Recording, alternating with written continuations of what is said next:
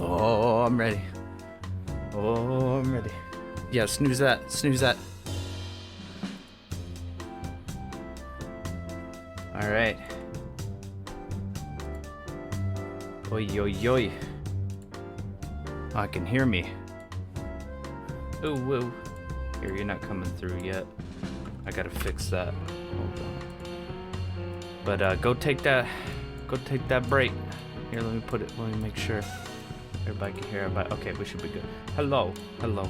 Yes. Music, yes. Hello, everyone. Yes. Okay, bye, guys. Bye, Ava. Love you.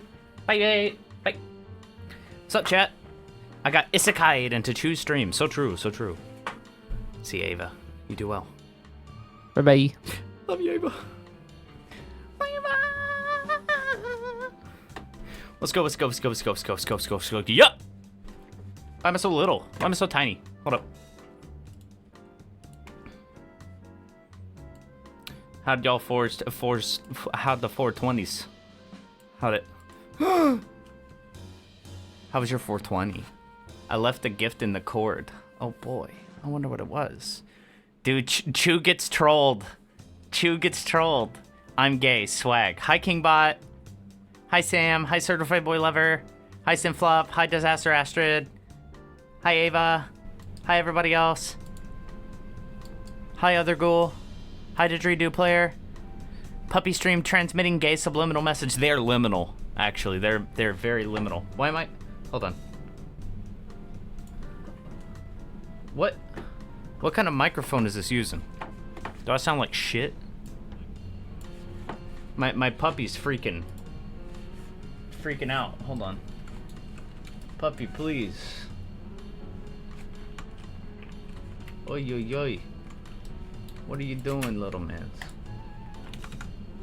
Hold on, puppy.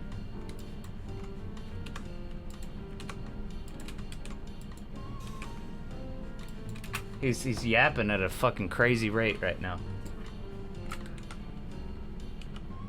Tell you what. Test balls. Why can't I hear it? Why can't I hear it?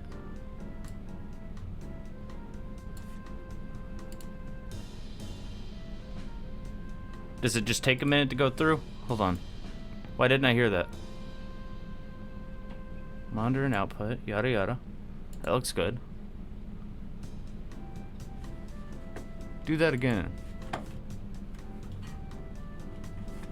What the hell?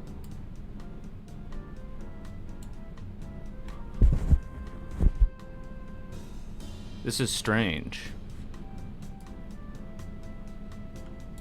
Yeah, I'm gonna restart the PNG tuber. Just gonna pop in here and there. Need to guide my place back into a somewhat organized state. Understood. Yeah, it's broken. Yeah, it seems like a lot's broken right now. There we go. Holy shit.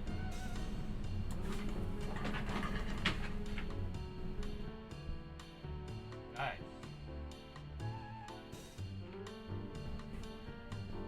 What the fuck is going on with the audio? Okay, it's all right now, but damn, puppy. Puppy going crazy. Oh, okay, I think I got it now. Gorbino? Yeah, what's up with the... Hold on. Alerts overlay. That's on. Refresh?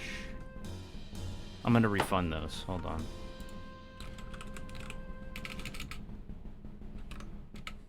Where's Walden? Walden's somewhere in there. Find him.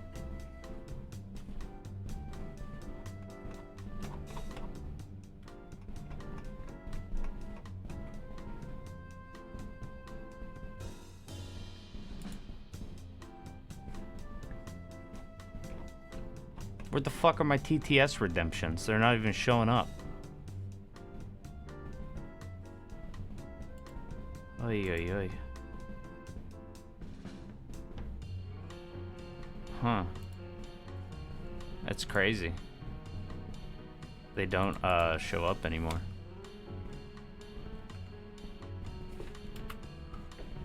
Huh.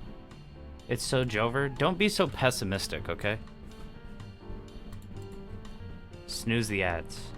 It's so Jover.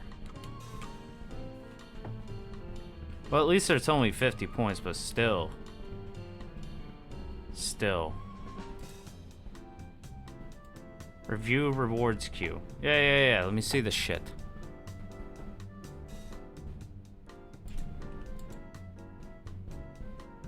Okay, edit rewards. Let's fix this. I'm going in right now. I'm doing that thing where I go in so fucking hard that I don't even look at chat.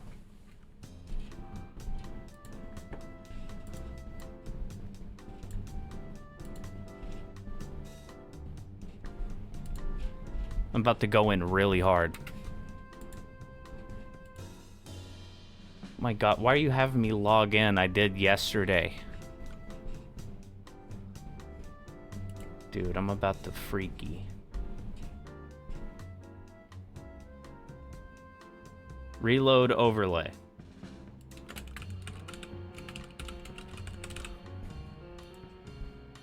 Give me a second, chat. Hold on.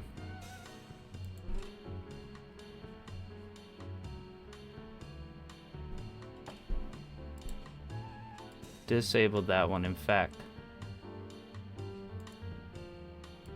Add new.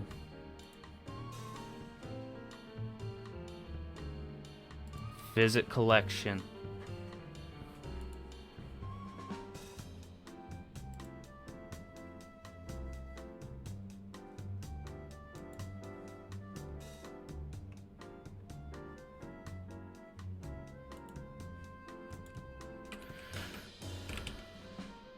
They're killing me over here, chat. They really don't want me to succeed. Why build your app on Twitch?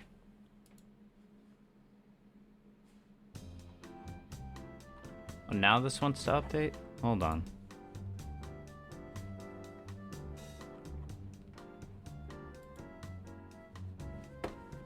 No, it's not.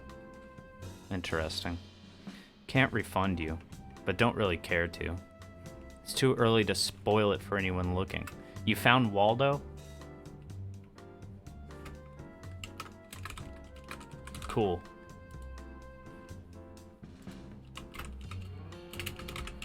As a redemption from this, the text to speech will be 38 points. But it's not ready yet, so don't do it. Hold on. Give me a second.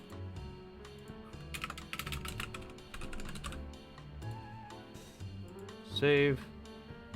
And reload the overlay. And then click on that, then refresh it so it'll actually link to the thing.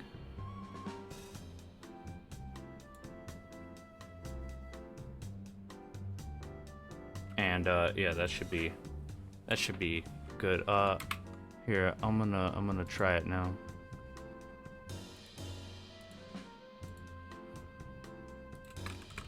Oh, I didn't set it up correctly. It doesn't actually do anything. Hold on. Don't do it.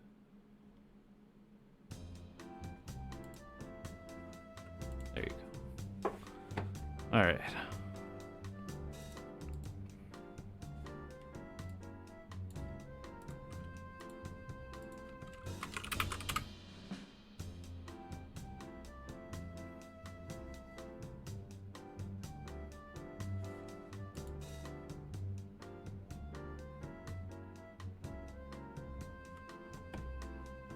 Hello?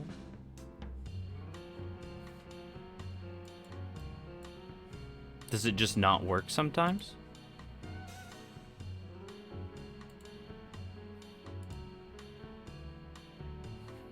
This is our test message. Thanks.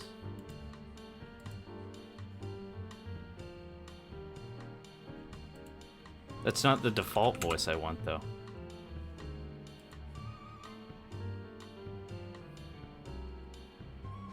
No wonder it took so long. I was on 360p. I'm so sorry.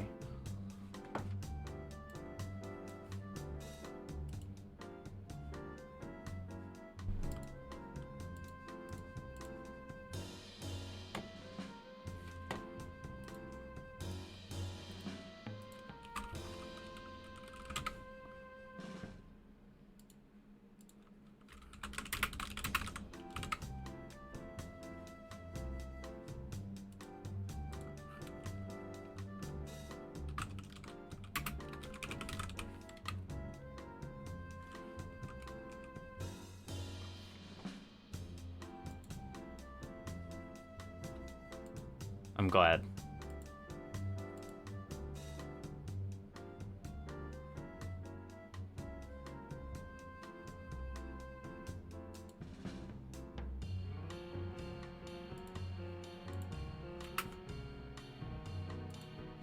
Huh, okay, I guess I'll put it back to this. Chat, I don't know what's going on with it. This is freaky.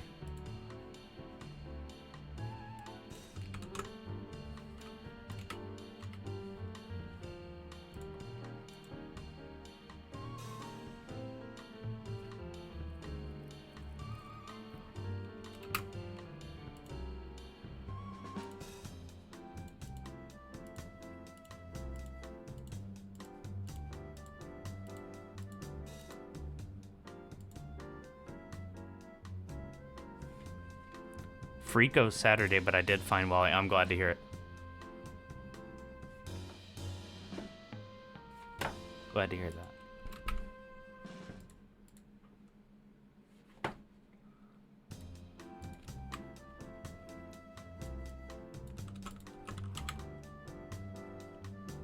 Text to speech.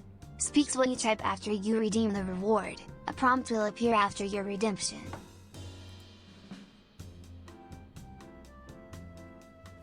But that's not vomit voice.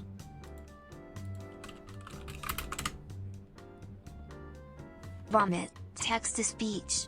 Speaks what you type after you redeem the reward. A prompt will appear after your redemption. Yes, thanks. Thank you. Text to speech. Ah! Speaks what you type after you redeem the reward. Ah! The prompt will appear after your redemption. What the fuck? Pick one, please.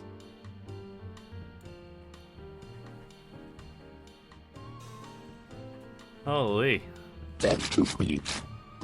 Speaks what you type after you redeem the reward. The prompt will appear after your redemption. What's happening?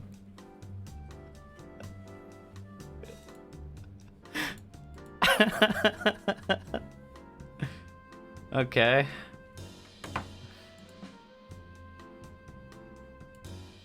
Peanuts. Peanuts. Okay. We got two text-to-speeches going on. I need to turn one of them off. That's the problem.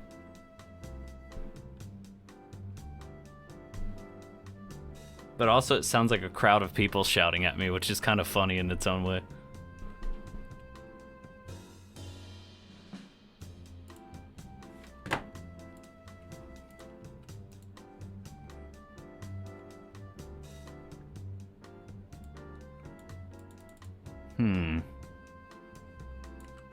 TT poo poo.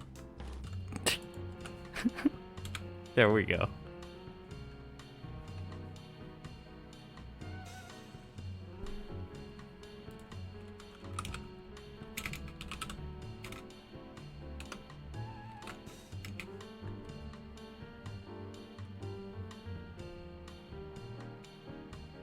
It's not gonna know what to do with that one right there. Oh no.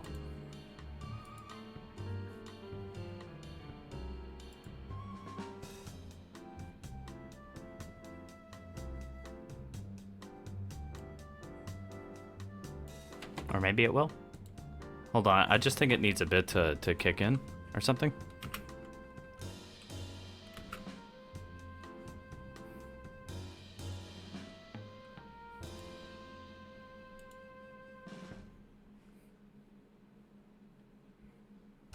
Not really sure. Maybe I broke it with that. I'll skip it.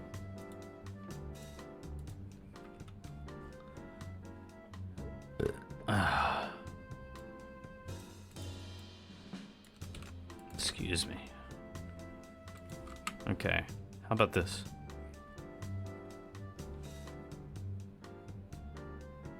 Don't forget to censor the nymphs. Perfect.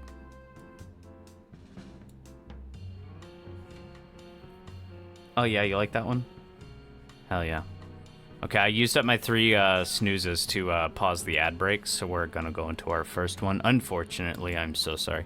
But this will allow me to prepare our main attraction, which is we will be reading the Cigarette Man's book. The Cigarette Man, JacobX Jones. You know, the guy who smoked comically big cigar, the guy who smoked, you know, cherry cigarellos, the guy who, yeah, Cigarette Man on YouTube that we watch, you know, type thing. Yeah, we're going to be reading his book. I have it here, the paperback of it, and we're going to be reading it. So hell yeah, cigarette stream. Woo! See you on a bit.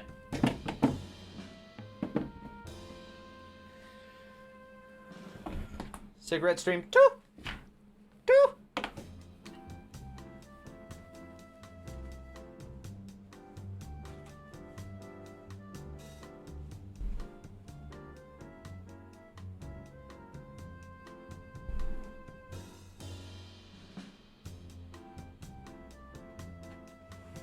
I'm so ready.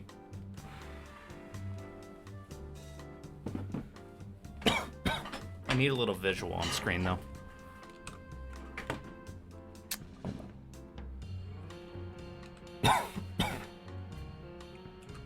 Let me open up my streaming Firefox.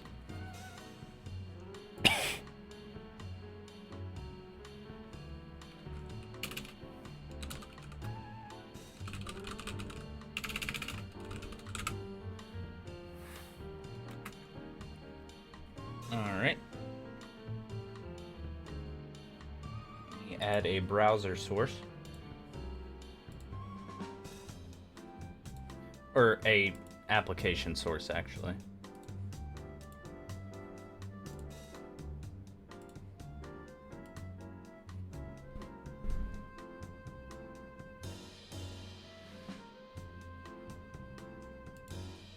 There we are. Okay.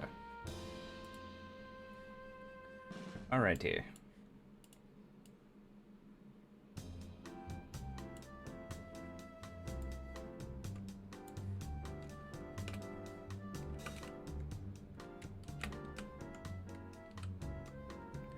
Or don't censor the nymphs and get Twitch banned for showing a whopping 8 pixels worth of nipple.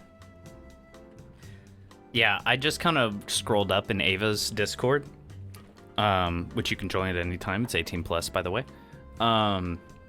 Just go on her Twitch. I just scrolled up and saw that message, and I copied and pasted it. I thought this would be a good text-to-speech test. Yes.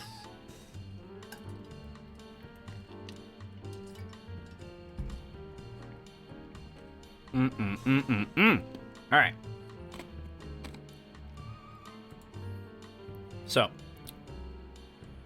All right. So.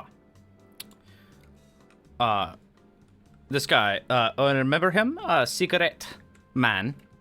It seems there's an AI description he got done on his website things. If you actually look closely here, it says a picture containing a person indoor, young child, description automatically generated. Anyways, he's got merch. He's got cigarette merch. He's got warnings about cigarettes on here. But one of the links I saw on here, and in one of his descriptions, was his book. Let me move my dumbass self out of the way real quick.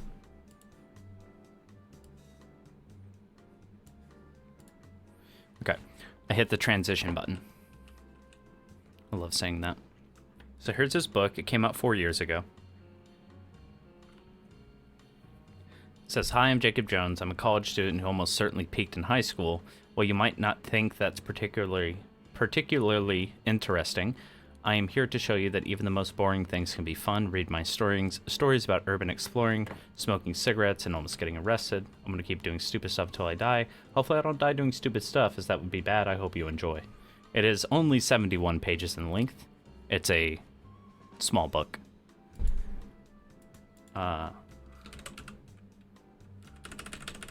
Let's watch one of his videos to get into the mood. Those could be from Instagram. Those do alt text generation. Okay.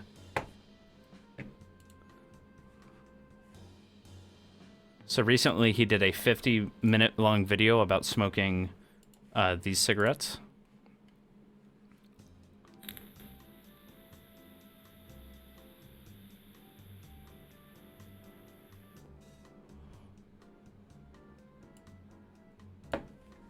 Oh yeah, let me put my browser audio through here. Those facts have certainly piqued my interest quite a bit, and so as such, well, I certainly am looking forward to trying the American Spirit Celadons for the first time in today's video, and I certainly am looking forward to letting you guys know what I think of them as well. But first off, as said, we gotta cover the packaging of, well, the American Spirit Celadons, which I feel like is a pretty good look. It's very much the classic American Spirit packaging. Hey! What? Can't change playback speed. Hey! That American Spirit as a brand has been using for roughly the last 5 to 8 How do I make it go faster? years, and it's a pretty good look in my personal opinion that I really do like. We can see the American Spirit logo right here, the American Spirit text right here, all of it on a very nice sort of pastel green background, which looks fantastic, and in my personal opinion contrasts very, very, very well with the red and the black right here. I think this packaging as a whole aesthetically looks really, really, really good, and I am a fan of it, that is for sure. I really do like how the aesthetics of this pack look. I'm a fan of most American Spirit packaging, I will admit, so I am. So he does good cigarette videos, as you can see. He does the 50 squats challenge as a cigarette smoker. Let's go ahead and hash it. And now without further ado, let's go ahead and step back. One more hit of my cigarette. So he does that, you know.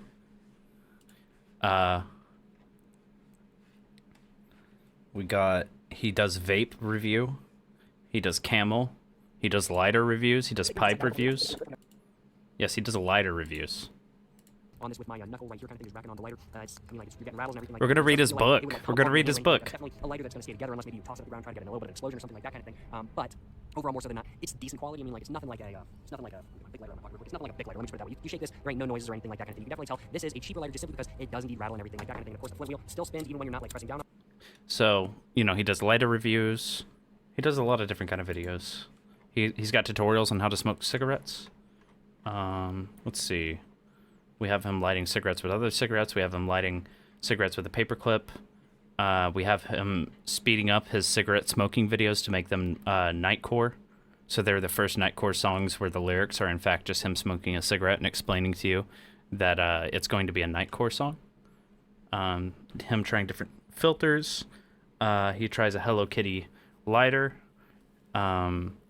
He's got psychological horror. Let's see. He does videos about day drinking in a parking lot. It's a very good time. It's a very good time. I have a good time watching his videos. Yeah. I feel like we should watch maybe one more of his videos. Smoking a cigarette right after getting my teeth cleaned to piss off my dentist.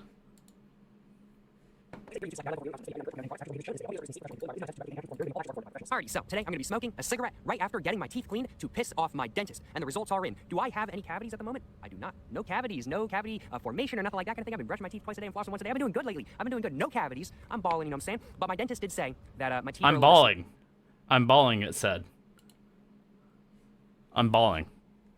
Yeah, we ball. We ball. That my teeth are a little bit stained, and they were like, "All right, you've been drinking a lot of soda." And I was like, "No, I don't be drinking a lot of soda." Kind of thing. They were like, "All right, do be smoking?" And I was like, "I do." The concept behind this one is a favorite of mine. Mine too, Sam. Like, do you have any plans to quit smoking? And I was like, "No." And they were like, "Do you enjoy smoking?" And I was like, "Yes." And they were like, "You're supposed to say the opposite of what you said in response to me," kind of thing. They were like, "You're supposed to say the opposite of what you said." And I was like, "No. What do y'all mean? I can't be lying," kind of thing. I can't be lying to y'all. I always got to be completely honest. After all. Today, I certainly am very excited to, well, smoke a cigarette, get my teeth a little bit dirty right after getting done at the dentist and right after getting my teeth cleaned. Today, though, I figure I should make my breath smell a little bit good kind of thing. After all, I just got done at the dentist. I don't want to ruin my breath immediately or anything like that kind of thing. So today, I'm going to be smoking a menthol cigarette. Today, specifically, I'm going to be smoking a 7 Stars Menthol 12 cigarette from Japan. But I do, without further ado, let's go ahead and get this pack of cigarettes all opened up. Let's go ahead and get one of these cigarettes out. And now I do, without further ado, let's go ahead and get this cigarette right here all lit up once I get just a little bit kind of thing. Just had to swish the smoke around just a little bit. Get my teeth just a little bit dirty and everything like that kind of thing. Certainly no complaints on my behalf. Gotta be getting my teeth just a little bit tarry. Gotta be seeing them just a little bit. Certainly no complaints on my behalf. He enjoys cigarettes. My mouth for like the rest of the day kind of thing. My mouth feels so off for like the rest of the day after I get fluoride treatment. I was like, no fluoride for me today. No fluoride for me today. So no fluoride. So my mouth is feeling fine. But maybe I'm not actually invincible for the next day. Yeah. Because I know after you get your fluoride treatment if you're at the dentist, at least most of the dentists I go to, they tell me I'm not supposed to brush for like the next day kind of thing. I'm like, okay, cool. Or at least like not like after the dentist kind of thing, that night kind of thing.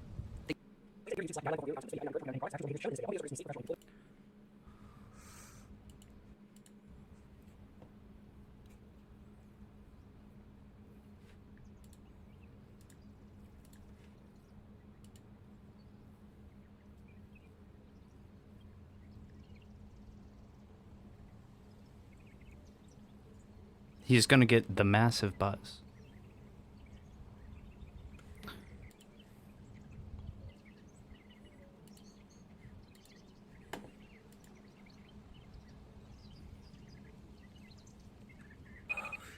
Whew. Wow. That was a little bit more difficult than I was thinking. Okay, so yeah, we're gonna be watching Cigarette Man's, I'm gonna be reading his book. Yes, yes. Cigarette stock footage.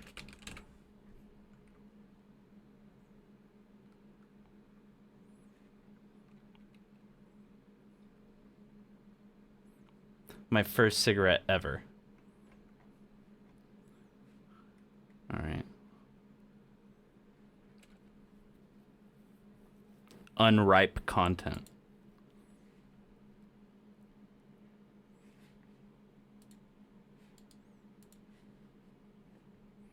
Okay. Oh wait, it's sped up. Holy fuck, he's really burning that thing. Here, we should just like have one of his videos muted in the background, maybe.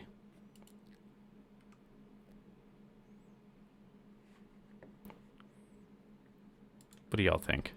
Maybe like a 3D cigarette? 3D spinning cigarette.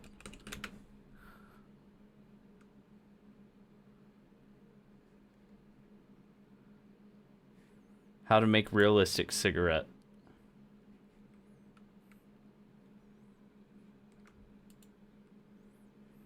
Here, well, comically large cigar mayhaps? Yeah, maybe.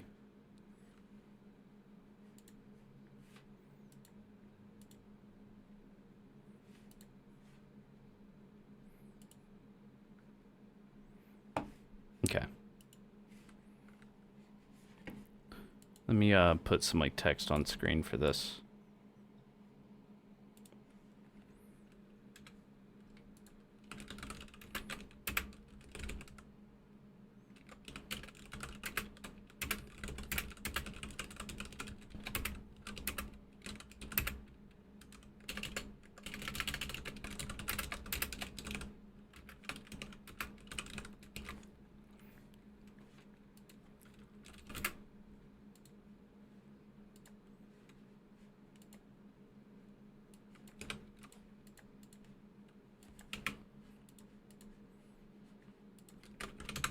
Okay, here we go.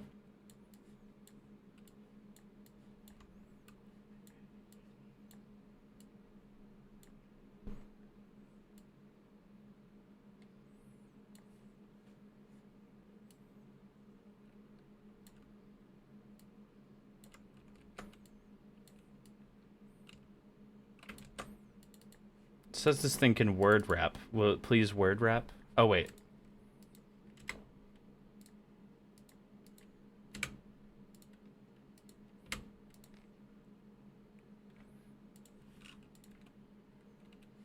Good enough.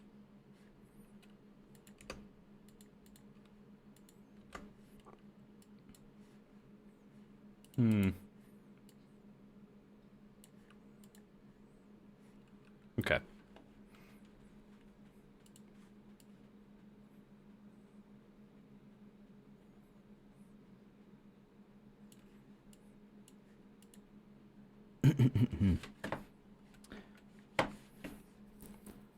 I kind of also want to have a secondary video of him smoking a comically large cigar.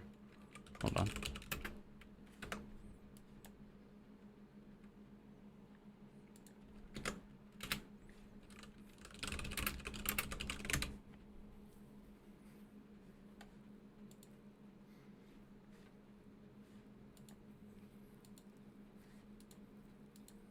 God, it's still going at 2 times speed. Here, I need some more JU.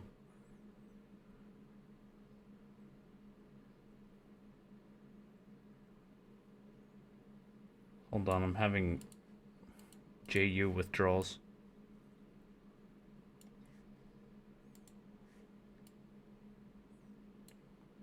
There it is.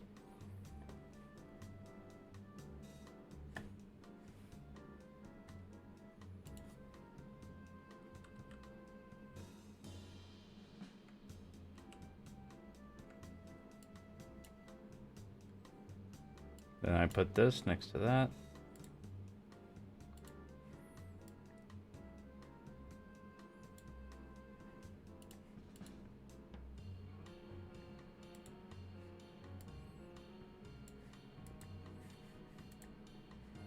It doesn't seem to recognize these two Firefox windows as actually being different from one another. Oh wait, I see why. Hold on, hold on.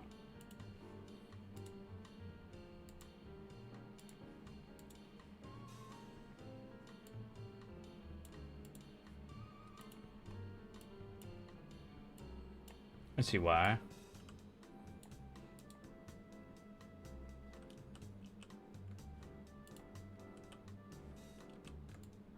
Once again, they're trying to trick me, chat, but they can't.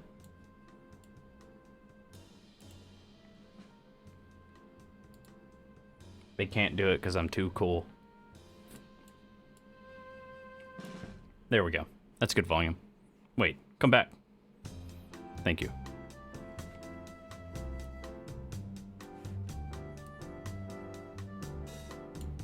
Beautiful. Okay. Let's get started. I peaked in high school. Stories of My Stupidity by JacobX Jones. Guess maybe Xavier?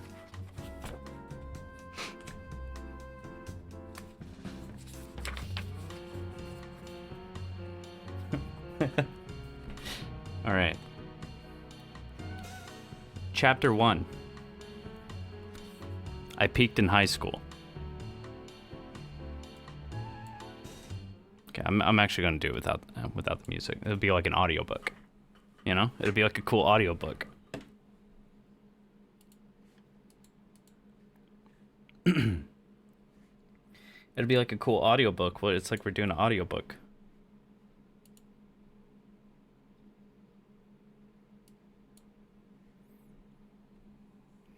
Are you going to use scary voices while you read? Maybe. Maybe I should. Hold on, let me drink some water so I can do scary voices.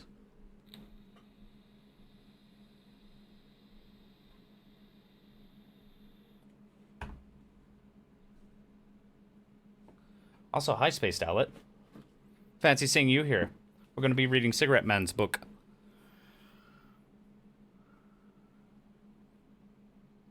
But of course, I have to get properly inebriated first. With water.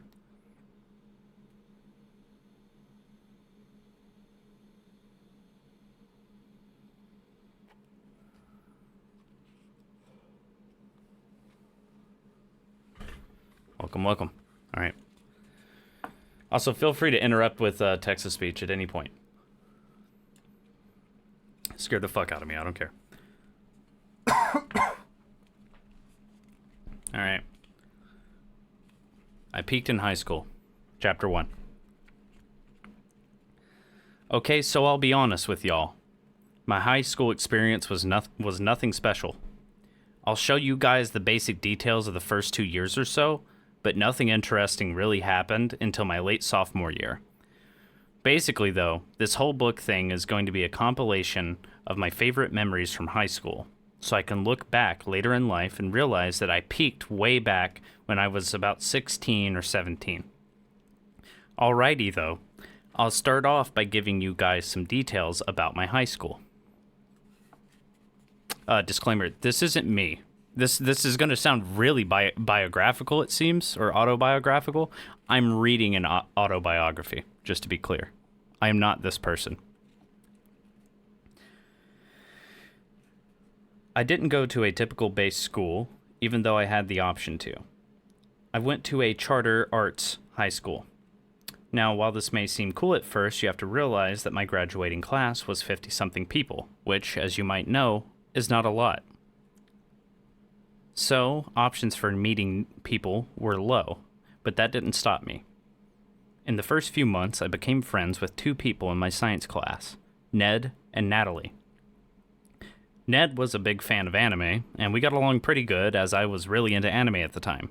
Natalie was an insanely good artist, and I would always try to figure out her process of doing the art so I could copy. While these two were great friends, over the course of the next year or so, I found myself drifting apart from them. There wasn't really any big reason or anything. It was probably just because we realized that we didn't have as much in common with each other as we thought we did. So, as you might expect, I set out trying to meet new people. Now, so far, I've left out one major detail that led to me not having a lot of friends in the first year of high school. Sadly, I was not exactly popular. Now, you might be asking yourself, why is the coolest person ever considered not exactly popular? Very fair, Jacob. And that is a very good question to ask, because I myself didn't even realize that I was considered weird until much later down the line in high school. To tell you flatly, it was because I had shit style and wore a hat with a stupid pin on it every day for nearly 2 years.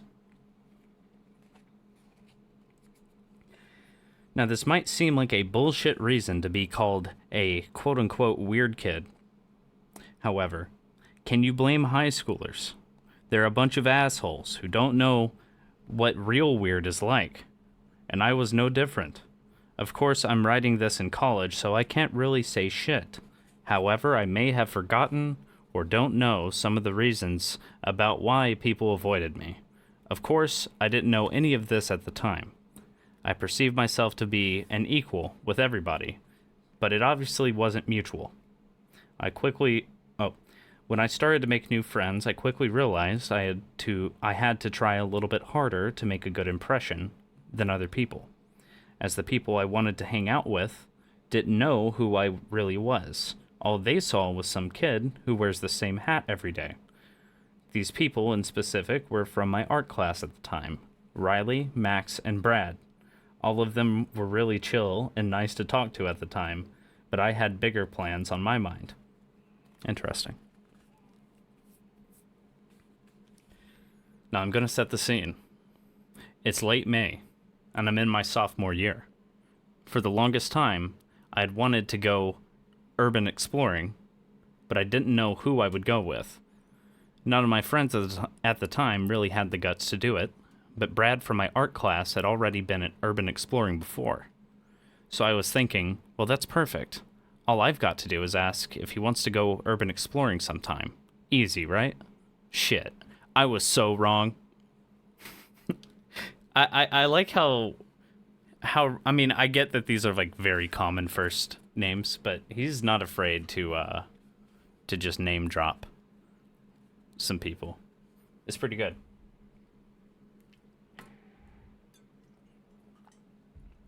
I mean, who gets written about in a book, you know? Other than me. Let's see. Let me tell y'all what. Asking him if he wanted to hang out and do some urbex was one of the hardest things I've ever done. I don't usually put myself out there like that, and thank God he said he was down to hang, because it would have killed me if he said no. Luckily, though, he said yes, and so we went urban exploring. Love this so far. It's pretty good so far. It definitely is straight from the author. Warts and all. Punctuation errors. But I'm not. I don't like to let little things like that get in the way of like somebody expressing themselves, because language is just a tool. You know what I mean? Just because I know a bunch of rules about it doesn't make my expression any different. You know what I mean? Just because I'm more familiar with how you're supposed to, quote unquote, supposed to do something. Like we're all understanding what he's saying, so, I'm able to read it. I love it. I'm loving it so far. Chapter 2. My first building.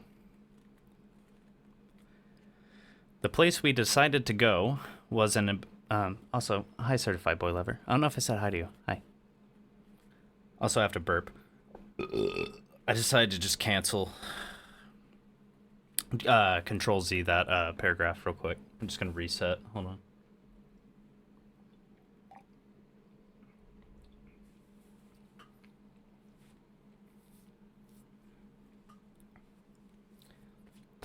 Right.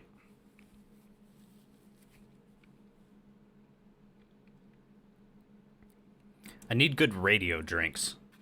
But what are like radio? What do radio people eat to like make their mouths good?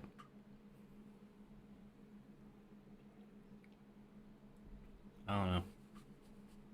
Probably just more coffee.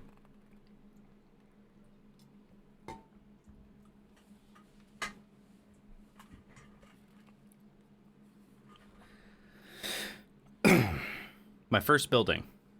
The place we decided to go was an abandoned water treatment facility in my hometown of Raleigh, North Carolina. Or is it Raleigh? Whatever. Now, when I say abandoned, I mean that it hasn't worked in over 50 years. However, the site and land it was built on was, and still is, quite active with city workers and police alike. Ramen noodles. Yeah, I believe it. This didn't deter us, though, and so we picked a day after school and decided to go for it. All we had to do was find a good spot to hop the barbed wire fence. And run to the side where we couldn't be seen climbing in through the window. So that's exactly what we did. The window may have been small, but once we got in, we were set. And when I say we, you are probably thinking I'm just talking about myself and Brad. However, there is one great character that I haven't quite mentioned yet. That character would be Cam, one of the hardest smoking, craziest driving sons of bitches I know. That's interesting. I also know a hard smoking Cam. Interesting. Make sure to slurp the noodles really, really loud into the mic. Oh yeah, for sure. We'll have to do a ramen stream. But back to the abandoned water treatment plant. Before we got inside, it was assumed that it had been completely abandoned, and that nobody had ventured inside for a little bit of time. However, we were quite wrong. Not really in a bad way, so sorry for making it sound bad. Inside was a bunch of construction, which honestly made the whole experience a whole lot cooler. And I'm sure you all want to know why, right? It's because we found a fire extinguisher, and it quickly became a trend that anytime we'd find one, we'd use it. Not just in this particular building, but in many more to come. This might sound like an asshole move, and you would be completely correct. It was and is an asshole move to do that. As I had said previously, though, high schoolers are assholes, and as such, or so as such, it is to be expected. Later on, though, especially now, we realize how lucky we were that no construction workers were inside the building. We could have easily had our little adventure ruined long before it ever even happened. Enough of forcing y'all to wait with silly details, though. Let's talk about the building layout. And no, don't skip this part. It's really interesting. Ramen stream when. If engagement on the channel keeps going the way it's looking, probably this stream and the rest of the streams will be ramen streams. But Tish. Thank you. I'll be here all week. We have an ad break starting in 40 seconds, so I'm gonna wait until the ads are over to continue reading, I think. Because I've already used all 3 of my snoozes, and I'm an affiliate, and I can't stop them from doing ads on my channel. I cannot. I actually cannot continue to stream without allowing them to run ads on my channel, you see. I'm helpless, okay? It's like they have a gun to my head. Okay? I can do nothing about this. There's nothing I can do. I will see you in approximately 1 minute and 30 seconds. Unless you have ad block or something. Ramen stream when? Is there any like smoking cigarettes into my ramen? Man, this dude's really been working on this cigarette.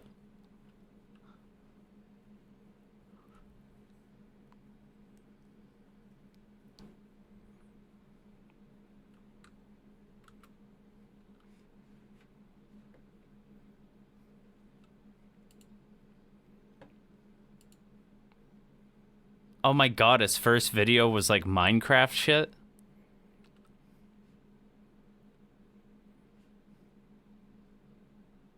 This is so cute. This is his first videos.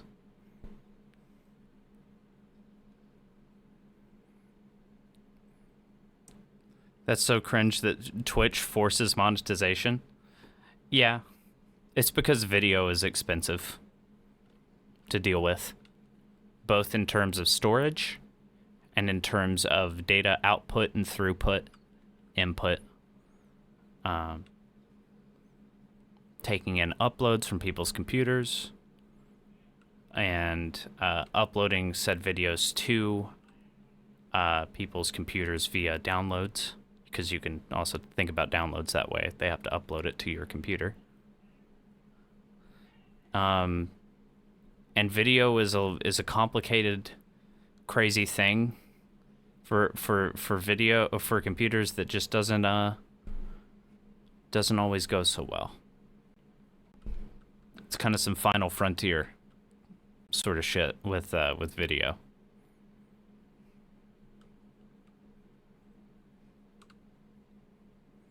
It's a lot of data flying around. Yeah, that's the main thing. That's the main thing that makes it cost money and makes it lag, that makes it, whatever.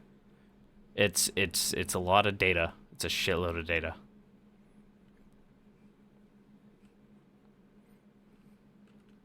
I'm just glad that, there's such efficient algorithms to sort of compress things, especially on the fly. Stuff that compresses stuff like as it comes in is invaluable. Like the MPEG format and stuff like that. It's pretty amazing. But yeah, it looks like he made like anime videos.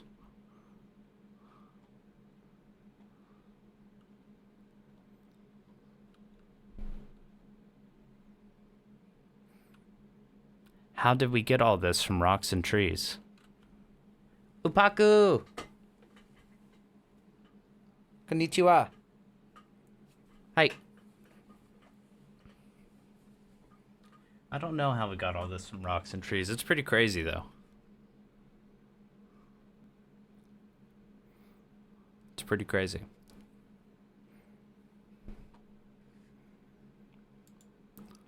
Man's is having to poke his cigar. Hi.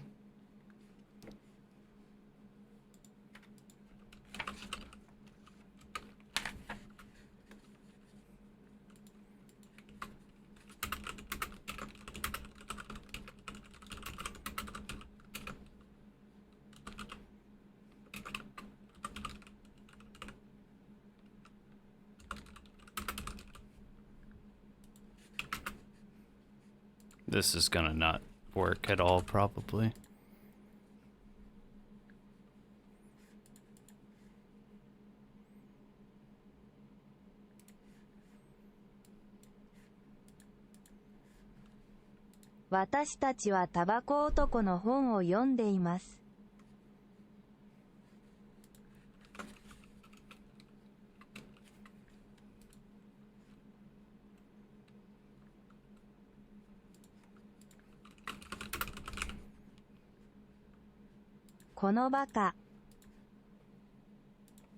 I can speak English. I'm so sorry. Okay. Moving on. Welcome.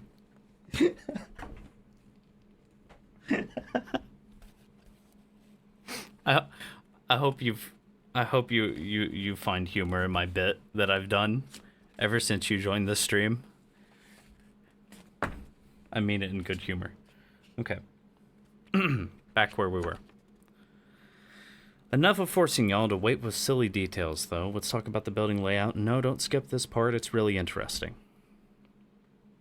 The building itself was built in the 1890s, I believe, so the architecture was very historic and interesting, even though it's literally just a water treatment plant. Once we actually got inside the building, though, we had to walk in between some water or chemical storage silos that were empty. Pretty damn cool if you ask me, but they were kind of scary as it would have been a 15-foot drop if we had fallen in.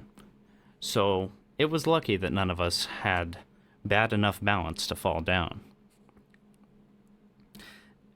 After we all got past the water treatment silo things, though, there was a hallway. On one end, a broken elevator and the main entrance, which we did not get inside through, obviously. On the other end, there was a very big window that allowed you to easily see the area outside the building, which at that time was being used as storage for the city. One of the best things, though, was that on either side of the walkway there was a railing guarding against the water treatment silos, which looked great in photos and in person. The way we came in through the window forced us to actually hop over that same railing to get onto the main footpath. I think this photo here on the cover is the water treatment plant they're talking about. I think.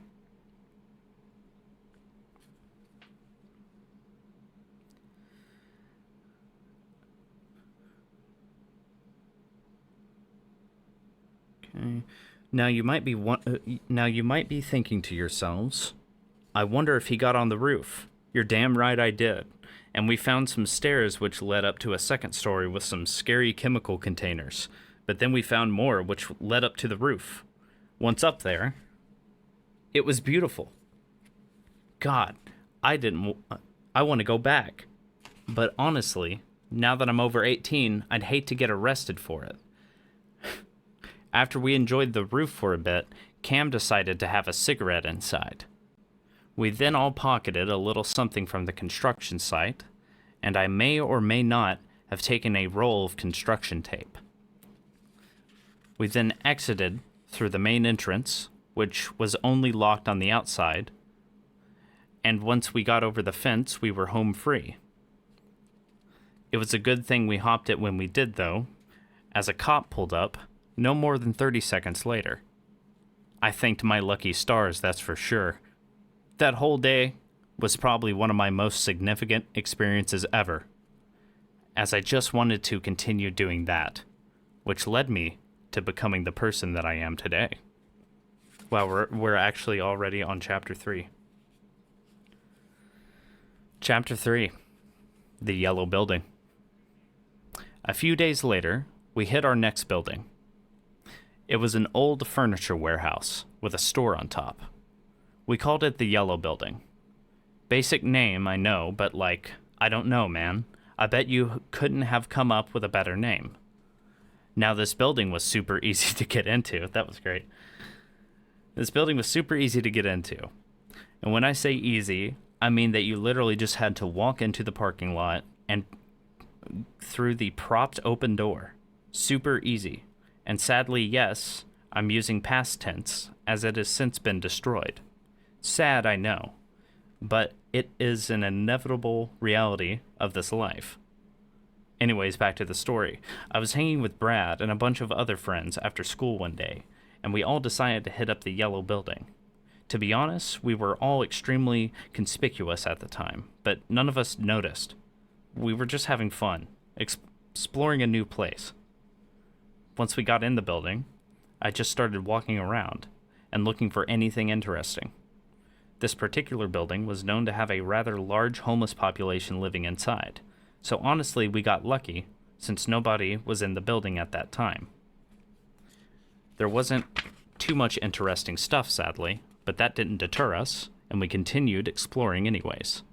In the back of the building, we found disgusting toilets filled to the brim with real-ass shit. It was horrifying.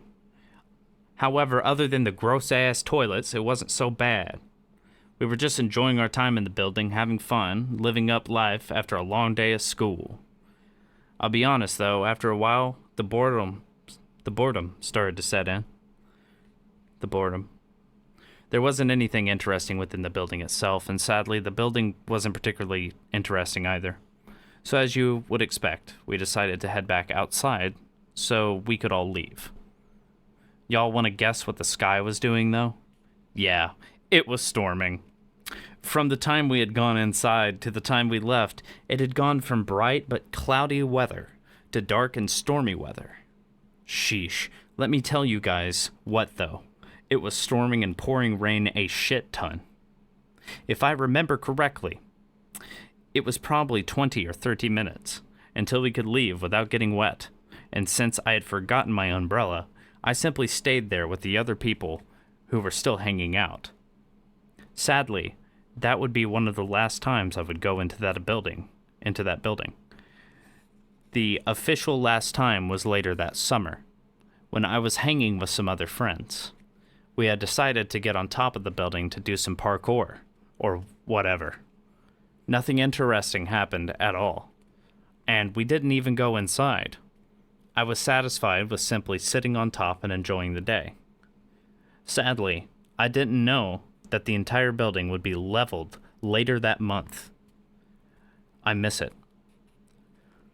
To be completely honest, though, I completely forgot that day had even happened until just now. Damn, my memory is going to shit. But that's the reason I'm writing this.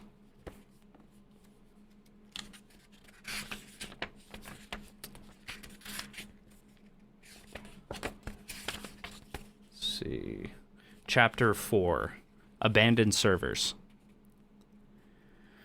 It was a little while before we did any more urbex, but that wasn't an issue. I got to know everyone a little bit better at school, and then summer hit. We didn't hang out terribly much that summer, as I was not only working, but also didn't have a car at the time. However, Brad, Cam, and I did go urban exploring a few times over the course of that summer. However, this next story was when Cam was a little bit busy, so Brad and I had just decided to hang out and do some more urbex. It was probably June around this time, and as such, we were all out of school, and so it was nice that we had a full day ahead of ourselves. There was a building near the edge of our downtown area, and I think it used to be a server facility for the city. All I know is that when we walked over to it, it was completely abandoned, but not in bad shape. The building turned out to have only been abandoned for 1 or 2 months at that point. Now the problem with this building was the same as with the last building. There was a barbed wire fence all around it. Luckily though, like with the water treatment plant, there was a gate where the barbed wire stopped for a few inches. I hopped over first, then Brad. Now, once we were both over the fence, we had a choice. In front of us was a massive field.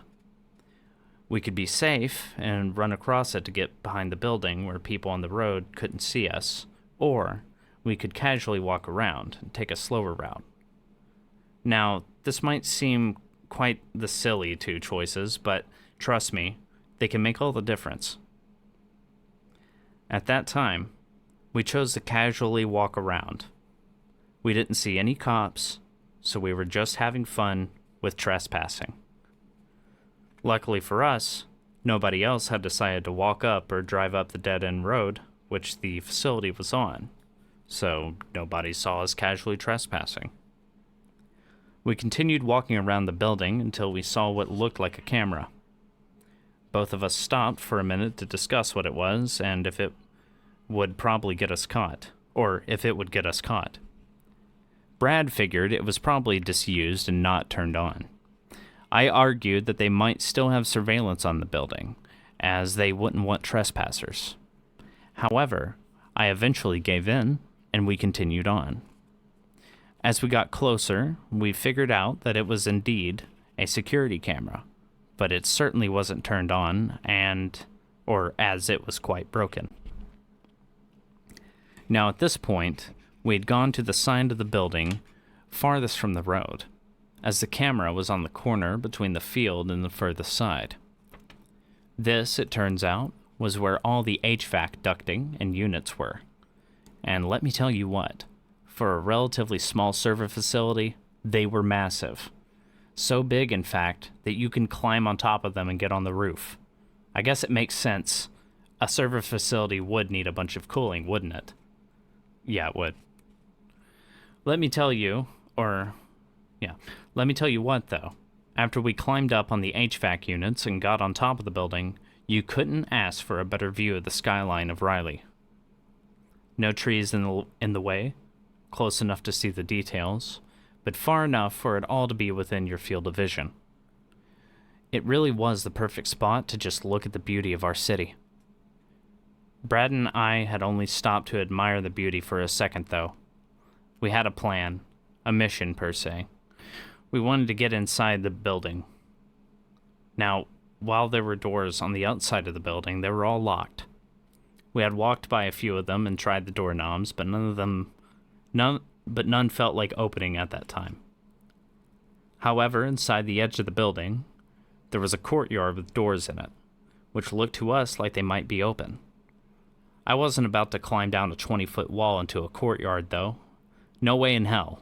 I'm too much of a pussy for that. Brad, on the other hand, likes to think he knows how to do it all, so he did it. He climbed down the piping on the side of the courtyard like a crazy man. I still don't know how he did it, though. When I say I thought he might fall, I mean it. I was genuinely nervous for him. However, luckily, he got down to the bottom without injury. Once he was down there, though, we had the worst luck ever. Guess what happened? Yeah, that's right. The doors were locked. Just kidding. They were open. Huh. Cock. Yeah, you're right. I'm gonna drink some water.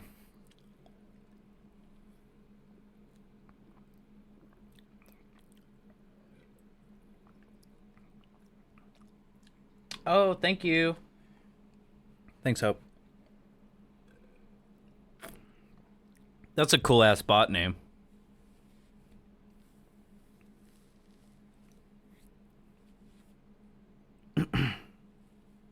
Yeah, I'm loving it. I'm loving it so far. Hey, Hope666. I know you're a bot and you're like spamming and stuff, but I do want to say that's a pretty sick fucking username. I'll give you a pass for that one. No, I'm just kidding. Get the fuck out of here.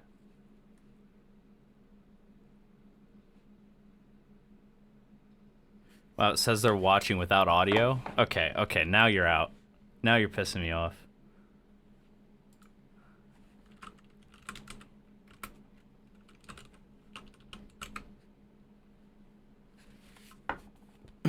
But yeah, this is a W book so far. I'm enjoying it quite a bit.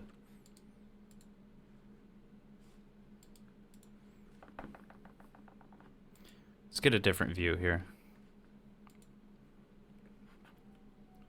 I'm gonna enjoy some nicotine here myself.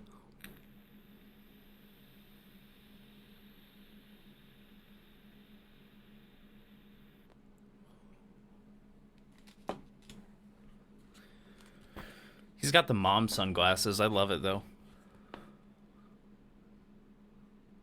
All right.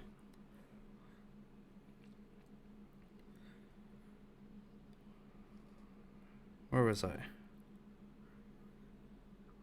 They were open. So I climbed back down. Nicotine. Ugh. Cigarette man. So I climbed back down the HVAC units, and Brad opened the outside door for me. Once we were inside, we set to exploring. It appeared to us like we were probably one of, if not the first people to be inside this building, since its closure. Nothing was stolen, and everything was pretty much still there. Computers, building keys, monitors, and much more. Hell, the fire extinguishers were still in place too. Cigarettes better. Sucker. Don't smoke. We didn't mess with them this time around, but y'all already know we did at a later time. Allow me to take a break from storytelling for a moment to give you guys a general layout of the building, so you can imagine it within your head. Okay. We hopped the barbed wire fence, walked through a field, and turned left to get behind the building. Once we were back there, we saw an emergency exit, which was locked, and the previously mentioned camera. After taking another left, we saw the HVAC units. We avoided some of the lower ones, going up a ramp to the taller ones. The taller ones were next to a delivery port, which had another emergency exit, and this exit would turn out to be the door which Brad would let me in through. Once Brad let me into the building, the courtyard was immediately to the right-hand side, with some rooms next to it. In front of me, a hallway of darkness that intersected with a different hallway about 50 feet ahead. To the left, some rooms with computers and chairs, all of which was pitch black and quite scary. I'm not the biggest fan of the dark, if you can't tell, although that's kinda ironic, coming from somebody who enjoys urban exploration. Anyways, sorry for that tangent. I just thought it was important to tell y'all the layout of the server facility a bit. When we were in the building that time, we didn't explore too much. It was very dark, and frankly, we were both kind of spooked. We went to the front door and looked out the windows, but that was about it. Brad stole a bag full of keys from all the doors and stuff, and then we headed out. Both of us went out back the door, which we came in through, and we made sure to leave the door cracked as we wanted to come back.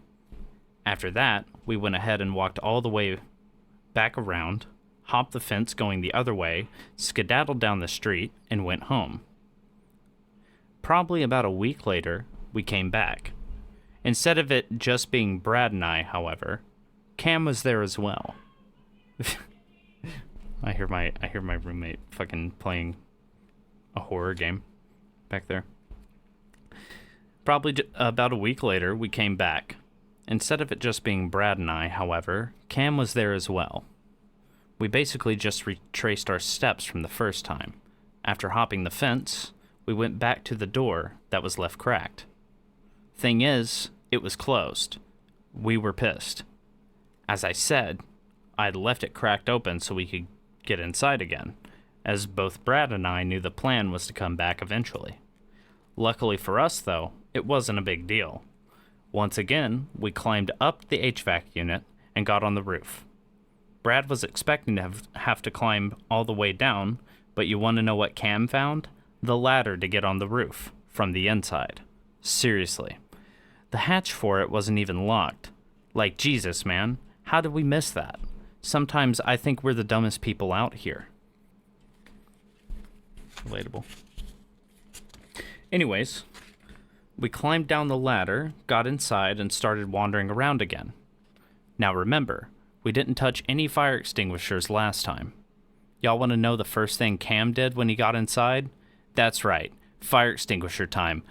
It blew everything all over the place, and let me tell you though, never use a fire extinguisher in a closed space with no ventilation. I could barely breathe for a fat minute, to be completely honest. After that, though, we continued exploring the building, and overall, we're just having a great time. We kept finding stuff and just throwing it across the room. When I say room, I mean room. This thing stretched the whole side of the building, and even around the corner forming the L shape. It was really fucking massive, scarily so.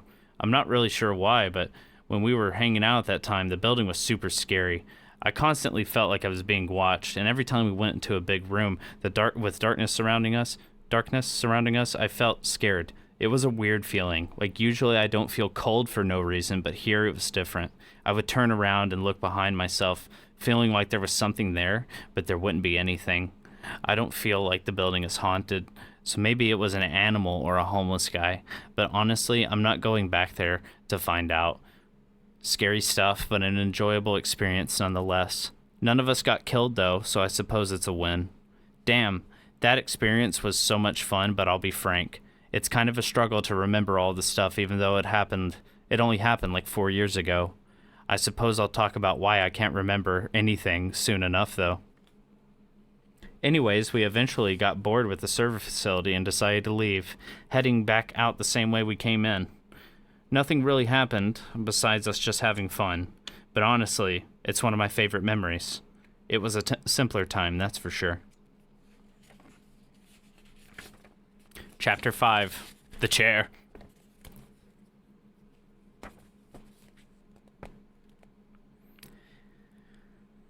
Let me take a moment.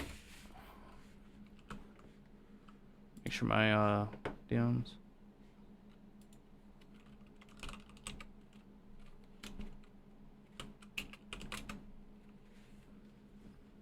Very good, very good.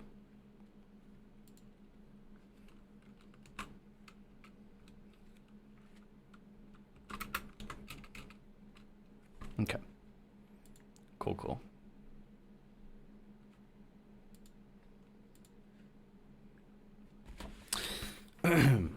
The Chair.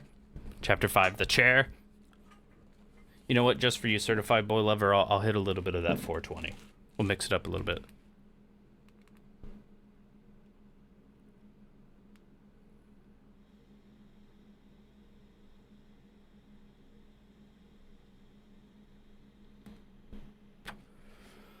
The Chair. The Chair. Chapter 5, The Chair. The Chair.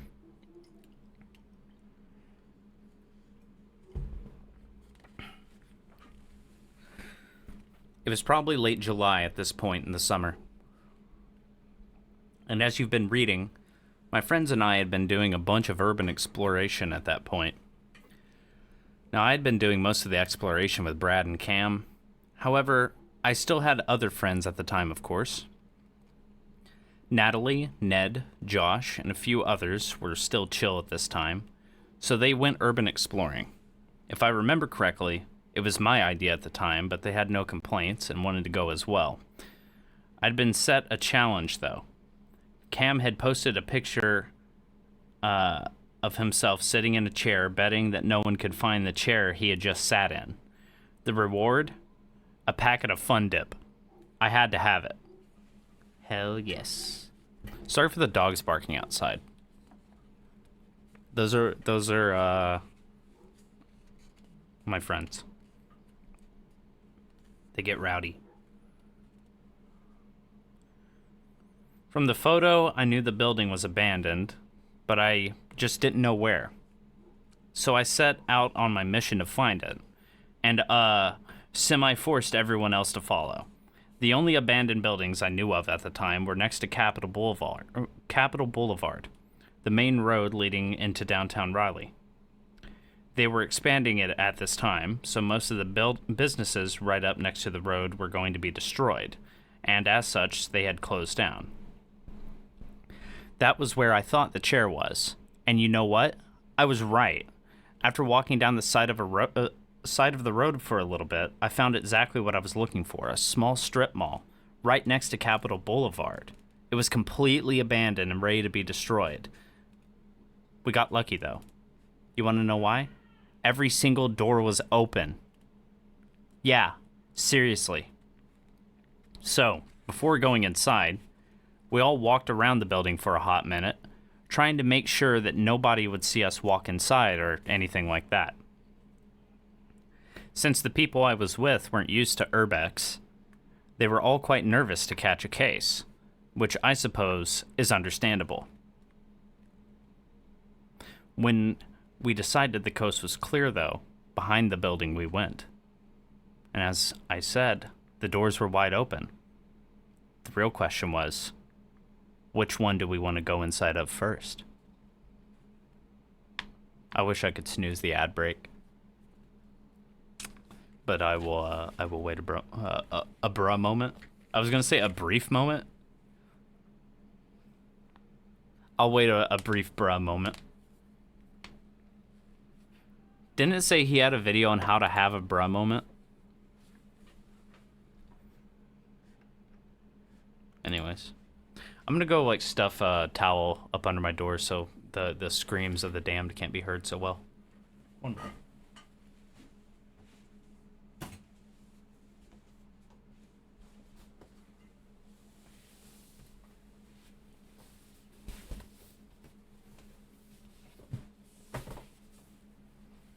However, I do want more coffee. I'm also gonna grab some more coffee.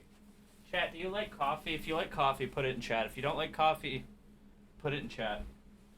Do you like Urbex?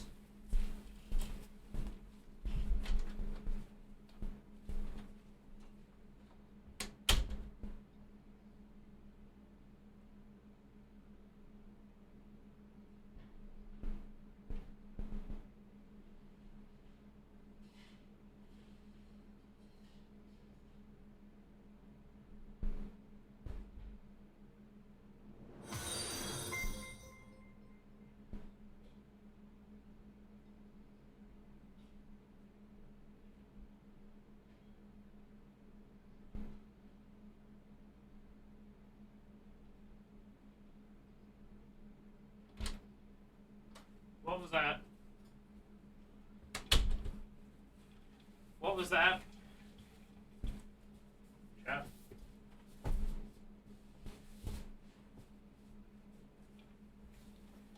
I heard something go. Complete. Did somebody do something? Oh my god. Hey. Thank you for following Blicky Blasta. Hello. Hello. Greetings. Thank you for the follow. Blicky Blasta. We are reading through the book written by the cigarette man himself, Jacob fucking Jones. Gonna get back to it once the ad break ends. I assume everyone here has their browser set up correctly, though. If you know what I mean.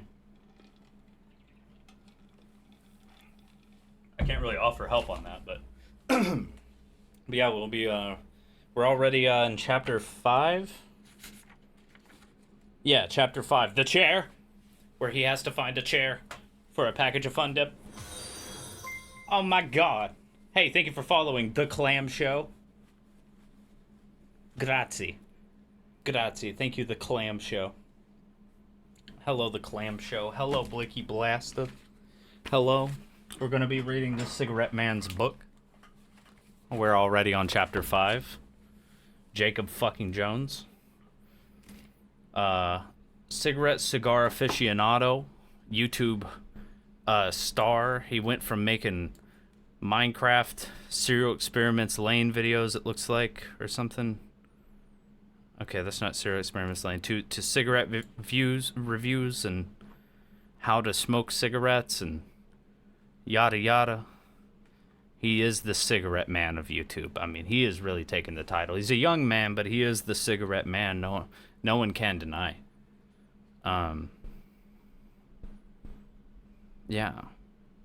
But yeah, I found out he wrote a book. Wow. Oh my god.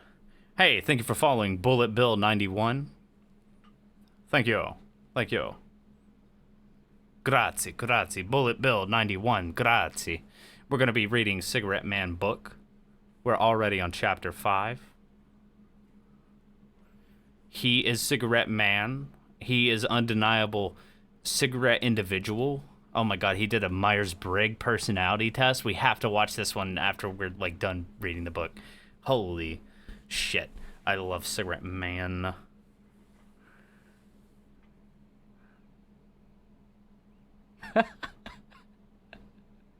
Holy shit. Post it. Post it. Post it.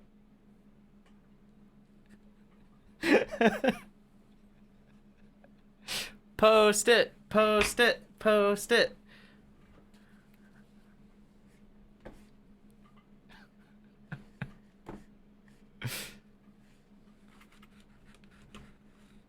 Yeah.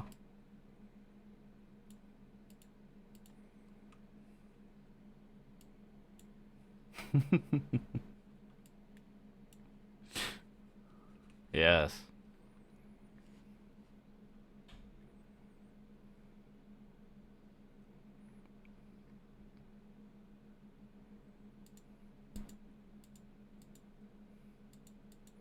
Yeah. It's too bad. Yeah. Let's see.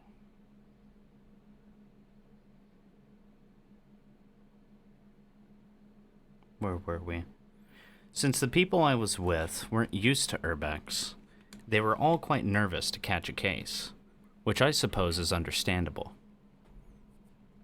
When we decided the coast was clear, though, behind the building we went. As I said, the doors were wide open. The real question was, which one do we want to go inside of first? The one on the very right side, nearest to the highway, seemed best. So we went in there. Once inside, we quickly realized there was nothing left. It was an empty shell, except for one thing. The lone, empty chair in the middle of the room, surrounded by bird fluff all over the floor. It was beautiful. We had found it, and I'd won the bet. Phone alarm. After snapping some photos of the chair, I started exploring the other rooms, and the rest of my friends followed. The other rooms were pretty much empty, with the other thing occupying them being the aforementioned bird fluff, along with some graffiti. And let me tell you what, though. This graffiti was cool as fuck. Not great art, for sure, but cool as fuck. Granted, at this time, I had no idea what good and bad graffiti looked like. After we got bored of talking about the graffiti and shit, we went to the next building, which is right next door. This place was much cooler than the other building we were just in, as the interior was much more intact. Instead of being a furniture reupholstery place, I believe it was a dry cleaner's. Now, this might not sound interesting at first, but every machine in there looked like it belonged in the 1970s. It was like walking into a time capsule. Beautiful, but horrible at the same time. Wood paneling everywhere. Wicker walls. My God. Wicker walls? Hold on. What does that look like? Oh, yeah. What?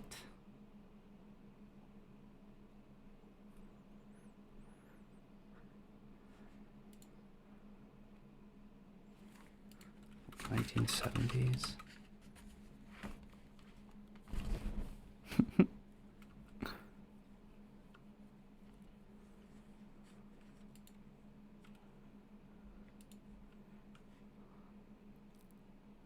So instead of like exposed brick, did they do exposed wicker? I mean, I saw a lot of chairs like this. Well, I didn't see them. I've seen photos like from the 70s where they had stuff like this. But mostly it reminds me of like Goodwill, right?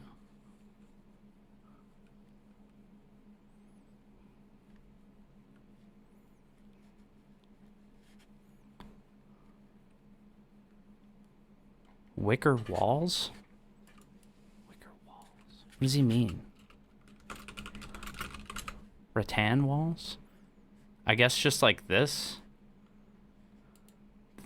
stuff. It just seems really dusty, you know? It seems real dust magnet sort of thing.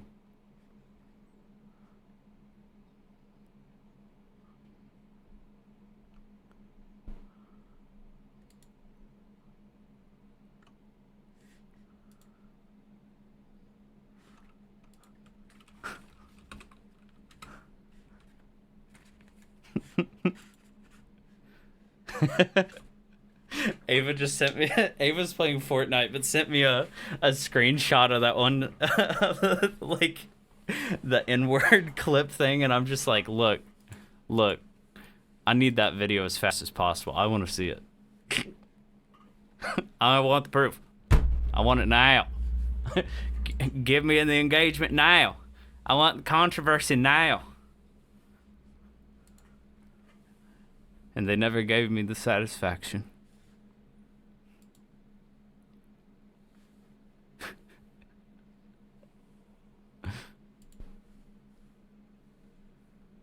Post link now. Post it now. I want your video now.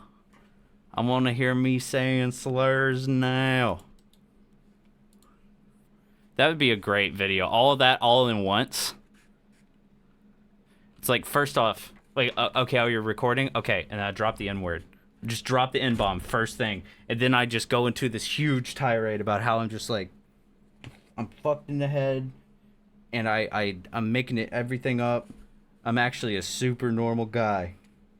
Who's just, you know, instead of being like a real estate agent, I'm pretending to be gay on the internet. Like... Hi, Ava. Ava, do you have the clip? I've been looking. I popped back in and saw that and was very confused. Yeah.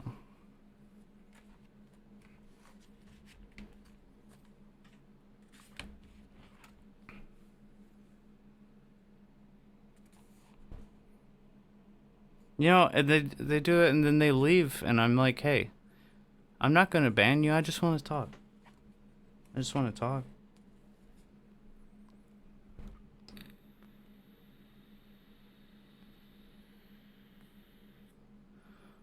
Did you do a 420 special? That's a good question, actually. Hold up. I'm not gonna lie, by the way. The TTS legit wasn't working. I didn't skip that guy's message. It just, like, legit wasn't working. That he actually did get scammed. Not gonna lie.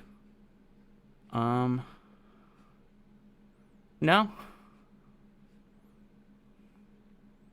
He did some eclipse. Like, looking at the sun. That was, like, on the eclipse.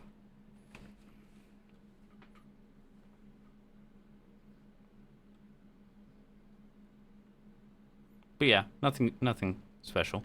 Maybe a community post? No.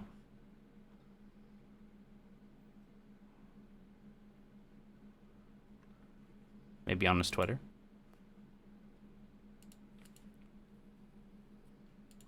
I love websites like this, by the way. It's just a bunch of links. It's like, there you go.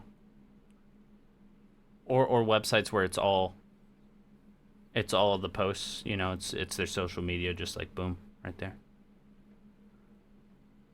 I guess it's his Instagram he mostly updates, right?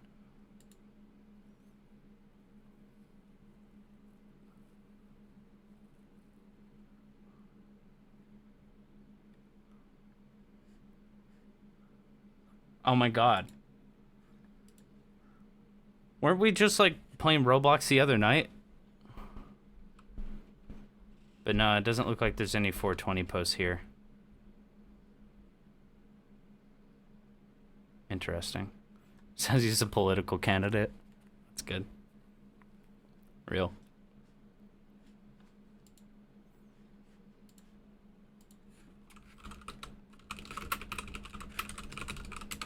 I refuse to log in.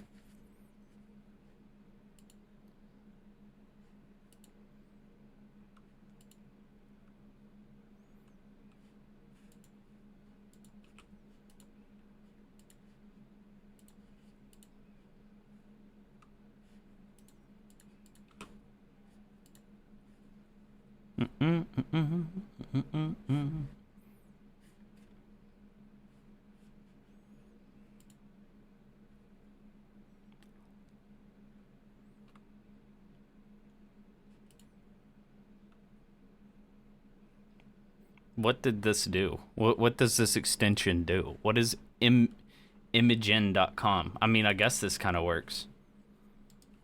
That's pretty good. It's a pretty good pick. Here, go chat. Oh my god! Holy! Oh, what a link! Oh, he's a big boy! Oi, oi, oi. I can't believe that link is so long it still works. My God. And it's still not the proof. I'm looking for the allegations.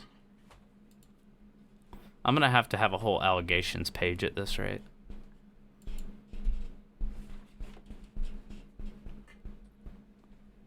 I need like a exclamation mark allegations.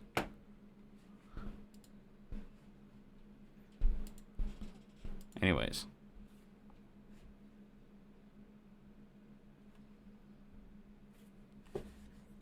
Oh no.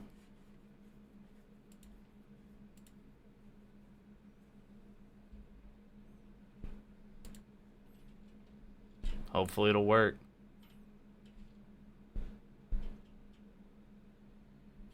Did you get scammed?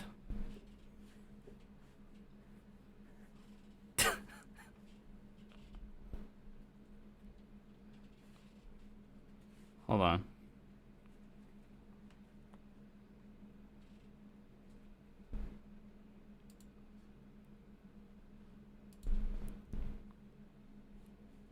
This is a test message.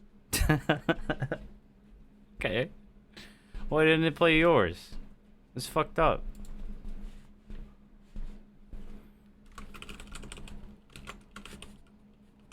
I always forget the damn command for this. It's /requests.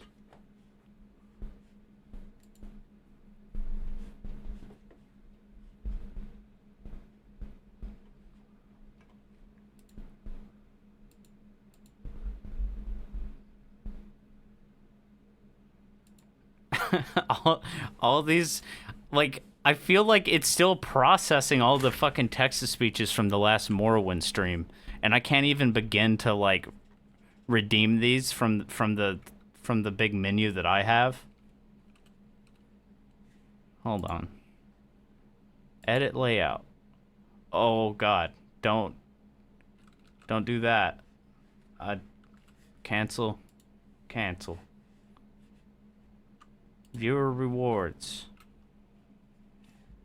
Chanel points.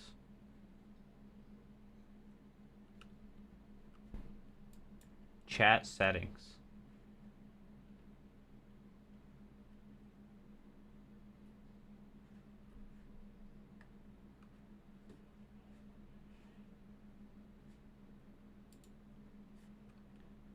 We're just gonna approve all the requests.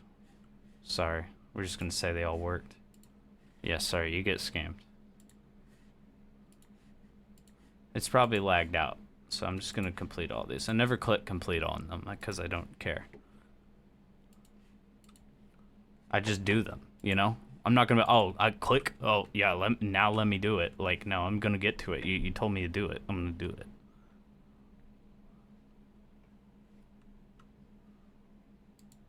Show mod icons. There we go. There we go. Chat appearance. Yeah. Looks good. Yeah. All right.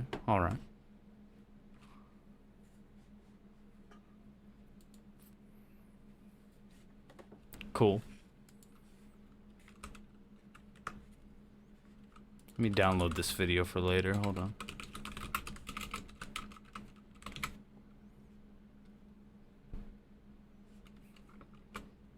Okay.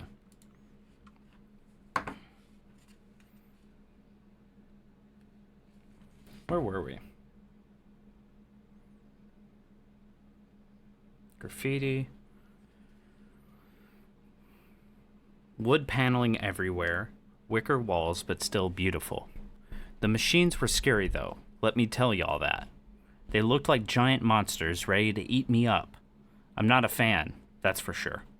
To be honest, though, there really wasn't all that much inside of the dry cleaners besides the machines. We eventually wandered back outside and looked around for something else to do, and that was when I saw it. A pipe leading up from the ground to the top of the building. Did I want to climb it to get on top? Yes. Did I? No. I would have certainly hurt myself, and I wasn't about to break a bone doing some illegal stuff. If I'm gonna break a bone, I'll at least try to do it when I'm not breaking the law. After we left, there wasn't much more to do. With nowhere else to go, we decided to head out. I walked on the road back downtown, grabbed the bus home, and so did everyone else. Oh yeah, Cam, you still owe me a fun dip for finding the chair. That was the end of chapter 5, the chair. Still waiting for the proof of the allegations. Up it. Put that shit on dig. Literally just a frat house. Chapter 6. How many chapters? Oh boy, Roman numerals. 10. So it's 15. 16. 18. 18. And we're on chapter 6 now. Bonk. Hi, Astrid. What's up, Astrid?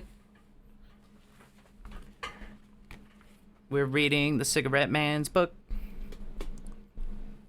Literally just a frat house. Chapter 6.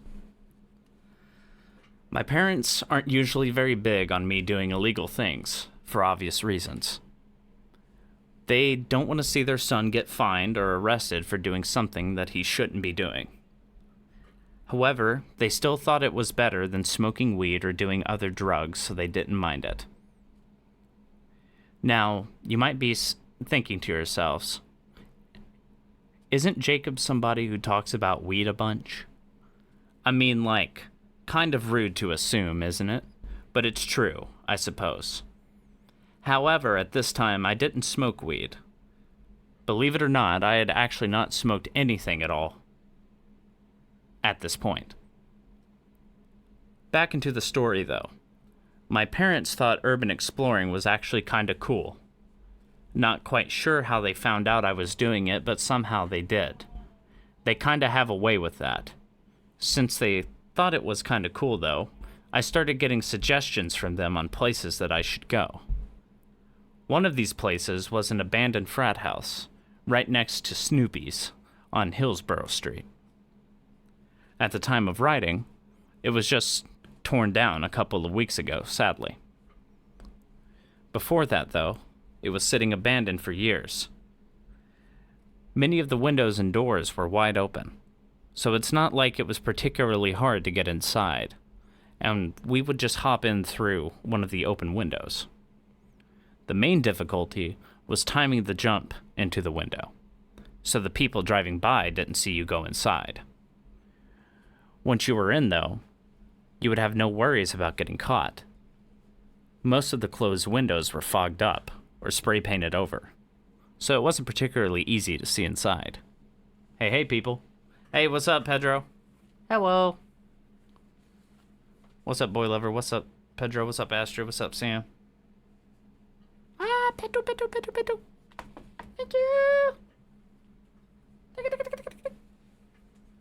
I love getting pet. I love getting pet. I love getting pet. I love getting allegations. I love getting allegations. But I love getting pet. I love getting pet. I love getting pet. I love allegations. I love allegations.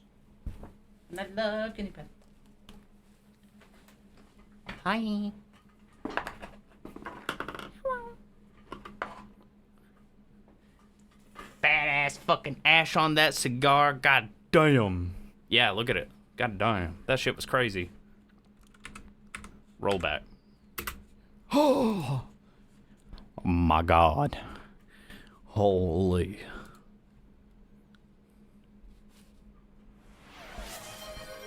Oh. Hydrate. Thank you.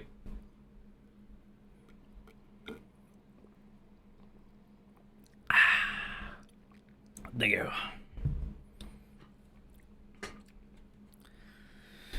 Good shit. Good shit.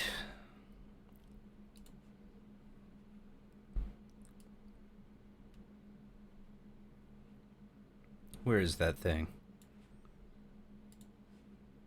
There he is. I'm starting to unironically like this song. I thought I was gonna get sick of it.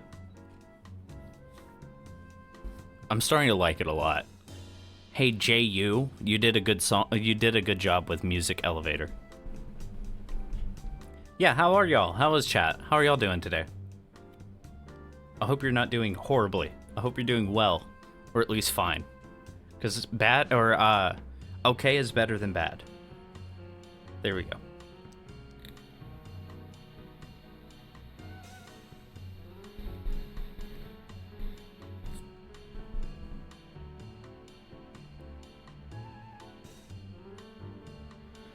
True. Best elevator music I've ever heard.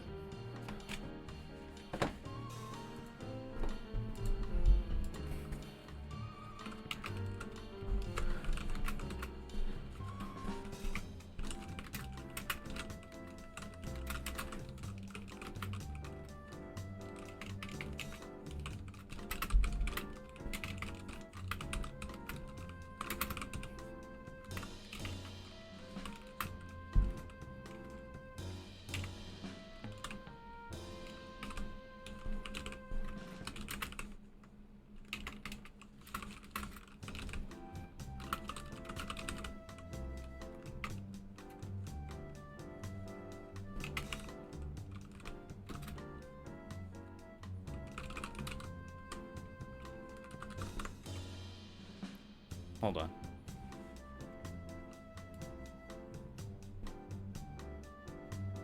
This is what they play inside my favorite boob and slot stool. Duck nut, your voice tour for your moisture glandular omelette.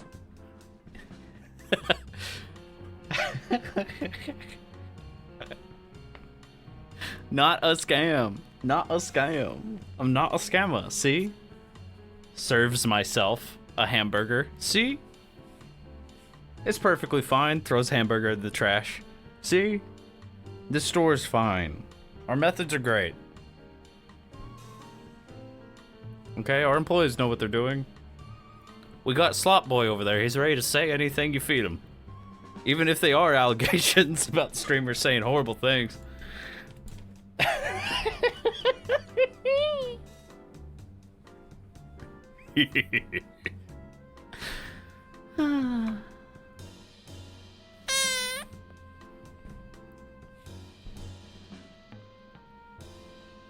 The first time I ever went to the frat house, it was with Brad. And two other friends, who will remain anonymous. We started walking to it from downtown Raleigh. Is that how you say Raleigh, North Carolina?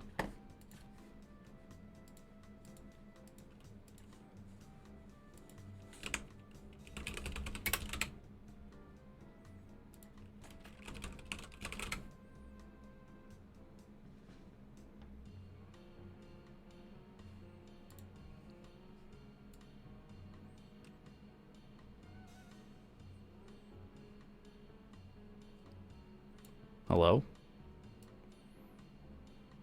Raleigh? This is a good channel. This is how you do a pronunciation guide. One TUH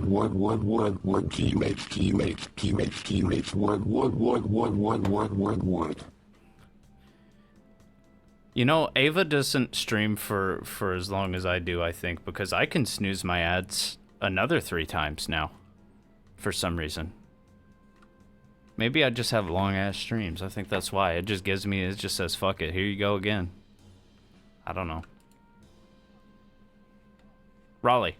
Raleigh. Raleigh.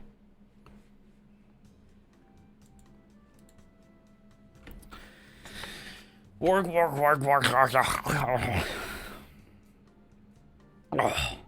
We started walking to it from downtown Raleigh. And let me tell you what, that was a long-ass walk, so I was tired as shit. For some reason, we didn't think to take the bus, so we walked all the way down Hillsborough Street to the house. 100% worth it, though. Once we got there... Thank you. I climbed up and in through the propped open window, got everything else inside, and started taking photos. The inside was beautiful.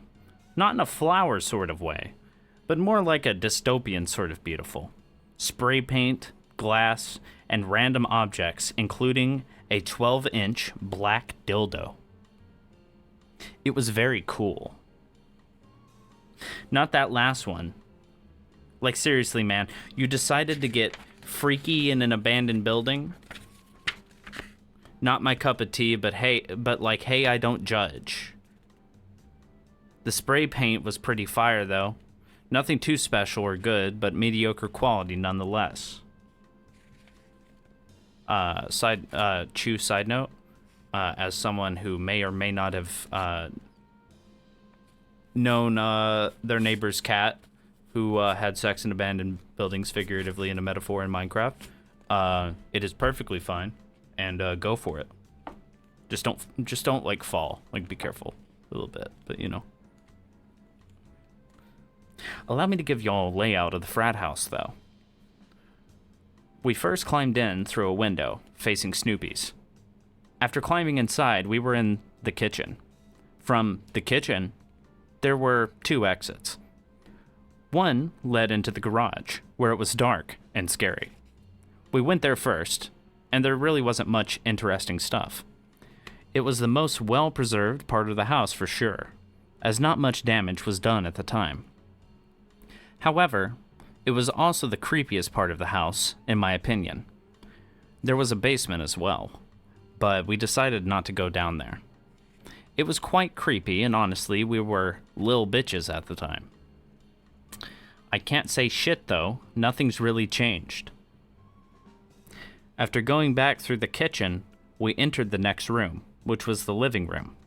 It was pretty torn up, with holes in the walls, mold, and graffiti. You already know the deal, though. Basic abandoned building type shit. Not very interesting, but cool nonetheless. There were 2 bedrooms attached to the living room, but neither of them had anything interesting inside. Just 2 bunk beds in each one.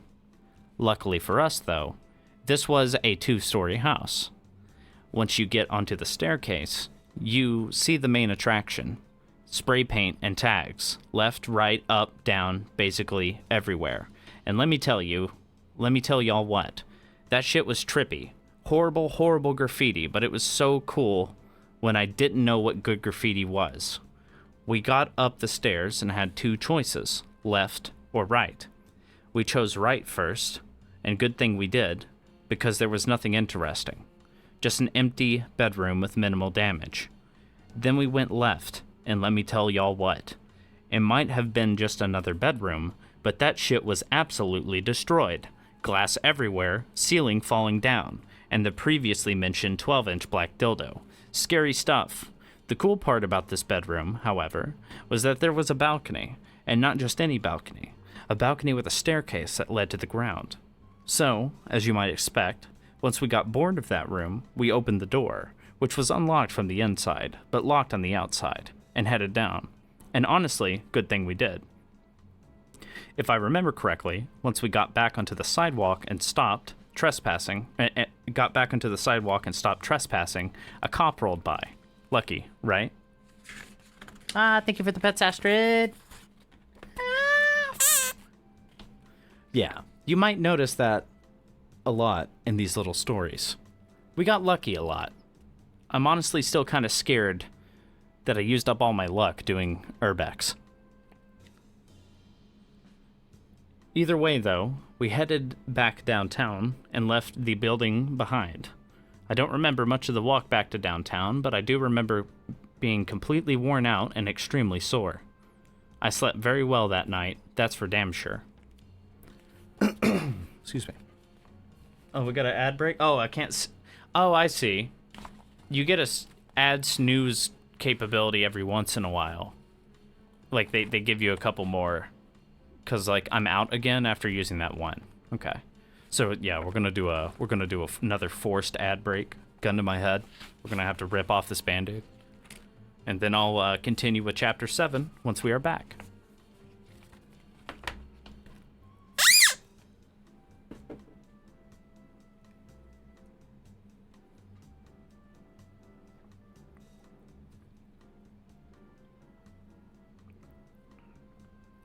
Completely worn out and extremely sore.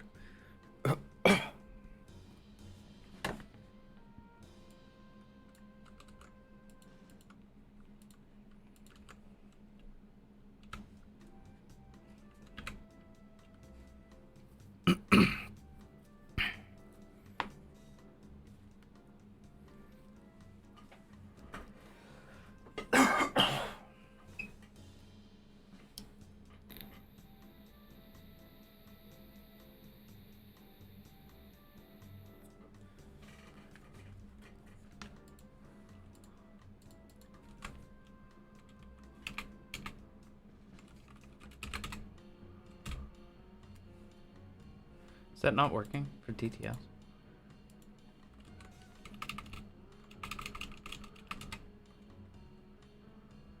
Weird.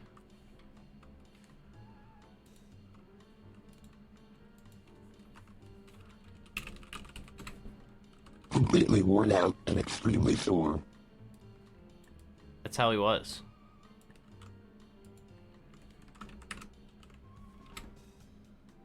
There we go. Now we're working it. Face with raised eyebrow, completely worn out and extremely sore. Face with raised eyebrow, face with raised eyebrow.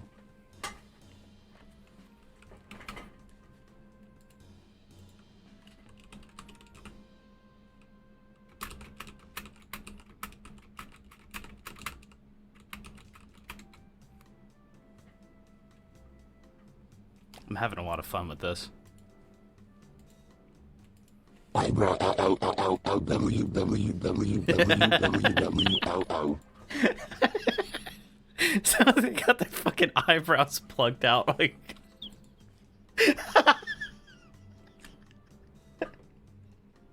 like on accident or something.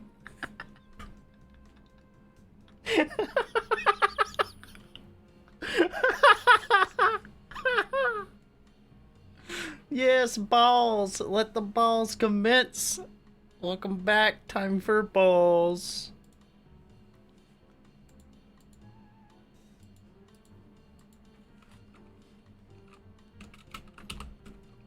I've got to get the pro plan or something to see if it makes it do it faster.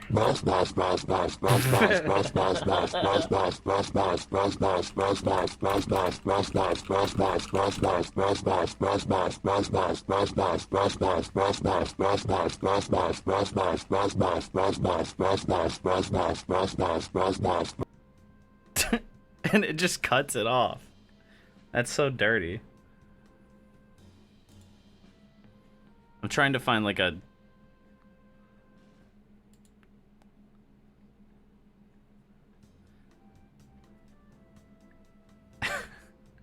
I'm trying to find like a phonetic example of somebody who's like speaking in tongues, and I was gonna like put that into like Obama.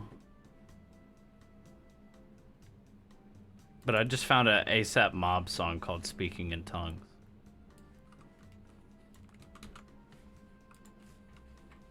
So I guess I'll do that instead. Here, hold on.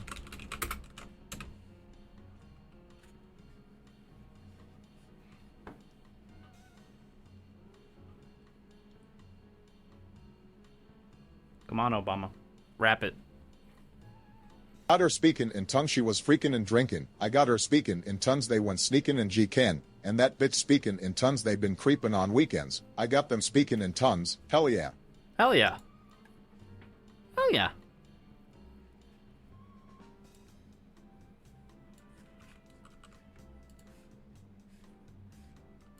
I got another banger chat. Hold on.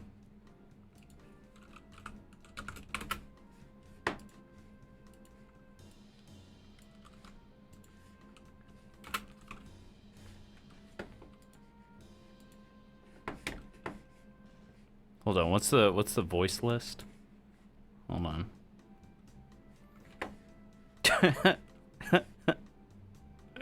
Hold on.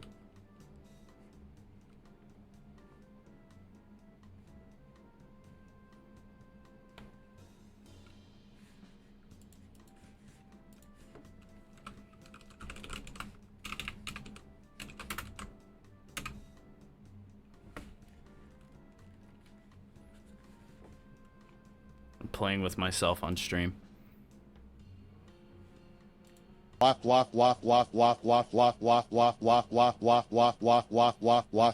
her speaking in tons. Got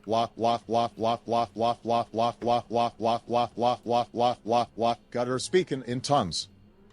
Verse 2 Playboy Cardi.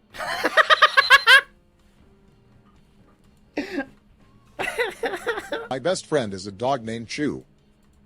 Aw. Oh. Okay.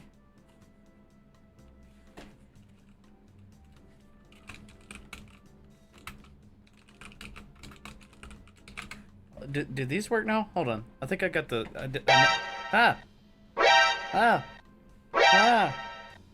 Oh, that's fucking annoying as shit. Alright, hell yeah. Hell yeah. Got the sound effects working too.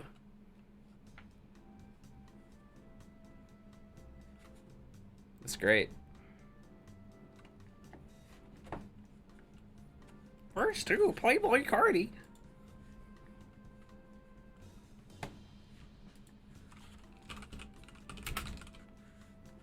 Verse 2, Playboy Cardi.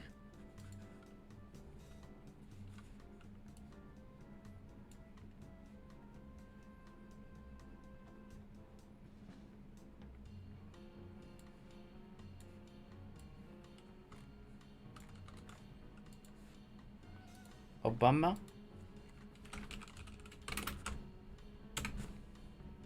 Peanuts. True, Obama. True. Plus my Spotify playing the whispers, I'm in my comfy slippers drinking a mixture of Minute Maid and liquor, and I'll be damned if a bitch interfere. I'm watching Al Jazeera. Nice. Chapter 7, I think? Yeah. Chapter 7. Frat House Neighborhood. Now, I know I just got done telling y'all a story about a frat house, but I have another story about some different ones. So, how about a story about a whole neighborhood of frat houses? That's right, a whole neighborhood. I won't keep you waiting, though, so here it is. We were chilling near a friend's house, just walking around, when I got a text. It's from my parents. Once again, they had another idea for some urbex. He really likes saying urbex instead of urban exploration. That's fine. Earlier that day, my dad had been near North Carolina State and noticed something weird, a whole street of houses. Now, normally, this wouldn't be anything unusual, of course, but he noticed something off about them. Caution tape, spray paint, and a distinct lack of cars in front of them. He was nice enough to send me the location, and luckily we were already very close to them. All we had to do was walk over, which took about 10 or 15 minutes, so not really bad at all. Once we got there, it was very odd. The entire neighborhood, a whole cul-de-sac with 10 or 15 houses, was completely abandoned. There was one main road to get in, which was the road we use. Houses lined up on both sides of the street, and 3 at the top, all abandoned. It was so symmetrical. I don't want to say like a Wes Anderson film, but yeah, kind of like that. Very well put. We started at the bottom of the street and began walking toward the top.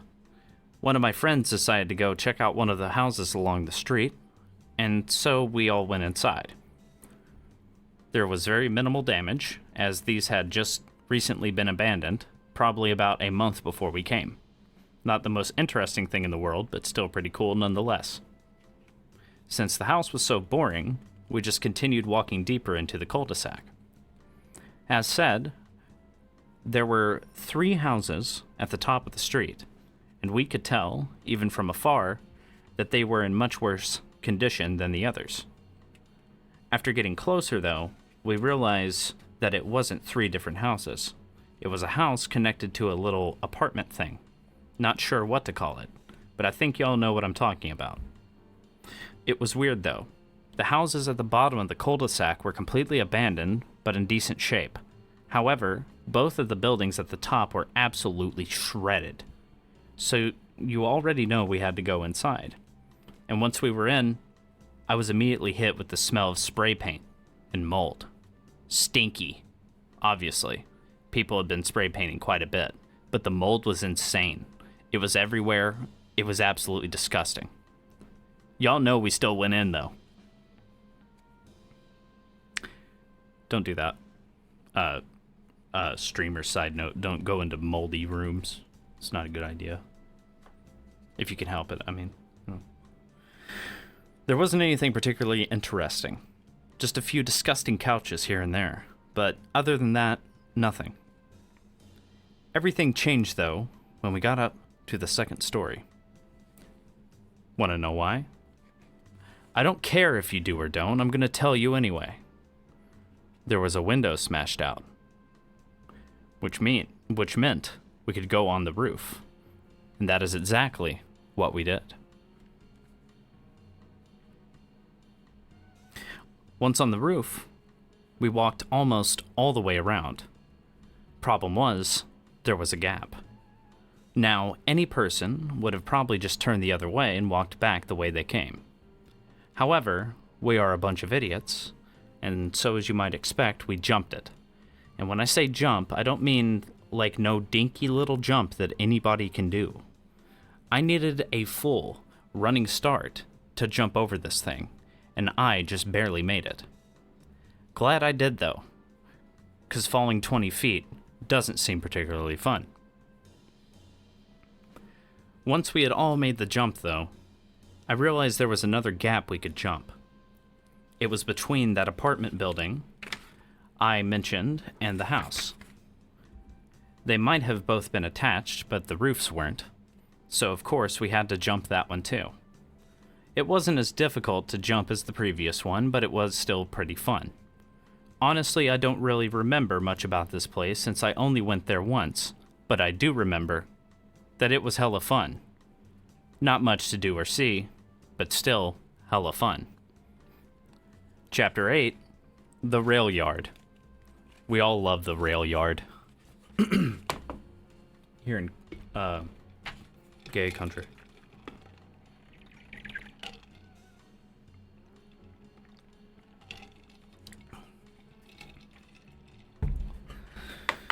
All right. Chapter 8, The Rail Yard. Fast forward a couple months, and it's the middle of September. A couple years back, a new train station started getting built in downtown Raleigh. Or Riley? Raleigh? Raleigh. Started getting built in downtown Raleigh. This story isn't about that, though. It's about what's right next to it. What it is an abandoned warehouse, which was previously used for shipping and deliveries into and out of the downtown warehouse district. However, it's now past its prime and is completely abandoned. After my friend saw this place, though, we knew it had to be our next move. I thought the cigarette man was frozen for a sec on the thing, but he's just appreciating like a bird or something really closely. Okay. As I said, after my friend saw this place, though, we knew it had to be our next move. All we had to do was figure out a plan to get inside, and that's exactly what we did. As said, my friends and I had been trying to figure out a way to get inside. Now, we could have easily just smashed a window and hopped in, but we don't like to do it like that. We'd much rather find an already open window and crawl in. Luckily, that's exactly what we found. There was only one problem. The window was tiny, right next to the train tracks, 6 feet up, and right in view of a road. Right in the view of a road. This didn't deter us, though. This didn't deter us, though. And so, we set out one Friday with a mission to get inside. That's exactly what we did. We ran down the tracks and started to climb in. Brad went first, and then Cam. I was third, and then some other friends came in after me. It was a tight squeeze for all of us. I even had to throw my backpack in before I climbed inside, as I wouldn't fit through the door, or I wouldn't fit through the window with it on. We got pretty lucky, though, as nobody saw us, and we got in safe and sound. One moment.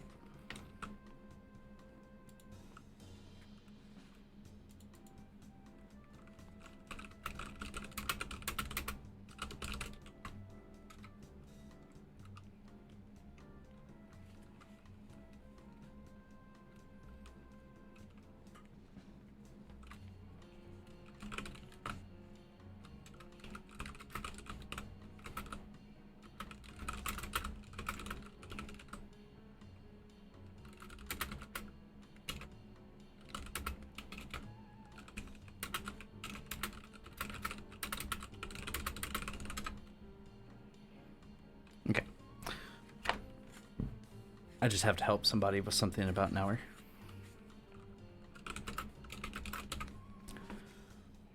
Something small. Won't be a big deal.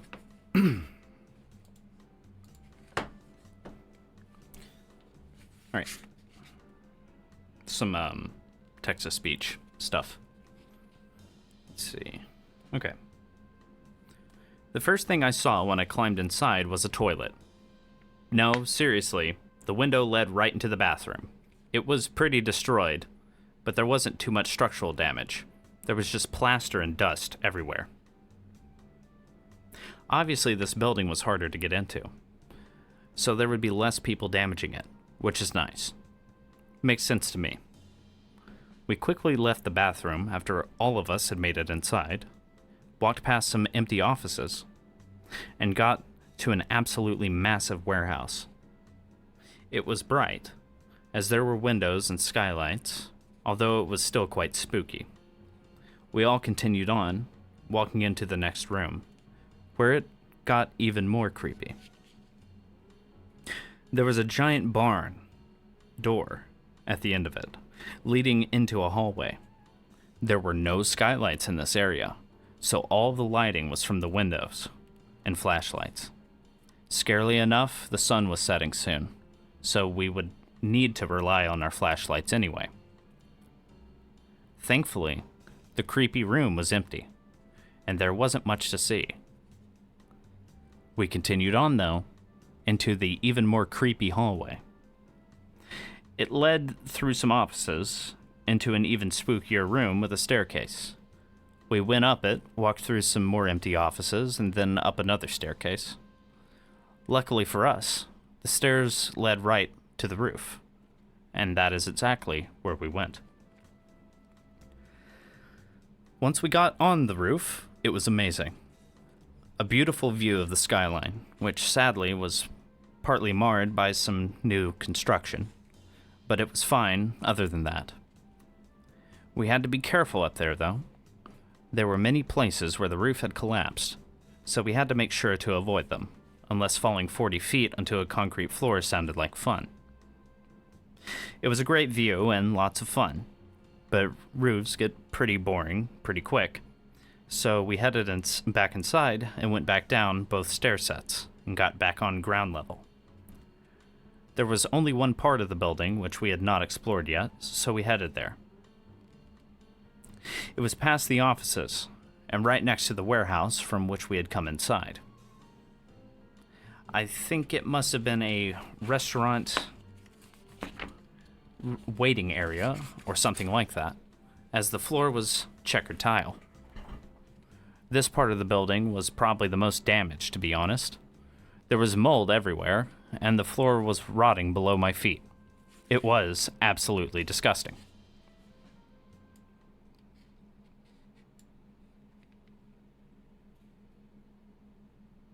Either way, though, we made our way back to the main warehouse room, and eventually back into the bathroom from whence we came.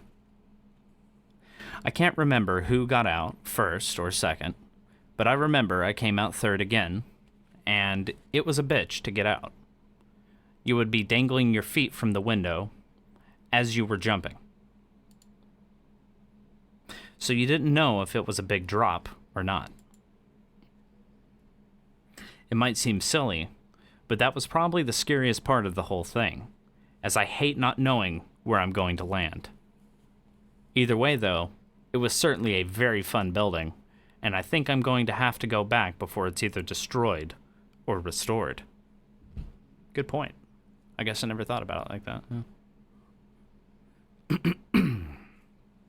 All right. Excuse me.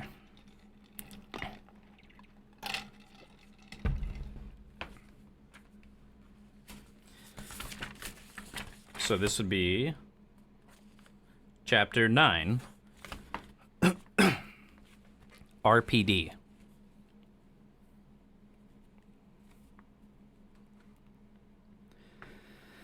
So I've already told you guys the story about when me and my friends got into the server facility.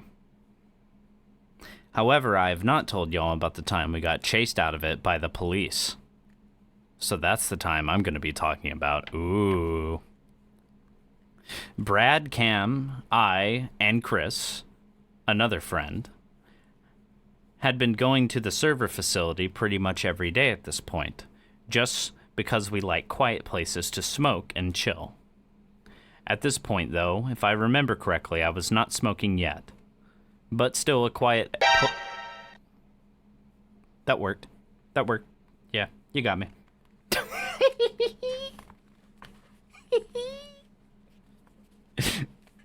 You got me. Still a quiet place for everyone to smoke and chill. Perfect timing on that. I was like, yeah, nice place to smoke and chill. Beep! Quiet place for everyone to smoke and chill. As you might expect, though, going to the same abandoned building every day for nearly a week is a bad idea, especially if you park your car right in front of it. And yes, we actually did that. Yes, we realize we are stupid. Don't worry. Anyways, we went in the same way as described previously, up and over the gate and around the back. I looked behind us and back at the car to make sure nobody saw us go in. I didn't see anything at the time, but once we made it all the way around, I had a bad feeling. I had to go check, so I climbed up the HVAC unit and got onto the roof. And sure enough, there were 2 or 3 cop cars parked all around the little cul-de-sac. Now, getting in trouble for trespassing isn't so bad. Like, sure, it isn't fun, but it's not an arrestable crime. Usually, I think. Yeah, it is. What are you talking about, Jacob? Streamer note, yeah. Yeah, you can get arrested for trespassing. You can also get shot and killed for trespassing in like a lot of places, especially where I was born and raised. So be careful with that. However, being the people we are, we had decided to bring weed. And you want to know what I had in my backpack? A bong. Yeah, so we were kind of fucked. We had to get out of there without going back the way we came in. And as such, Brad and I elected to quickly hop the barbed wire fence by the back of the building. And that's exactly what we did. Both of us had tiny cuts from the barbs, but other than that, we were uninjured. We then ran onto the highway, crossed it, and desperately attempted to make it look like we were just pedestrians instead of people who had just run from the police. However, a problem was, we had gotten separated from Cam and Chris, who didn't think they could hop the barbs on the fence. Luckily, a few minutes later, just swallow the bong. Holy. Yeah, I mean, that would work. It's kind of like if you ever get pulled over and you know you're not supposed to smoke weed while you're driving or in your car. You get pulled over, you're smoking weed in your car. Bro, just fart. Just fart, bro. Just fart. They won't be able to smell it. Just fart. Luckily, a few minutes later, we met up with them. Brad had texted for all of us to meet up at a different place a few blocks away. It turns out that Cam and Chris had busted down part of the fence and had run down the train tracks past the cop cars and onto a different road. We were all very lucky to not have been caught, honestly, but we needed to go back to the car. Obviously, though, we didn't want to have any weed on us when we did. Instead of leaving one of us behind with everything, like you'd think we would do, we instead decided to leave everything in a coffee shop bathroom storage cubby. Don't ask why we did that, but we did. And then we headed back to the cop car. Or to the car. Luckily, when we had arrived, all the cops had left. Y'all already know we hopped in quick and skirted out of there because we didn't want to fuck with cops any more than we had to. After stopping by the coffee shop to retrieve our herb, we all ended up going home. A fun and exciting day, but a scary one too, if I do say so myself. True, I did that before. True, yeah, it works. Oh, shit. Oh, shit, y'all. Chapter 10. Smoking the devil's lettuce. I gotta do a blinker. They said it. They said the thing. What'd I say?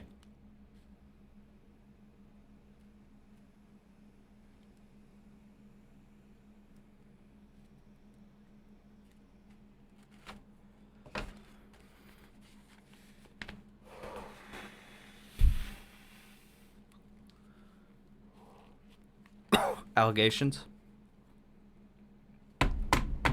If I do say so myself, oh my god, I did. My god. You're right. Holy shit. Holy. Need some more coffee.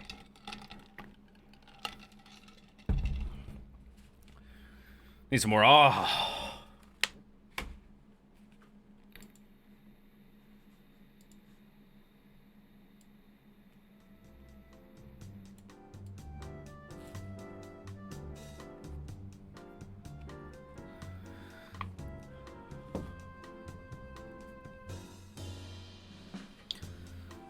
Smoking the Devil's Lettuce, Chapter 10. I know I've mentioned in a few stories above this about smoking or not smoking weed, especially in the one right above. However, I want to go into detail about it. The full story of the first time I ever smoked weed.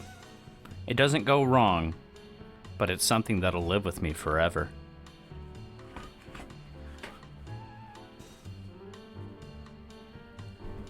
It was late my junior year, and I had been working a job that had random drug testing, and as such, I was a little scared to smoke any weed.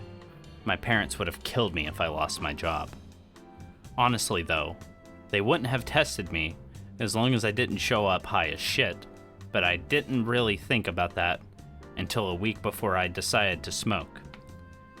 However, I didn't tell you guys that I absolutely hated that job. Being a cashier at a grocery store just ain't for me, I suppose. So you know what I did? I found a different job. Damn right. And guess what? This place didn't drug test, which was fucking fantastic. So about a month before I quit my cashier job, I decided to smoke some good old herb with the boys. I almost said Cram. Brad, Cam, and Chris. Cram. Smoking doinks with Cram. Y'all smoking doinks with Cram. It was after school on a Thursday or Friday, I think. Although I can't really remember, to be honest. We were all riding in Cam's car that day after school, going downtown to the favorite smoke spot at the time, a historic graveyard. We thought we were so edgy. After parking outside and walking in, we walked all the way to the back of the graveyard, where no one would bother us. Disrespecting the dead was in style at the time, so we got on top of a giant tomb and decided that that was the spot for today. This is true. I can confirm disrespecting the dead was in style at the time. Cam rolled a nice little joint, lit it, and started smoking. Your ad is about to start. Well, fuck you, Twitch. Okay, well, I guess we'll hold up and we'll learn about how the weed goes. Tell me when my ad's about to start, trying to boss me around. Trying to boss me around. Fucked up. Fucked up, but true.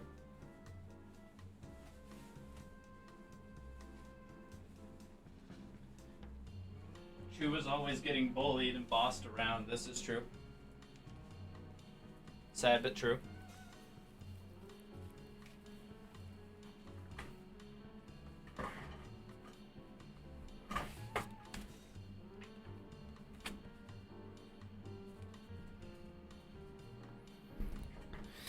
We're almost halfway done with this book.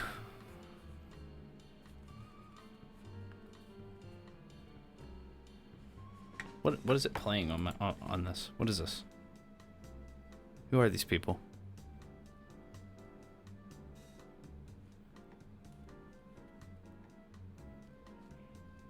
What? I don't know what it started playing on here. Thought I set that video to loop.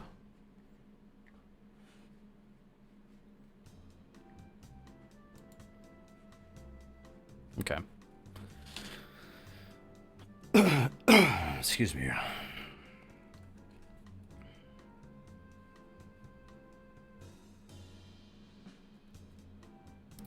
Disrespecting the dead was in style at the time, so we got on top of a giant tomb and decided that that was the spot for today. Cam rolled a nice little joint, lit it, and started smoking. If I remember correctly, it was either wedding cake, GSC, or Afghan Kush. Sadly, I do not recall. It made a rotation through everyone but me before I hit it, and honestly, it was kind of scary. There was no reason for me to be scared, and I should have known that, but I was scared nonetheless. After a minute of preparation, it got handed to me, and I took a hit. Now, I'll be frank, this wasn't actually my first time smoking weed. However, this was my first time getting high. The reason for this is because I didn't really understand the difference between keeping the smoke in your lungs, or keeping the smoke in your mouth, and keeping it in your lungs. Luckily, though, this time, all the smoke went directly into my lungs. I didn't really feel anything at first, so I passed the joint to Chris and gave myself a minute. About 5 minutes after I took that first hit, I felt it. It was weird, and I can't describe it. Excuse me. However, if you've ever smoked, you know exactly what the fuck I'm talking about. I'll try to describe it anyways, though. Oh boy. At first, it felt like I was in a video game, and I was playing myself as a character in virtual reality, some real Matrix type shit. A few minutes after that, however, the high shifted, and I started thinking that I was in a play. You see, I was seeing everything in layers, and it felt like everything was just an object placed for me to see, kind of thing. This feeling continued on up until 2 hours later, like 2 hours later, after we had left the graveyard, driven around, and gotten food and drinks. After that, the feeling was over, though, and everything went back to normal. Of course it did. Why wouldn't it? I know it sounds silly, but that was a fear of mine at the time. And it was nice for it to be proven wrong. After I was mostly sober again, I walked to the bus station, got on my bus, and rode it most of the way home. Then, I walked from the bus stop up the road and to my house. I had finally made it, and shit, I slept hard as fuck that night. It was just about the best sleep I had had in a hot minute. I guess that's what weed does, though, right? No comment. Chapter 11. The Treehouse. Dorothy Dix Park in downtown Raleigh is just about my favorite park in North Carolina, possibly anywhere. As such, I've been there hundreds of times. Deadass, no joke. My friends and I literally went there nearly every day after school for over a semester. Hell, I still go there every time I go back to visit family. It's a beautiful park, let me put it that way. However, there used to be something there which was even better than the park itself. Now, if you know what I'm talking about, you know what I'm talking about, but I suppose I'll say it anyways, though. It was a tree house. That's right. There was a tree house in the middle of a public park, and it had a fucking fantastic view of the skyline. Pretty fire, right? My friends and I had found it, not by seeing it from the road, but by walking through the forest trying to find a spot to smoke. Luckily, we ran into the treehouse. Climbing up there for the first time was exhilarating and scary to say the least, as it wasn't exactly the nicest treehouse in the world, and it was pretty sketchy in general.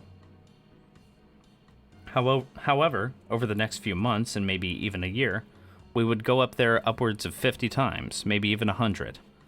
Besides a constant breeze, it was a perfect place to smoke, and it was even camouflage. The treehouse itself was painted brown, so it blended in with the trees perfectly. While it may have been visible from the road, it was hard to see, not only because of its camouflage, but also because it was in a patch of constant shade all day. This meant that besides a constant breeze, it was nearly the perfect smoke spot, no matter if it was hot or cold. As said previously, we smoked up there very consistently, and it quickly became our favorite spot ever. However, this isn't to say we were the only people who knew about it, because we certainly were not. There was always new trash littered around, and something new was always on top of the treehouse, but it was never particularly damaged. Hell, to be honest, we probably caused the most damage to it. What? Y'all really want to hear that story? Alright, fine. So after school, during the winter, we would still go smoke in the treehouse. There was a constant breeze, and yeah, it was cold as fuck, so we decided to build a fire, and it worked great. Now, you might be thinking, oh, they burned the treehouse down. Wrong. Why would you assume that, asshole? We didn't burn it down. We just created lots of little fires to keep ourselves warm. When someone decided to dump a piece of plywood next to the treehouse, though, it got even better.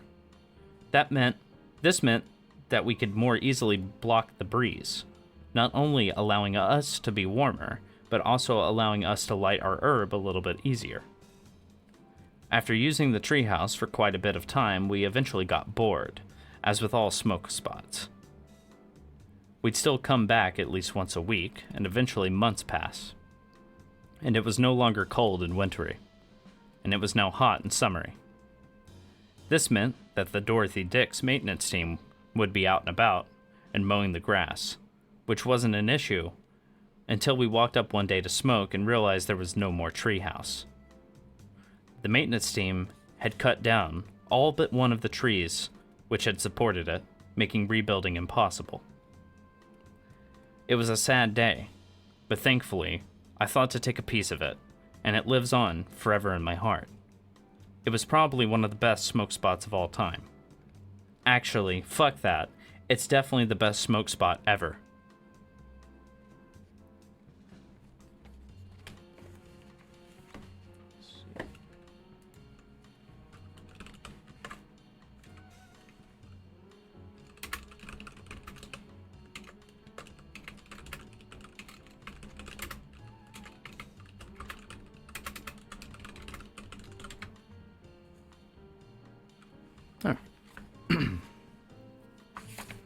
I'm excited for this next chapter because of the title of it. Let's see. So, Chapter 12. The building which cats piss in. So that treehouse was in Dorothy Dix Park, remember? Luckily, it's quite a big park, so it had more than just one tree. So it had more than just the treehouse to offer. There was also an abandoned building we had been looking at for a while, so we eventually decided to go for it, and create a plan to get inside. First, though, some very basic background. Dorothy Dix was first established as a humane mental hospital, one of the first of its kind, and was meant to set high standards for the future. The great thing is, it did just that. However, over the years, the government slowly slimmed down the funding and decommissioned the hospital until no one was left. The problem was, the city had a giant plot of land and nothing to do with it. You might have expected the city to sell it or make it into houses. That didn't actually happen, and it became a park. Since it used to be a mental hospital, though, there are a bunch of old buildings, and some of them are abandoned. The majority of them are just houses or something very small like that. But we had our eyes on the big one, an abandoned high school. It was me, Cam, and Brad that day. You know, the boys. We scouted the building, looking for any entrances with broken windows or anything like that. Breaking stuff isn't exactly our thing, as previously said, however. After looking around for a few minutes, we quickly came to the realization that there were no entrances and that it had been sealed off pretty tight. So we set about making our own. No, not by breaking a window, but by taking the boards off of one of the doors. You see, we noticed doors with broken glass everywhere, but they were all sealed off with plywood, which makes sense. The thing is, they had used screws, and we had a screwdriver. Big brain time. It might have taken us close to 45 minutes to get all 12 screws out, but we did it, and we were finally in. 45 minutes to get all 12 screws out? Okay. I wasn't there. I don't know. After putting a jacket over the broken glass door frame, we hopped in and were immediately greeted with the smell of cat piss. That's not a good sign, chat.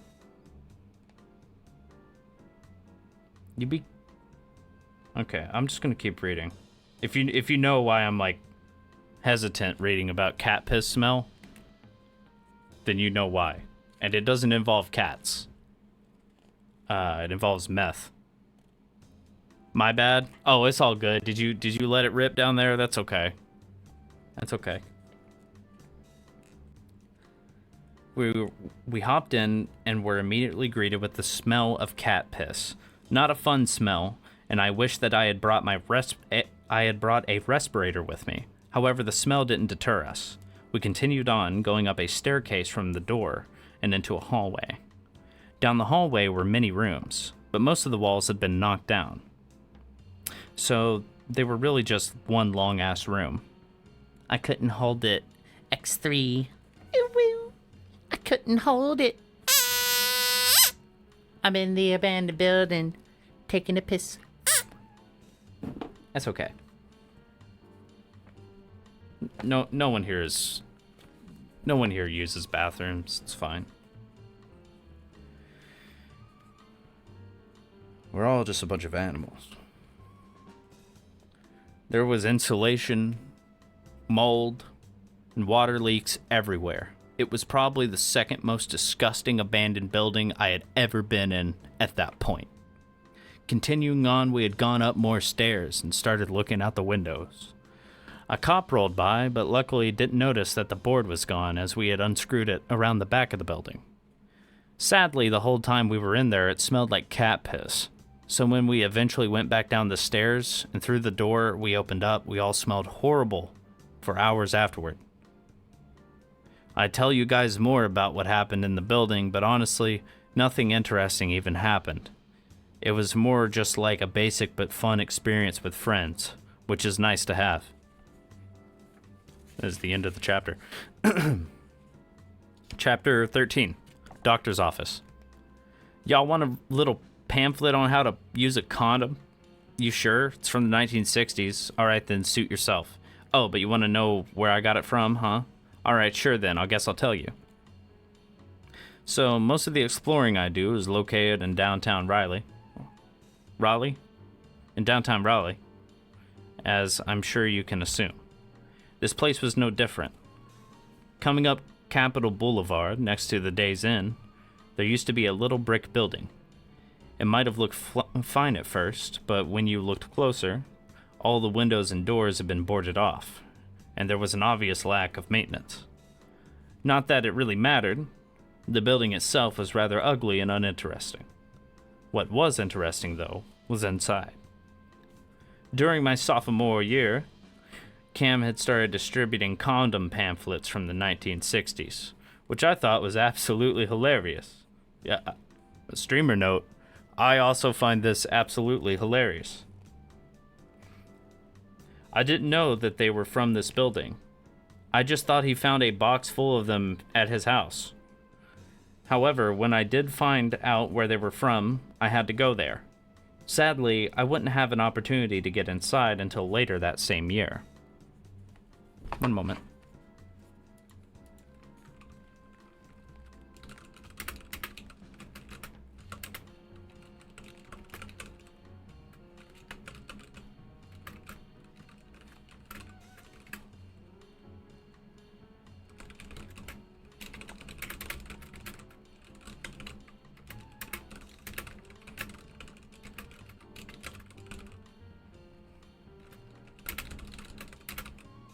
Sorry, I had to talk to one of our benefactors.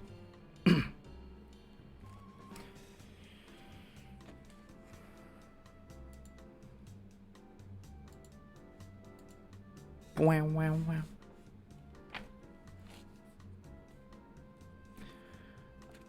Whoa. Whoa. The first time I went there, I was with Cam, Brad, and somebody else. It's been so damn long, I literally cannot remember who. They all showed me how to get in, and it was kind of a pain in the ass, or kinda a pain in the ass. You'd have to squeeze under some metal chicken wire in order to climb into the basement. Luckily, the time I went, it wasn't flooded. Apparently, every other time they had gone there, the basement was extremely flooded, so I got lucky. After entering, you were presented with a moderately sized room with piles of rags and damp, quote-unquote, things on the floor. I say quote-unquote things because I legitimately do not know what the stuff on the floor was. It was disgusting. That's all I know. After exiting that room, you go into a small hallway, which leads into another room. Inside were more piles of mystery objects, literally everywhere. This room was much bigger though, and you could easily look outside through cracks in the boards and bricks, but there really wasn't much to do. After standing awkwardly in there for a few minutes, we decided to head out. It's not like we really wanted to sit on damp piles of quote-unquote things, or at least I didn't want to, let me put it that way. A few months after we went there the first time, we tried to go back, but security was much tighter. Now, there was a camera pointing right at where we'd previously entered, and thick plywood boards in the way. We never were able to get in again, which makes me a little bit sad, as it recently got destroyed. It might have been a pretty boring building, but the history it has with me makes it one of my favorites. From condom pamphlets to exploring with friends, I sure do have some memories. And honestly, that's what matters. Plus, I still got one of those pamphlets, so yeah, don't think anybody can flex on me ever again. Chapter 14, The Rose Garden.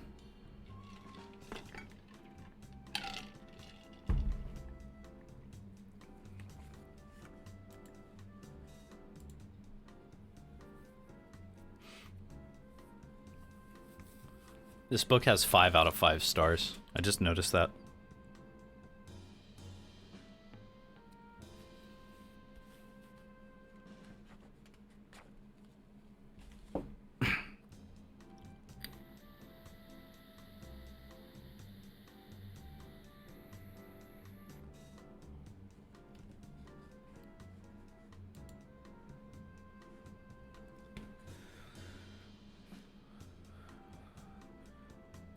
I give it 5 5 stars too. This shit is amazing. Yeah, honestly.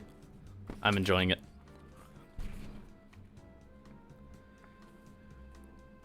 The storytelling is crazy. Yeah. He's got that way of just kind of telling you about anything and making it interesting. You know? It's really good. I'm liking it so far. So, chapter, what did I say, 14? The Rose Garden. I'm not usually one for gardens or arboretums or anything like that. However, it turns out that public gardens or similar places actually make great smoke spots. So I'll be telling y'all about my favorite one. It's a little theater, or a lil theater, he writes, tucked away on a little side street near North Carolina or NC State University, or NCSU. I don't care about the theater though. All I care about is what else is there. I don't care about the theater though. All I care about it is what else is there. A beautiful garden, amphitheater, and park, each with their own unique smoke spots.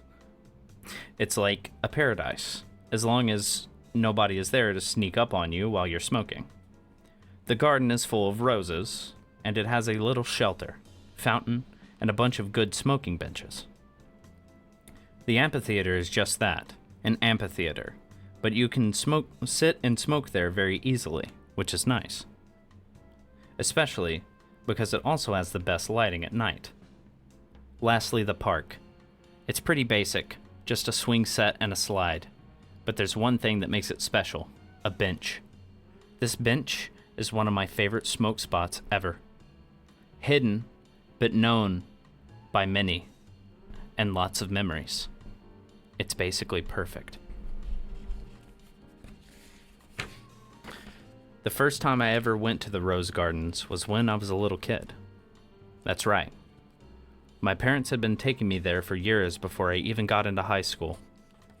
So I suppose it's somewhere I've loved for a long time. And my reasons for wanting to go there just changed a little bit. I don't remember why my friends and I decided to go to the Rose Gardens for the first time, but we did nonetheless. No, seriously, I deadass do not remember. I was probably high as fuck, and that's probably why I don't remember. But we must have had a good first impression, because we've been going back there ever since. There have been a few close calls with cops while smoking there, which is pretty funny, because we usually have zero issues with cops. One time, when I was with my friends, we were smoking in the previously mentioned shelter in the garden area, and we were all high as fuck. One of them saw a cop skirt into the parking lot behind us, the SKRT, skirt, into the parking lot behind us, but we didn't think anything of it at the time. That was until we started seeing flashlights run towards us. And let me tell y'all what, when I say we ran, I mean it. We booked it the fuck out of there, hopped in a friend's car and left. We even left my car behind, but that was okay because it was actually parked legally for once. When we came back about an hour later, guess who was still parked up? The fucking cops. I don't even know why they were still there. We just pulled up in my friend's car, and I hopped out, and I jumped in my car and skirted out of there quickly. That's probably one of my most memorable experiences at the Rose Gardens, but I've got a few others. One sec, my PNG tuber took a dive.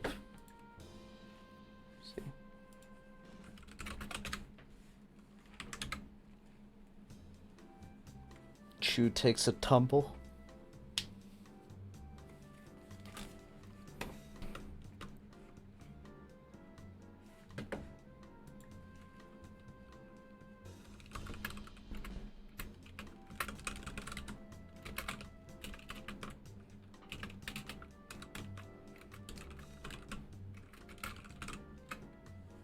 Okay.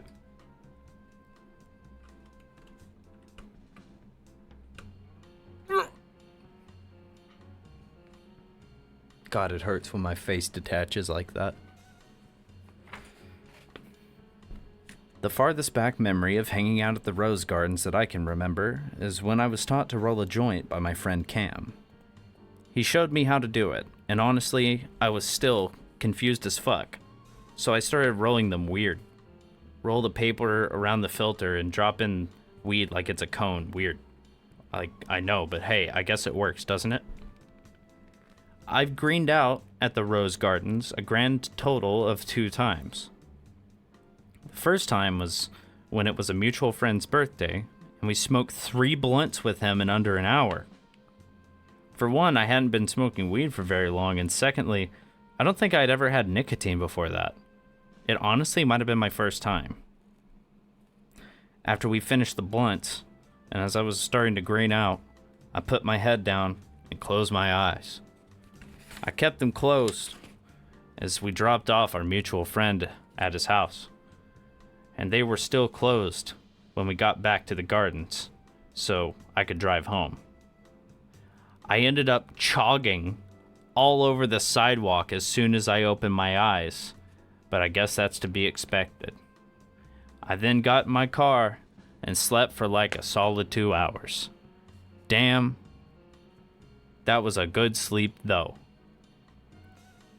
Hold on just a moment. I'm just about to finish this paragraph. The second time was a little bit more mild. We had been smoking a blunt, and I simply took one too many hits. Same as the first time, I put my head down and literally just napped for a couple of hours. When I woke back up, I was a little groggy, but all good other than that. I'm just glad I didn't chog anymore. See why I told the other story first, though? Yeah. This one is interesting, is it? Yeah, this one isn't interesting, is it? Interesting. I guess that doesn't work. My usual filler thing that I say at the end of reading something is just saying the word interesting, but he was describing how that wasn't interesting. Anyways, hello. Bet. Hello. Hello. Hello, E4. Hello, sis. This is my sister. And, we're going to be setting up some TTS stuff. So, one moment. We're going to do that. And then we're going to finish off this book.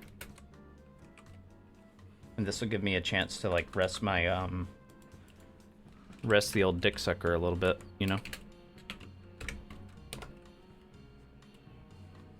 Yeah.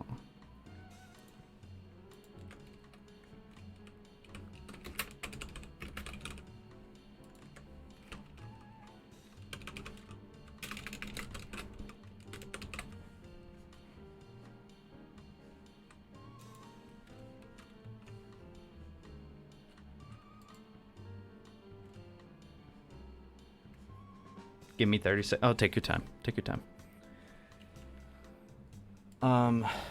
But yeah. I was gonna say something. Oh yeah, I was gonna tell you what we're reading. This is I Peaked in High School by JacobX Jones, who is a running, I don't want to say joke. He's not a joke. He's a person. It's a running theme, activity. He's a running thing that we react to on this thing. And it turned out that he wrote a book. So, like, I'm reading it because I bought the book to read it on stream. It's a very chill book. Like, it doesn't feel like I'm interrupting it by, like, stopping at this point. You know? It's very chill, like, it's like a slice of life anime. If I had to, yeah. You know. Alright, let me make sure this is, hello. Let me make sure Discord is coming through. Coming. My PNG tuber is doing the wrong icon. It is so big. Alright, will it update is the question. There it goes. Nice. Hello. It was doing the wrong one for some reason. All good. Hi. Hello. Hello. Hi. How's it going? I am doing all right. That's a lie. Correct answer is I'm doing your mom. Nice. True. This is true. True. This is true. Based even. Yes. that. Put that there. Sorry, I'm trying to layer these things. No worries. I'm pulling shit up for my hand that I think will be useful. Yeah. Yeah, pull up the... I guess I'm just going to describe the way that I do it, and you just tell me, like, what you use if you use something different. So I'm guessing that you use just OBS Studio? Like, yep. Okay. Word. Do you use Stream Elements? I think so. For what specifically? Like overlay or anything, really. Wasn't that in OBS? It's like a site that you add as like a browser overlay. I think I did that for like redeems for like bits and shit. Okay, I don't good. remember. That's kind of all you need, I think. Because the thing that I'm using for TTS, TTS Monster, will link into your Stream Elements, and be able to do it through Stream Elements. It does have like a monthly amount of text-to-speech messages that I think if you go over that amount, it stops. But I can show you that like Stream Elements has one that is like the default one that you usually hear on people's streams. Yeah. That one doesn't have a limit.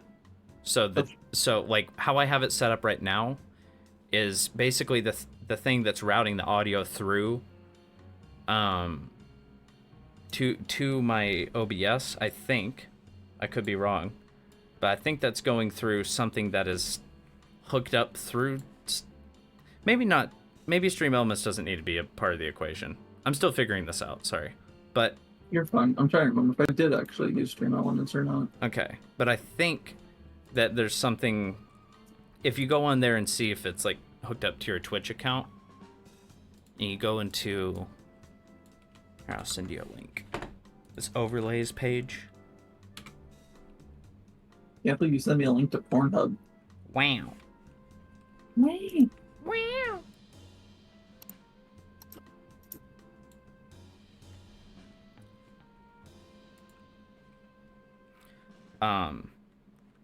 But TTS Monster is the one where I'm doing like Obama voice and all the crazy vomit voice shit.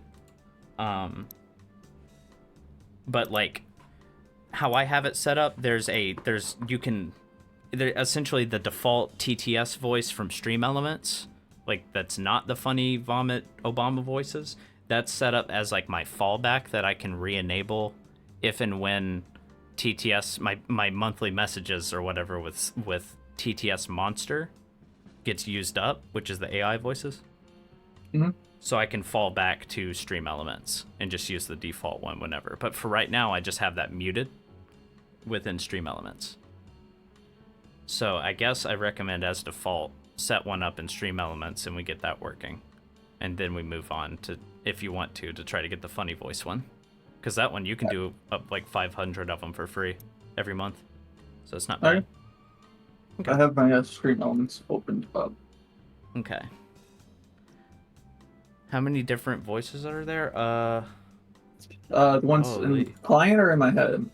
I think they mean in the client. Oh. But in your head, numerous. Here. In my head, it's like 4. Fair. Okay, yeah, so I remember it being kind of hidden a little bit. Click on layers, and then in alert box, like, I guess that's what we were just looking at, eh? Yeah. Settings. Let me look up their like their little hold on. Click. Or look over the options of the plus symbol down there. Either alerts or engagement. Store redemptions. I think it's store redemptions. I think. Let me double check though. Cause I'll show you. I'll show you my setup here. You show me yours, I show you mine. I was thinking that joke as well. Joke. Yeah. Discord is freaking out right now. It's like, dude, you're like streaming to OBS. You sure you want to stream in Discord? I'm like, yeah. So, hey kids, hope you're having fun. Hi mom, we're setting up stuff. If you Hi mom. So, I guess I enabled it in my settings somewhere because you see under layers, settings, position, yada yada. Yeah. TTS settings. So, I'm trying to see where I set that up. So let me go back. Is it a custom widget?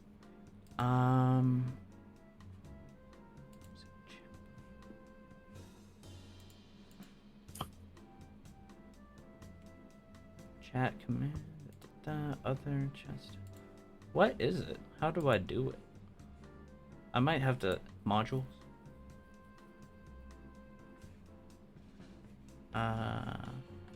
No. It's around here somewhere. My way of getting through the site. With the venom and eliminate him.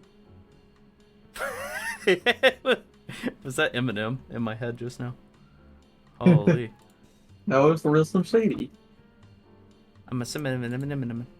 User management. Here, let me stream elements TTS.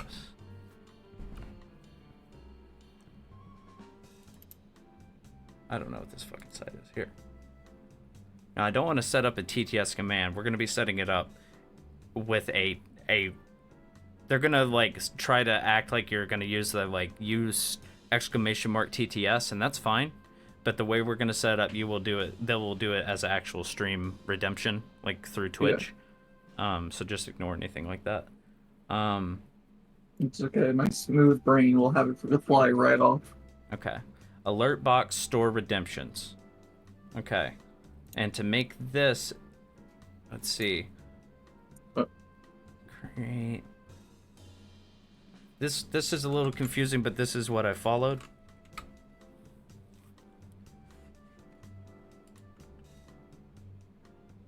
Oh no, instructions. I can talk you through them. Please do. My smooth brain. Okay. Let's see. Let me make sure I know what I'm talking about first.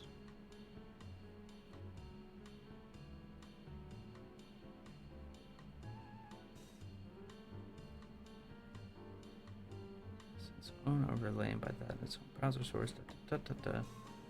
Okay.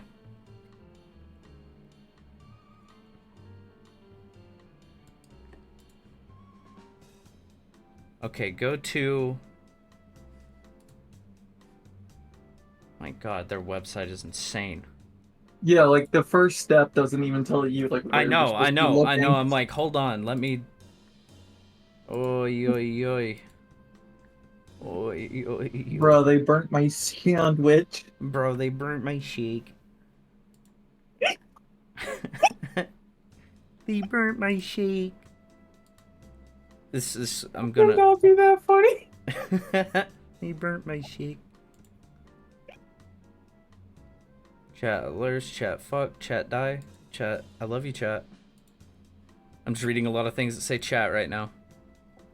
New element. Stop cooking. New element, but I don't have any. So how did I make one? Excuse me. Okay, I guess. Wait. Give me a second. This is insane. Here, let me make cigarette man move for chat. Move Siggy man. Kill him with a venom, eliminate him. Other words, I meant it, made him. I didn't want to hurt him, but I did. I'm in a fit of rage and murdering again. A body will evade him, finna kill him. I'm dumping their fucking bodies in the lake with everything. Everything is in it. They're renegading here to make anybody who want it with the pen afraid, but they'll nobody want it, but they're gonna get anyway. Just like the priest. Cause I'm beginning to feel like I'm mentally aligned, but till a killer be killed, I'm a killer be the vanilla gorley, bringing the killer within me out of me. You don't want to be the enemy of the demon winning me. You'll be in the receiving of me. What stupidity be with me? It's the epitome of a spitter when I'm in the vicinity, motherfucker. You better duck or you finna be delivered. I'm having my brain rewritten right now. Hold on. As I have not hit a vape in a little bit, and Juuls do tend to be just a little bit more rough than some other vapes. That is for sure. You know what I'm saying?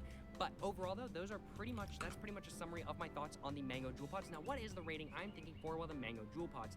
In all honesty, I'm gonna feel bad if I give these a bad rating because Let me it's pretty good. make sure I It might know what not I'm be doing exact to here. my taste.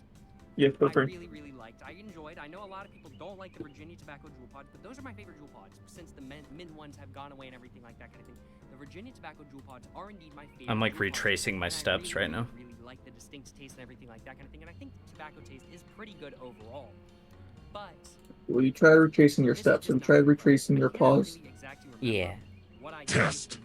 the mint, Thank you. mango, the Virginia Tobacco Juul Pods. I cannot remember the exact score I gave those, but I'm pretty sure I gave them a 9 out of 10. And honestly, this is almost up to par. I really enjoy this. It's a sweet mango taste kind of thing, not quite candy-like. You get a little bit of candy-like taste. Don't get me wrong, kind of thing. But it's very much an undertone kind of thing. It's not. So is it super just healthy, in it's your not super fucking distinct, although the taste does sit in your mouth for a little bit, which is quite nice. I data will admit. visuals? Hold on. So overall, for the packaging, for the quality, and everything like that kind of thing, ignoring price because I didn't pay for these, I think this is going to be getting, and because these are discontinued and everything like that. Okay, these are I guess I discontinued, don't exactly so know what for I'm these being doing with this, discontinued for the but I taste, will figure it quality, out. packaging, Believe Oh my god. Holy fuck, chat. Holy fuck, chat. How are you doing? Sorry, No, it's bad. they started playing fucking Christmas music in my ears right now. I'm sorry. You know it's bad when the instructions need instructions. So true. Single underscore bells. Minions got my bat shot out to growing them. Okay, we need to make an item. Dashboard store items. Eh. Okay, I found it. We did it, Reddit. Yeah. So just act like you're gonna do this. Okay. And just copy all my settings here. Like the points and shit, it's not gonna matter because we're gonna activate it a different way. How did I sent you a link to this items page? Yes, and I have it open. Okay. Create new item, up there to the top right or down there. Yeah. Either This one? Yeah, either one. Yeah. Okay. Oh my god, we found this instruction to the instructions. chat. Yay, we found the thing. Okay. So you can copy it from there or from mine. Hey, yo, thank you. It's making sounds at me. Thank you. That's how you know it's good. Oh, yeah, bring them in. Thank you.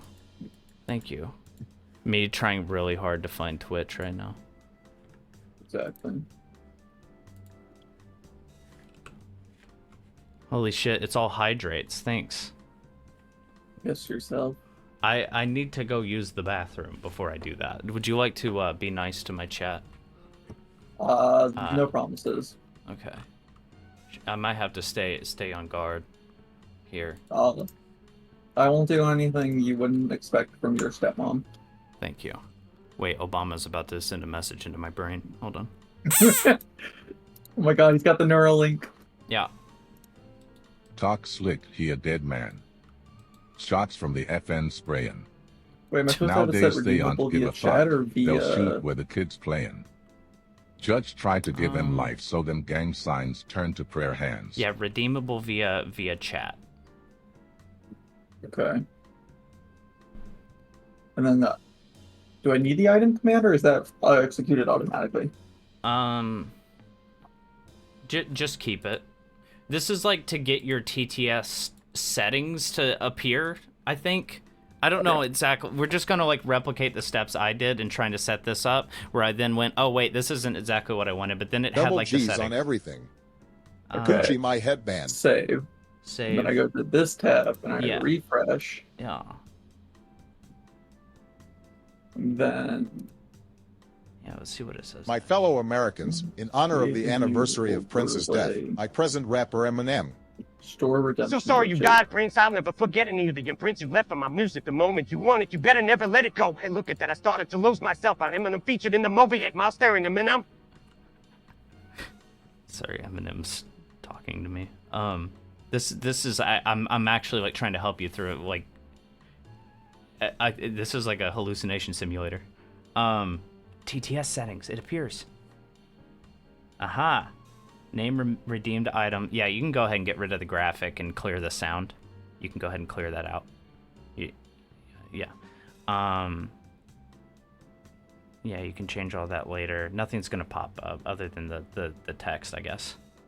But you can also have no text on yeah. That's just the display. So you can get rid of that if you want. If you want it just 4 like seconds is the minimum apparently. yeah, there you can take out the message right there where it says name redeemed item if you want it to be just like TTS is just talking to you in the background. And plus, keep in mind they'll be putting it in through chat, so it'll still appear through your chat box. Yeah. Instead of being like so and so redeemed a TTS, here it comes, you know. Yeah. Yeah. So I guess see what it says about TTS settings. I mean, I guess turn them on, and then default is Brian. And I wish they let you preview without having to that'd send be a real test nice. message. It's kind of weird to not. It's very strange, yeah. But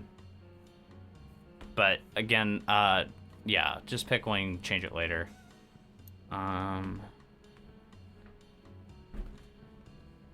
Yeah, I guess you can go ahead and hit save. And if you're already using this for your chat box, then you should be good to go. Your browser source you'll probably need to do the setting for your browser source that has your browser link thing to Stream Elements into OBS. Like re-implement it? Just go into its properties and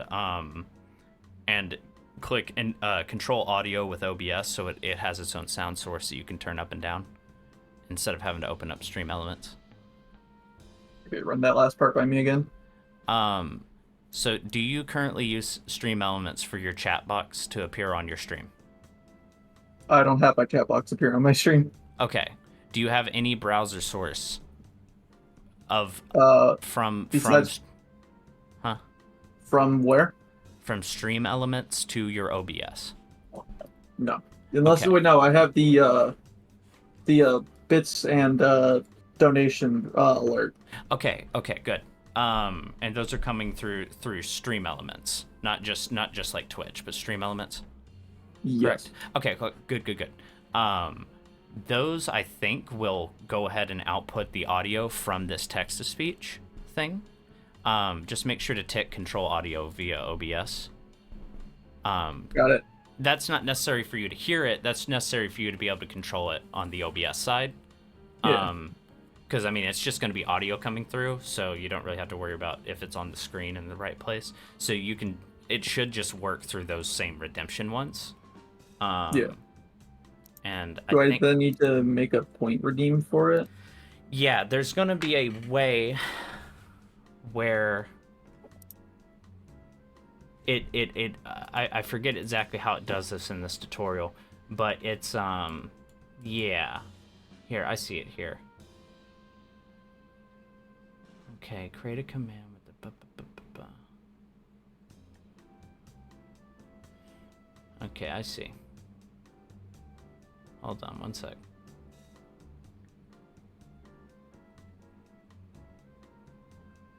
Alright, so next we need to figure out how to make a custom command, and then we'll be done. I have the page for custom commands here. Thank God. So smart. Hehe.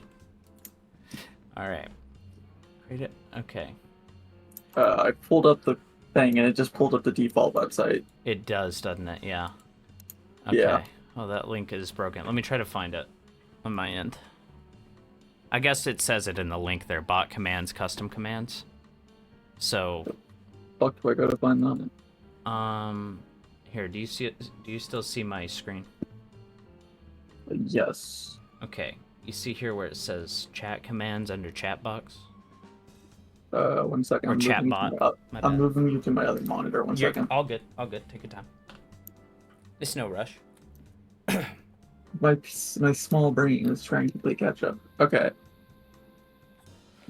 I go to the dashboard. Yeah. Chatbot, chat commands, and then you're gonna see a bunch of like this stuff. Yeah. Click custom commands right here. 1 second. I never knew any of these commands existed. Yeah, there's a shitload of them. Look at them later. Trust me, Okay. it's a whole rabbit hole. They're fun, but yeah. That's why my stream elements will sometimes like throw in a Pepe emoticon for flavor. By default, it doesn't.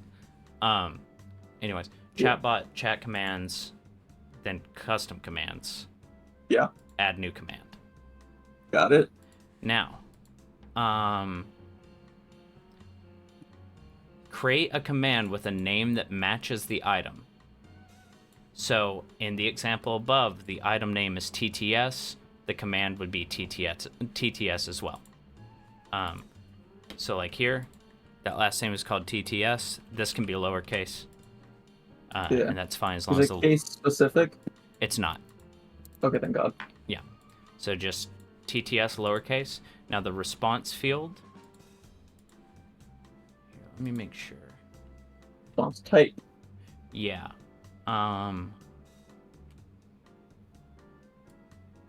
And just DM me that. Yeah, I got you. Go. And that's just including variables that will put in the correct things where they need to go. Yeah. And then just activate? Yep. Or let's see. Yeah. Yes. Because you already added this widget. So yeah. And then the text-to-speech redeem on my channel. Yes. I believe you create a... Past that point, you create a redeem on your Twitch channel and call it TTS. Okay.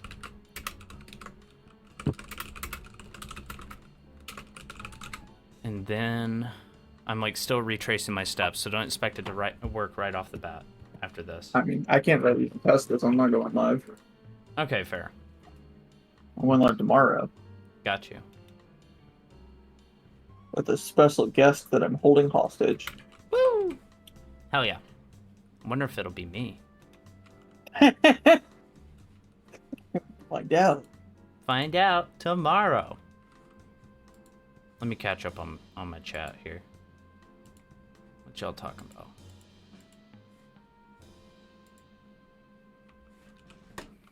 Shout out Jacob fucking Jones. I want to know what's in that book. You know what I'm saying? You know what I'm saying? Oh yeah, don't you worry. Be getting back to it. Going. What's up? You know it's bad when all the information you're looking for has to go through their own YouTube intros. Yep. I hate It's so annoying. Yep. I'm like literally... Here we go. And all this led me to this other thing that I don't even know if I ended up using all the way. Let me look through my fucking shit. Okay. Because it's like, I know... Yeah, wouldn't it be Pog if they made computers for idiots? They tried, and then it was still too hard. Is it through Twitch alerts? Like, how am I like fucking this up? I know I'm misremembering something, and it's gonna be really dumb.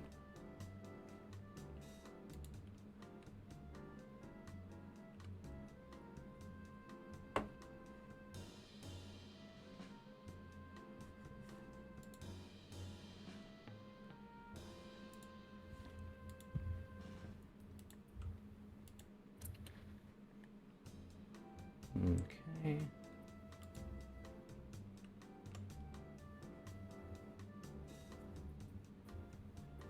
Ugh.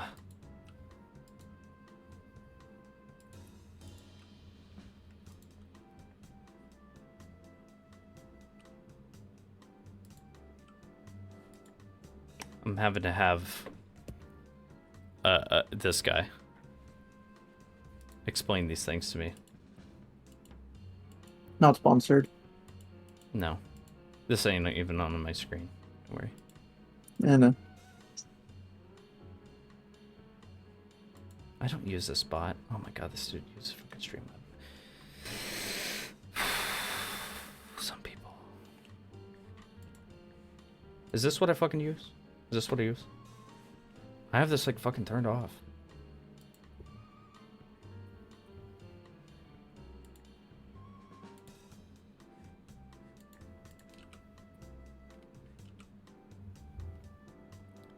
You know what I'm saying? I'm saying. Chat, what if I ran down the stairs and my tits bounced neurodivergently?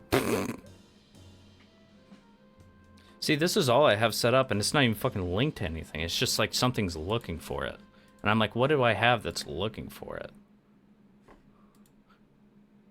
Apparently me. TTS on that. Damn. Okay. Yeah, apparently you. Extension items. I don't fucking have anything. Yeah. Like, yeah. Like, yeah.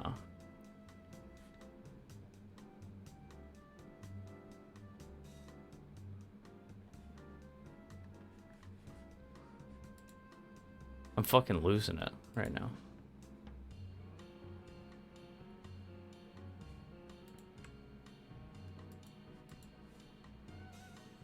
So I know you can like connect your Twitch account to Streamlabs, but I'm not sure exactly like what that does. Or Stream Elements, not Streamlabs.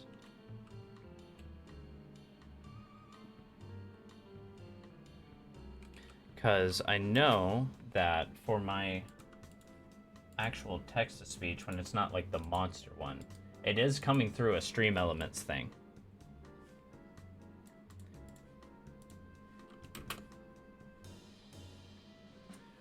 So on, let's see. So you created your custom command there.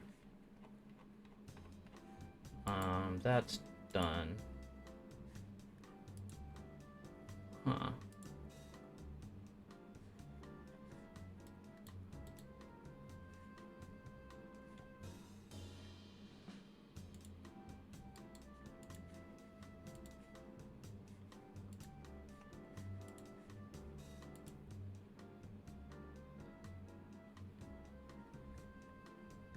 Hello, you still there?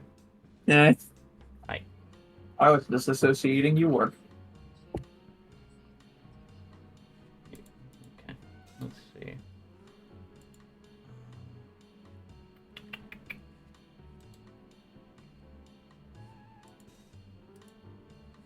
I'm guessing maybe I used this bot, but then I remember getting frustrated with it.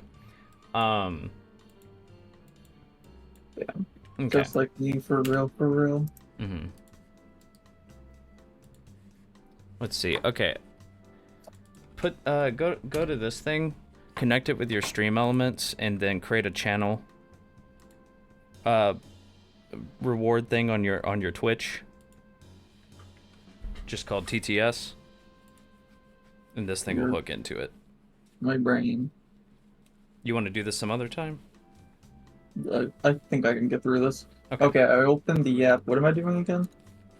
You're setting up a TTS. So connect this with your Stream Elements. It should be over there on the right. Or something. Yeah. I did this, I was fine.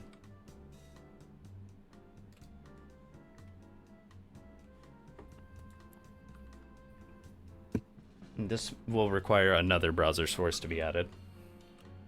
Yeah. Mm-hmm. It'll be nice to have a separate thing to control. I guess. So down there on points, enable that.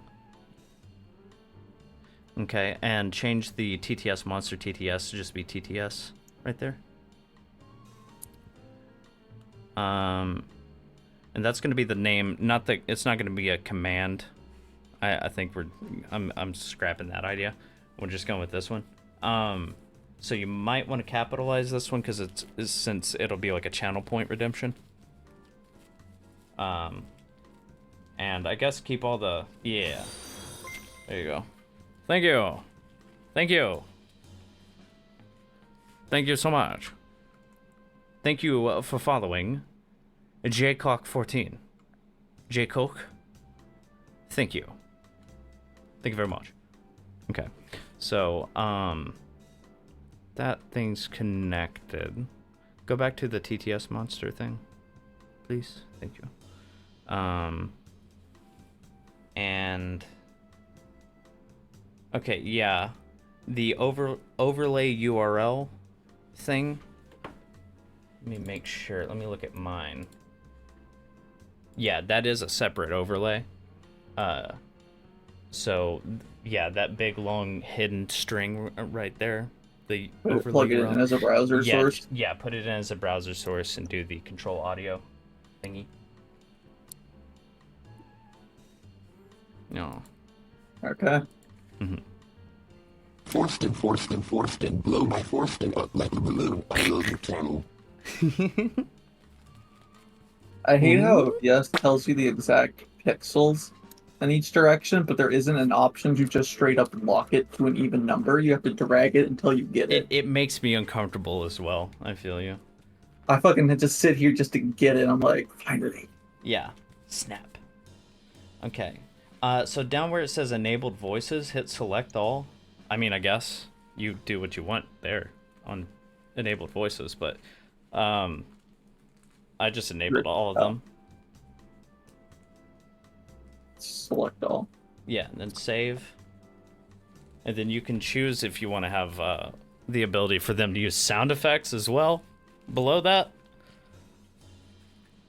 So that's fun.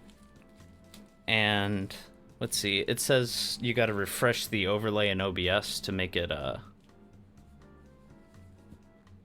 do I refresh it? If you select it in OBS, it'll actually, you'll see in the middle of the screen, sort of, in a horizontal bar, there'll be a refresh button for a browser source. You got to click on it though. I clicked on the browser source. Okay.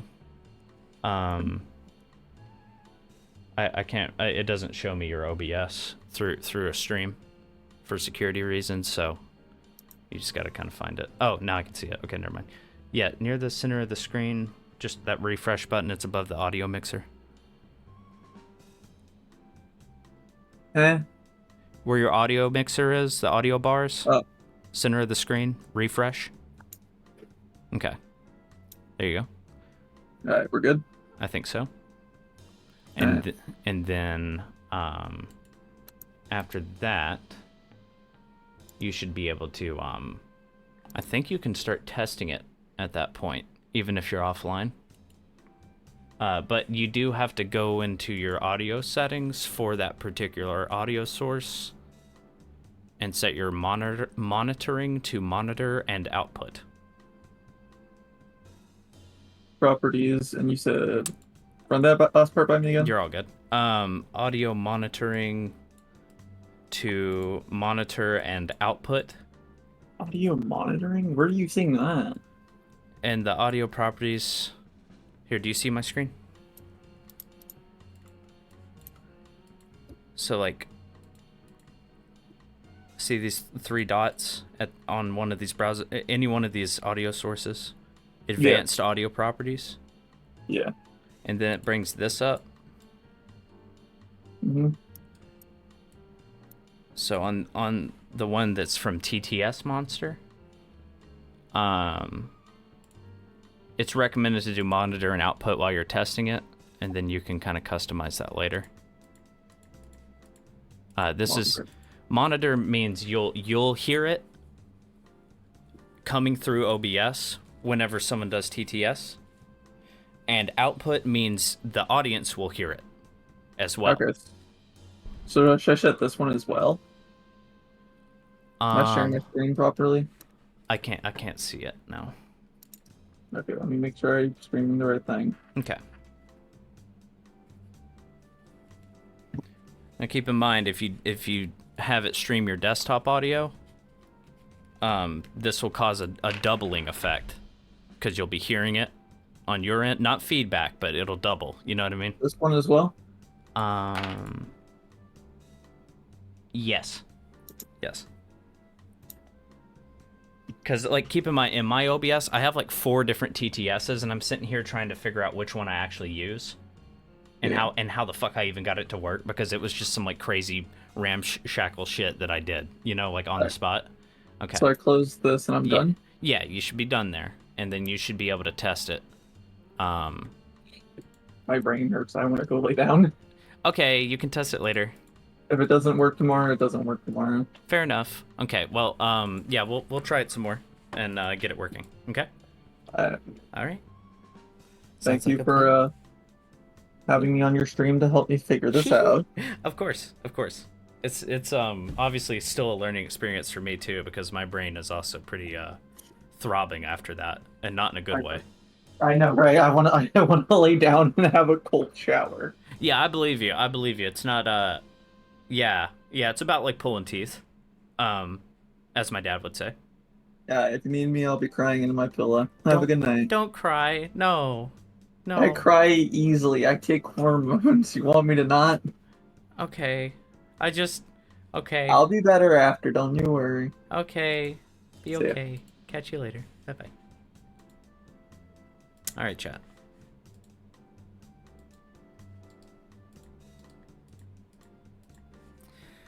All right. Booking. Book.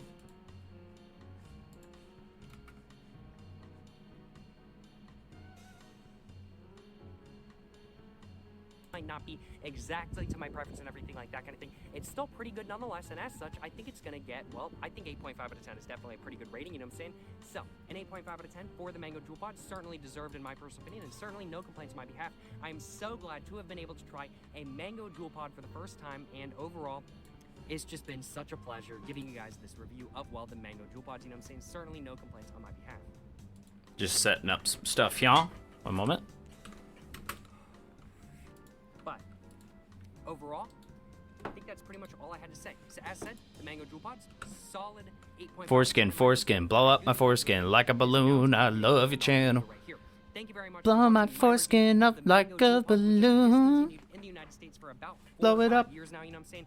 And Blow it I'm up. so excited to have tried this for the first time. But thank you very much for watching. Blow up my my motherfucking review foreskin like a of balloon. The Mango Jewel Pods for the first time. If you guys have enjoyed watching my review of the Mango Jewel Pods, or if you guys have just enjoyed this video as a whole, of course, please make sure to, well, like and subscribe for more content. I have my Instagram, my book, my merch, my P.O. box, my second channel, all in the description down below. You know what I'm saying? Go check it all out. But yeah, thank you very much for watching, y'all. Thank you very much for watching my Mango Jewel Pod review. And until the next one, stay safe and peace and have a great one. Yes, sir. Yes, sir. You know what I'm saying? R.I.P. Mango Jew Pod. R.I.P. Mango Jew Pod.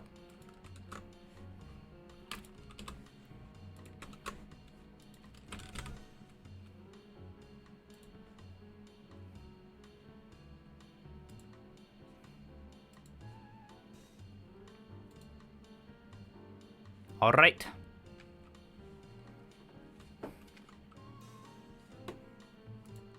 All right. Had to change the stream info there.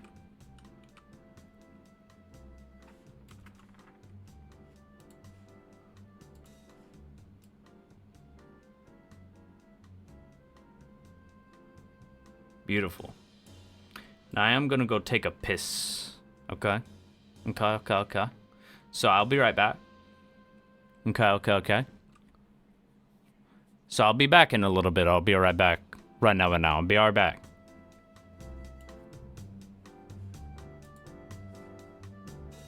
We're gonna watch him do this one. Oh yeah, let me fix the audio.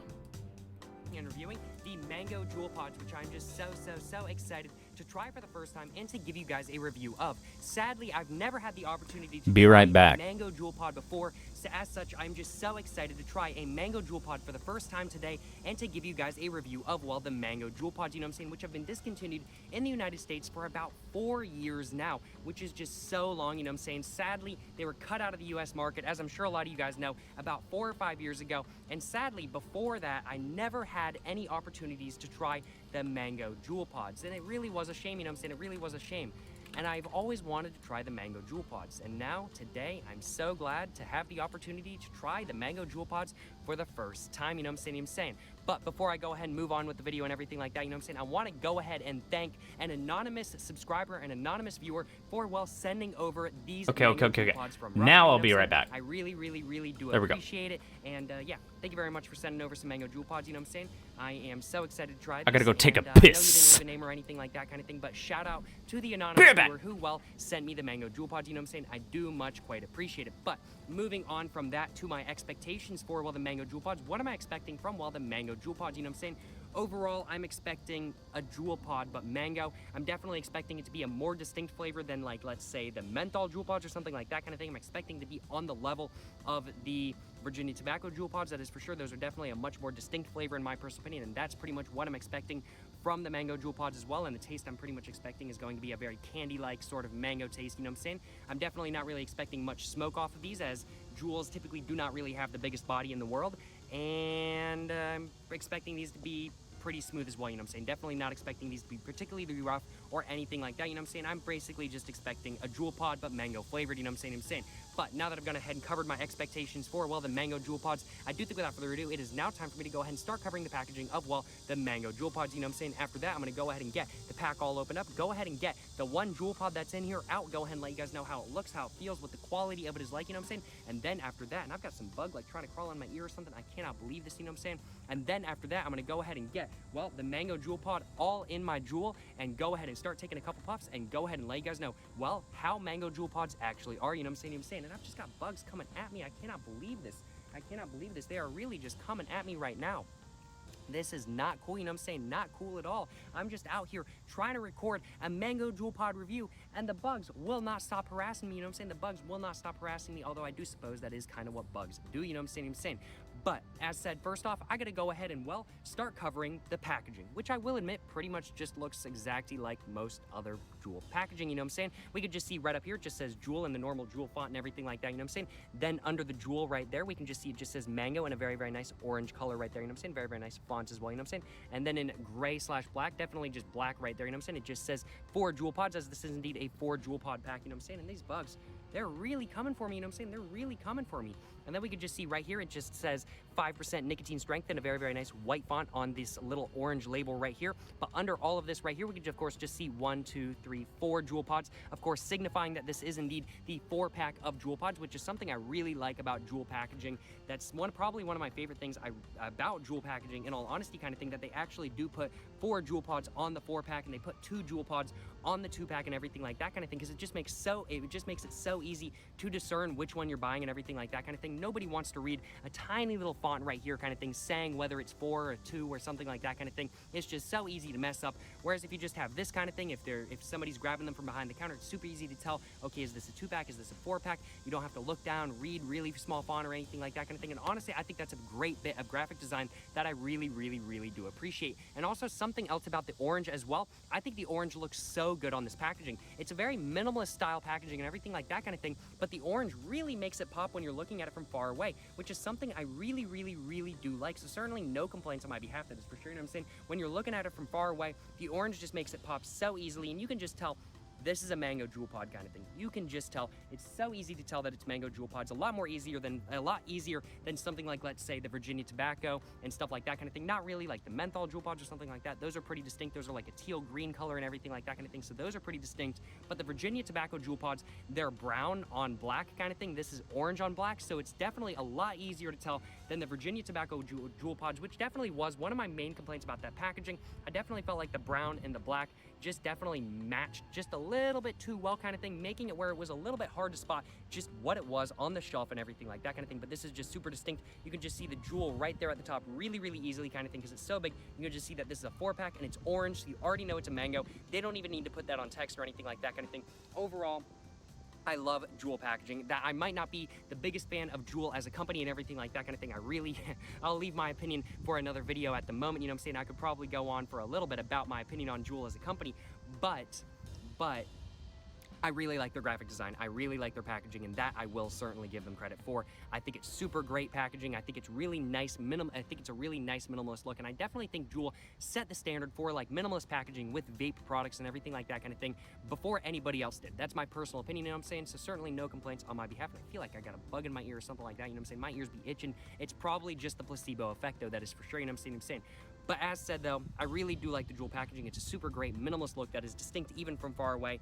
And overall, I just really, really like it, you know what I'm saying? But I haven't even finished covering the front of the packaging or anything like that, you know what I'm saying? So to finish off covering the front of the packaging, we can just see down here under the actual Juul pods themselves, it just says the alternative for adult smokers. Now, when I was in high school, everybody had Juuls. So it's more like the alternative for high school kids who don't want to smoke cigarettes, but they still want to look cool kind of thing. That's what it should be saying. But I do suppose for legal reasons, they can't say that, you know what I'm saying? And then under that, of course, it just says right here in Russian, instead of in English and everything like that kind of thing. If this was a US pack, it would just have a little warning right here just saying this product contains nicotine. Nicotine is an addictive chemical. In Russian, it just says this product is addictive. I do suppose that's what Google Translate said me, at least, you know what I'm saying? So I'm pretty sure it's pretty accurate, you know what I'm saying? That sounds about right, you know what I'm saying? But that's pretty much all there is to the front of the packaging. What is my opinion on the front of the packaging overall? As said, I think it's a really good look. I really like the look of the front of the packaging. I think it's super distinct and easy to see from far away. And overall, I'm a pretty big fan of the whole minimalist sort of fancy, or minimalist fancy. Nah, that's not really the right way of putting it. Sort of minimalist clean look. I definitely have to say minimalist clean look because it's very organized. There's not really a lot going on, but it tells you what you need to know very efficiently, and it tells you what you need to know even from far away and everything like that kind of thing, which is definitely something I really do appreciate. So as such, I am a pretty big fan of, well, the Juul Mango Pod packaging, that is for sure, you know what I'm saying, or the Mango Juul Pod packaging, I do suppose, you know what I'm saying? But moving on to, I think, the back of the packaging, we can just see there's a little bit of a pull tab right here, and it just says Sukoblat right there. No, I'm just kidding. It doesn't say that. I'm just imitating everybody I used to play CSGO with and everything like that kind of thing. But I don't know what this says. I didn't translate this, nor did I translate the rest of the back of the packaging, because the rest of the back of the packaging is in, well, Russian as well. Although if I had to guess, the back of the packaging probably just says the same exact stuff as you would get on a US pack of Juul pods. So I don't really think I'm missing anything. I do think some notable things that I might be missing though are that it says 0 Celsius and up to 40 Celsius and everything like that kind of thing. So this, interesting to note that this is in Celsius instead of it being in Fahrenheit like it is in the United States, which makes sense because this is a Russian pack of Mango Juul pods and everything like that kind of thing. And then we could just see the website for Juul, instead of being like Juul.com, is Juul.ru, and the phone number that you can call for the Juul.ru and everything like that kind of thing is +7 800 333 5514. If you want to call Juul in Russia and everything like that kind of thing, you can indeed call that number. But under basically all of this stuff right here, we just have the barcode and then just the product code and everything like that, you know what I'm saying? Just PJ1001 and everything like that kind of thing. Pretty sure that's just the product code for this Juul right here and everything like that kind of thing, or for these Juul pods right here and everything like that, you know what I'm saying? So certainly no complaints from me. That's pretty much the back of the packaging. Back of the packaging is definitely a lot less distinct than the front of the packaging, that is for sure, but that's okay because, well, it's the back of the packaging. It just needs to tell you all the information you need to know and everything like that kind of thing, and basically just tell you all the information to prevent you from suing because, hey, look, if your Juul exploded in your lap in your car while you were driving and you ended up crashing into a semi-truck, it's not our fault because it says on the back of the Juul pods that you shouldn't do that kind of thing. You shouldn't be driving and Juuling in 120-degree weather because your Juul is going to explode and you're going to hit the back of a semi-truck and die kind of thing. So don't sue us because it says that on the back of the packaging. I assume that's pretty much what they're doing with the back of the packaging and everything like that kind of thing, which definitely does make sense. And either way, the front of the packaging is what really matters because nobody's ever going to display the back of the packaging and everything like that kind of thing. There's no sort of labels or anything like that saying that these are the Mango Juul pods on the back of the packaging or anything like that kind of thing. So if you tried to display these with the back of the packaging, there really would be no point because nobody would even know what it is unless they really walked up real close and was like, Juul, okay, all right, that makes sense, you know what I'm saying? It's a Juul pack. but I don't know which one because it still doesn't say whether this is mango or not. For that though, you just have to go to the side of the packaging right here, and I'm saying, which we can just see it just says CE right there. I don't know exactly what CE means, and then it just says don't throw these away. It just says, has a little recycle, and then it just says 21 PAP. I don't know what that means either, and then it just says I'm back. 18 I'm still plus right alive. here in black font, just with a circle around it and everything like that kind of thing, which makes sense. I believe the smoking age in Russia is indeed 18 plus. Wow. And then we could just see right here in black, it just says designed by Juul Labs, San Francisco, USA. So they're really trying to pump up that this is designed in the USA and everything like that kind of thing. Although if I had to guess, it's probably made in China. I actually don't know if it's Probably. back of the packaging, but I would assume What's up? this is Posture probably check. made in China, you know what I'm saying? I just And sat of course, down. we can just see the Juul logo right But there, you know what I'm saying? I got a So good no posture complaints going. from me. Thank And then you, we can see sis. On the other side, it just says Thank you, Mom. Juul right here, you know what I'm saying? It just says mango with a line in between it, 5% nicotine with a line in between it, and then 4 Juul pods right there. Excuse Basically me. telling you all the information you need to know. It's certainly no complaints for me. On the top of the packaging, I'm in my it just says Juul right my there. mango Juul. Juul logo and everything like that. You know, so certainly no complaints for me.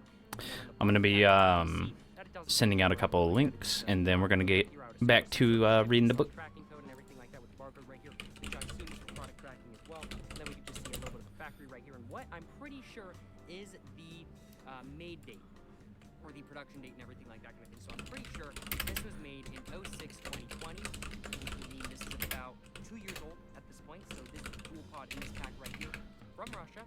So it's gone from Russia to the person who sent me the Juul pod, which I believe was in the United States, and then now it's come to me. And over that time, it's been about a total of 2 years. So it's probably has traveled more on planes than I ever have. I got it's probably traveled more on planes and boats than I ever have. You know what I'm saying? Pretty funny that is for sure. Pretty funny that is for sure.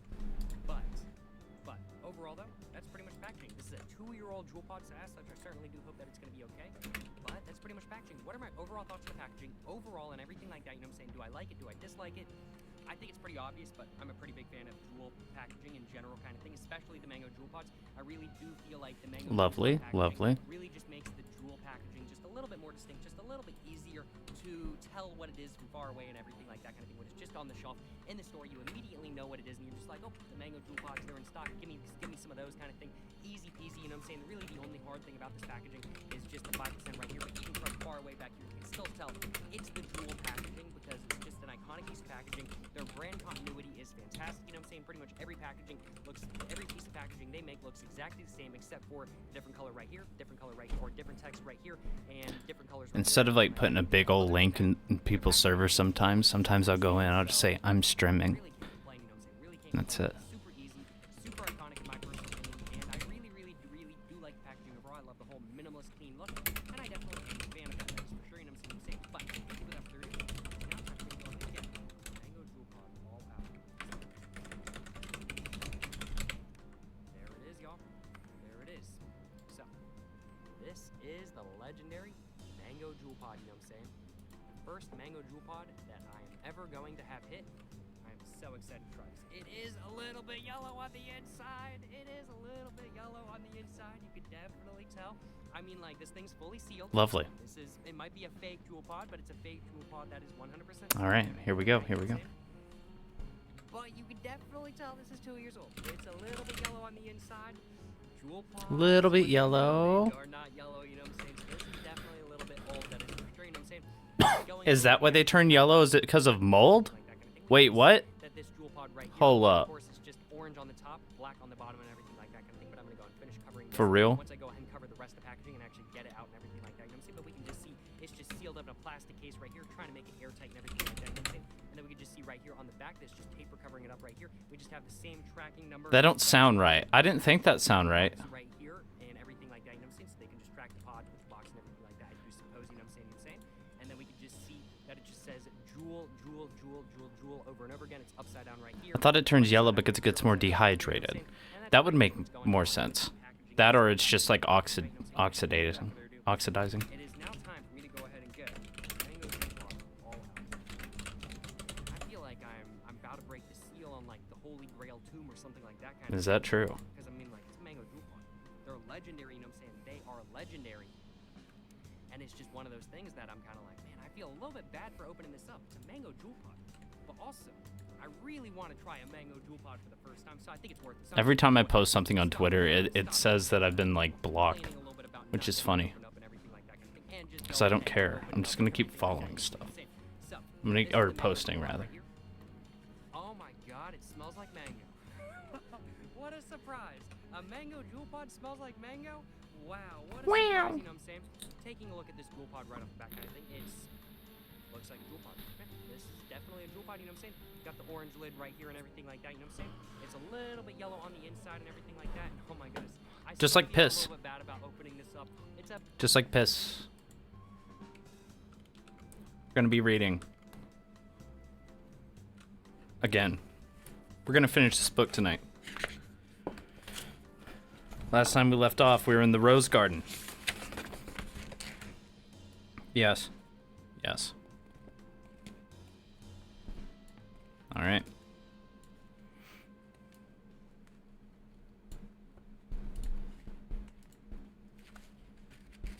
All right. Chapter 14. The Rose Garden. Also, hi, Big Weed, haha. I know I said hi to you like 5 times, but hi.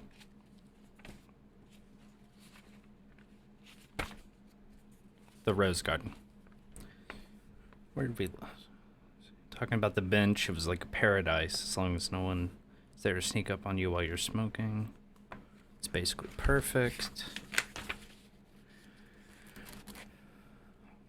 I don't remember why my friends and I decided to go to the Rose Gardens for the first time, but we did nonetheless. No, seriously, I deadass don't.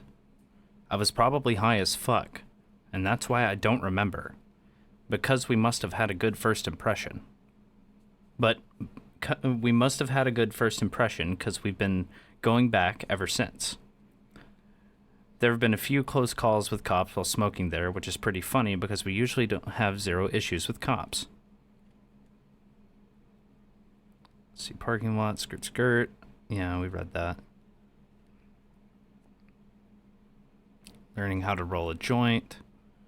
Greening out. We read this.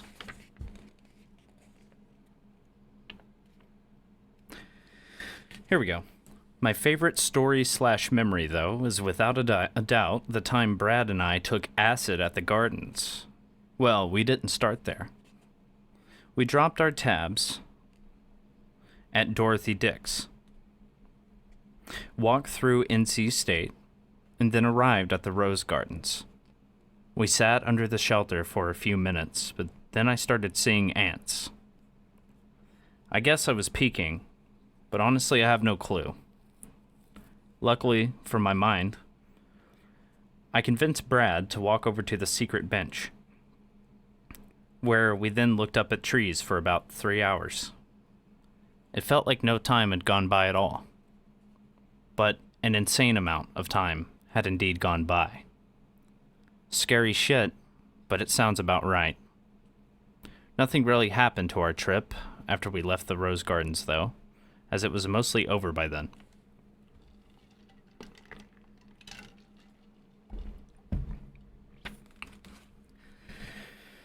However, that isn't the only time I've tripped at the Rose Gardens. On Bicycle Day last year, we made the smart choice to drop tabs at 7 in the morning.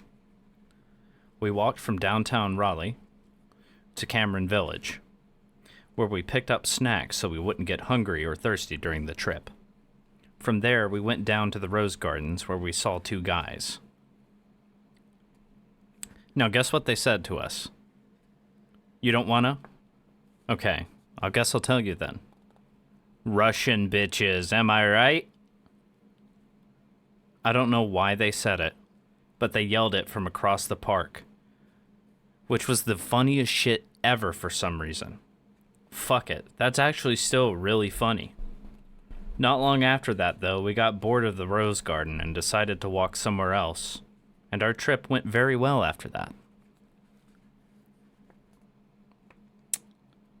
It might not be the best park, but it certainly isn't the worst. I don't know, man.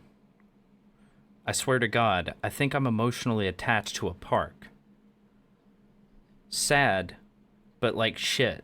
I think I would cry if I found out that it got Give me the destroyed. meat, boys, and edge my soul. I wanted that lost in your boom and roll and Мотроwind. Go ahead, take me away, yeah. I know it's a shame that I'm wasting time. I want you to know I believe in your song. Yeah. Dude, the ASMR for the whisper is so fucking good. What's up, Jamie? What's up, vegan Caesar salad? What's up? We're on chapter 14, the Rose Garden. He's talking about, Jacob Jones is over here talking about dropping acid at a park. Yes, sir. It's getting pretty crazy. These keep getting better. Oh, yeah. Yeah, the sound effects work now that people were trying to do last night.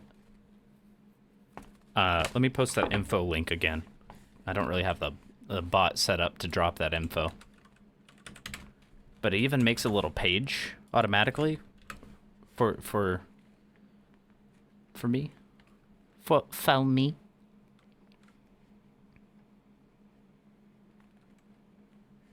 But yeah, feel free to scare the shit out of me or whatever.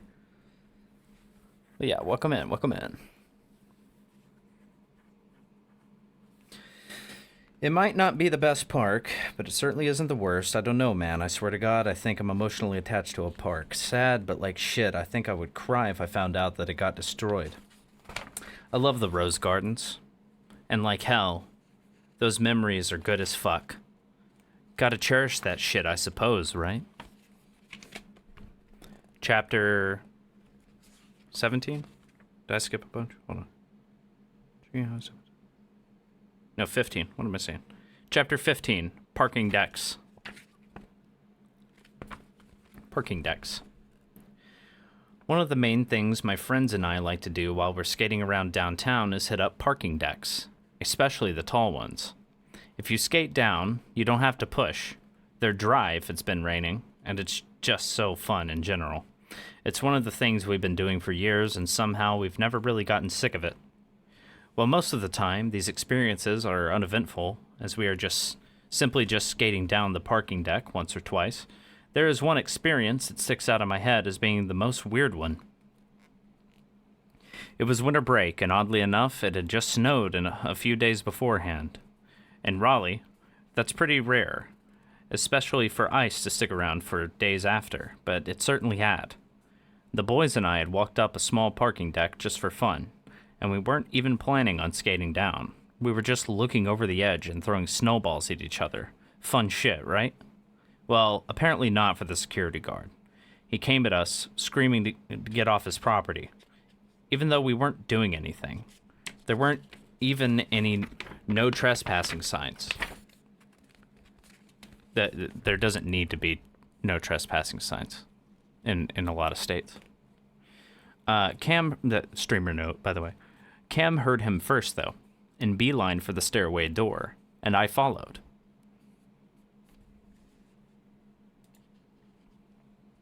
He continued to follow us, even though we were leaving. Eventually, one of my other friends got sick of his shit and decided to mouth off back at him. This set the security guard off, and he started getting extremely angry. My friend decided to skate the rest of the way down, and the security guard rushed past us and ran outside to catch him.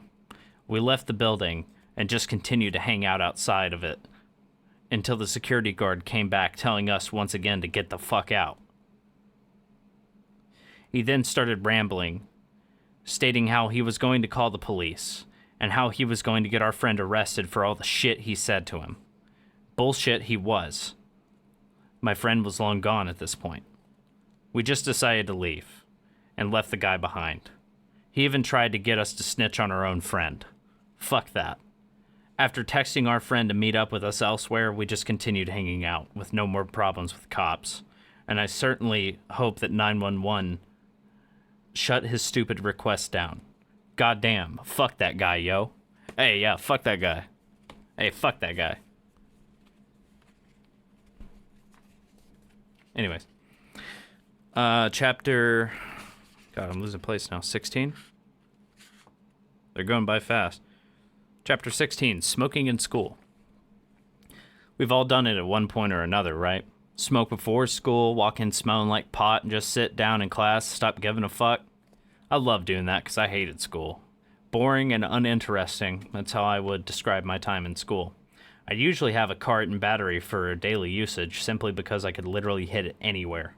Hell, friends would straight up hit theirs during class. It's certainly the easiest way to get high without anyone noticing.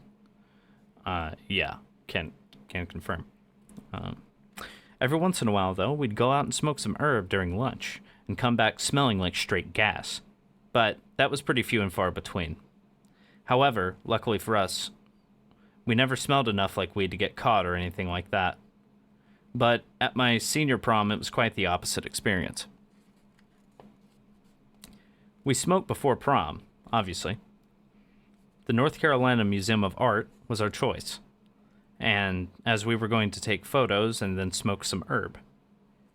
Good plan overall, and it went great. I was a little bit too high, so I elected to sit in my car for a while before driving to the prom, as I preferred not to get a DUI. Yeah, good idea.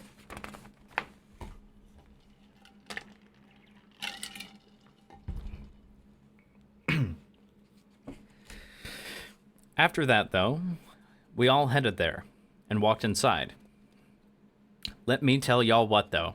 It was just about the worst prom ever. For one, I had recently broken my ankle, so I was hobbling around on crutches. Obviously, that's not very fun. To be honest, though, that's my own fault, and not really the fault of anybody else.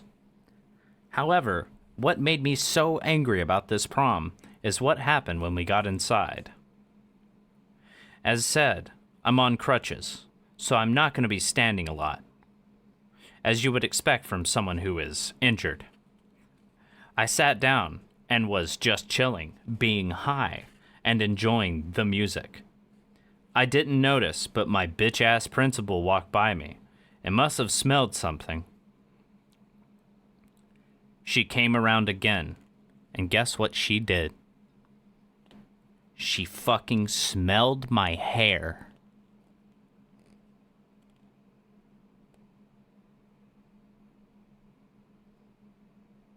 Excuse me. What the fuck?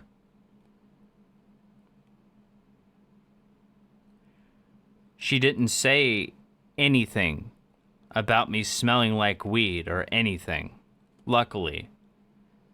But also, like, what are you gonna do? Call the cops on the guy who's on crutches at his senior prom?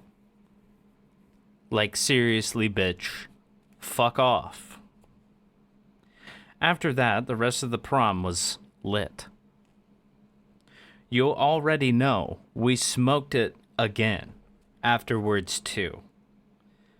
Sorry, I know this little story ain't all that much, but I had to get my anger out about that situation. Fair. Alright, the next chapter's starting, and I can't snooze this ad, so yeah. We'll pick up here soon.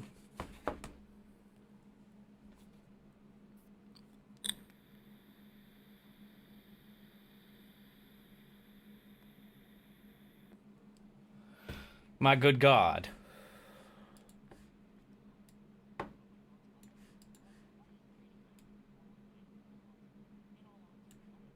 Give these a bad rating because it's pretty good. It might not be exactly to my taste.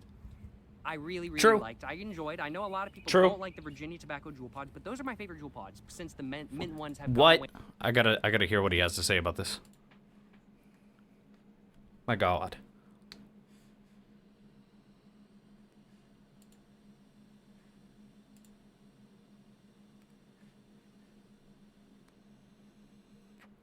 What the?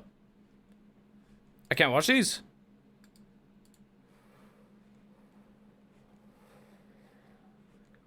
Excuse me? What's wrong?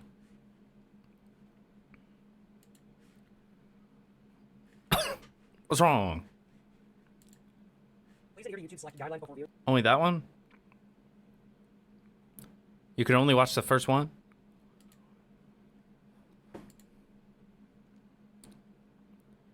Well, it's unfortunate if true. Yeah, it seems to be true.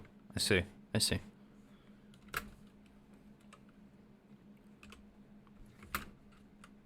Okay.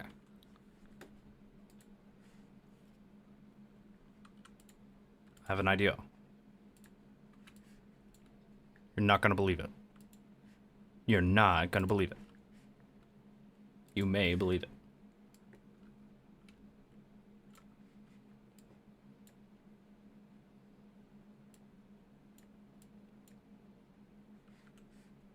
We have the technology. I just want to preface this video by saying I do not encourage nor condone the use of cigarettes or weed or anything similar to that. And if you're under the age of 18, you can get out of my channel right now. I'm going to go ahead and get the video started. Make sure to like and subscribe, of course, and enjoy. Thank you. Okay, the ads are over. Okay. Okay, well, we have that ready for later. Chill, chill, chill, chill, chill. Chill. Chill. Chill. Okay. I guess I can have that. Wait, no. Okay. I guess? No, that's huge. Over there. Yes, yes, yes. Okay, cool.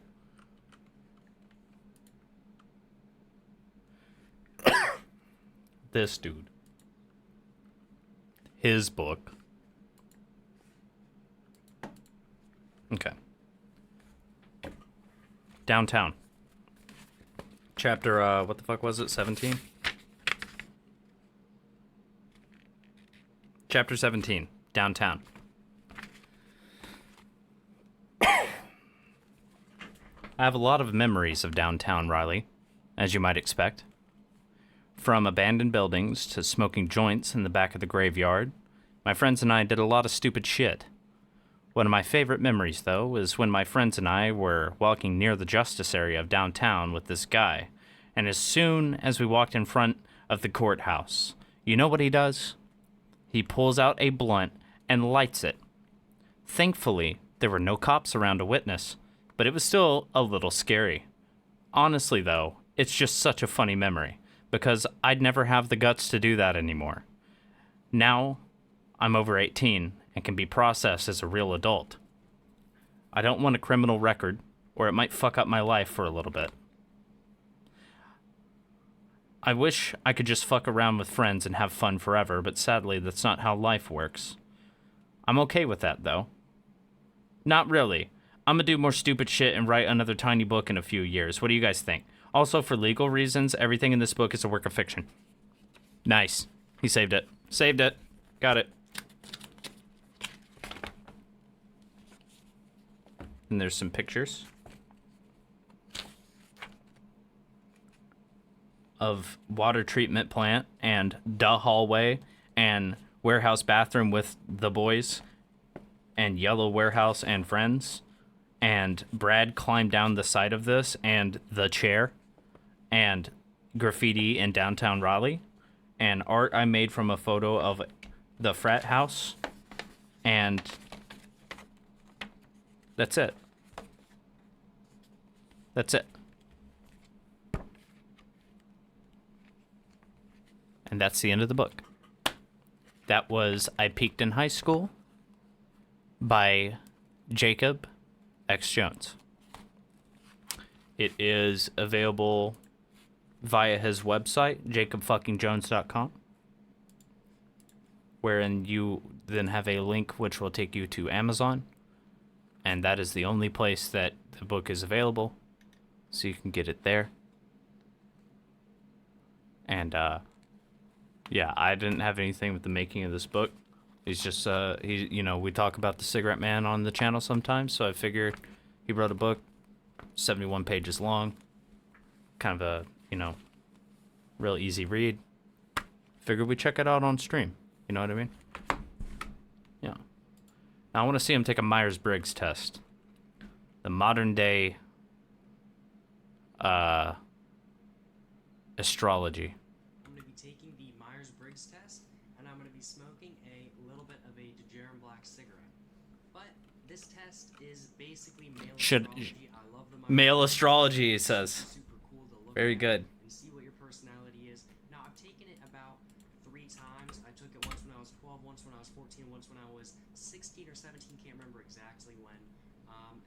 first time I was an INTP, and the last 2 times I've been an INTJ. So I'm looking forward to seeing if anything has changes.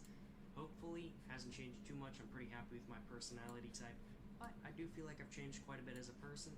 So I'm looking forward to finding out. But I think without further ado, I'm gonna go ahead and get this lit up, and then we're gonna go ahead and get into the video. So, without further ado, y'all.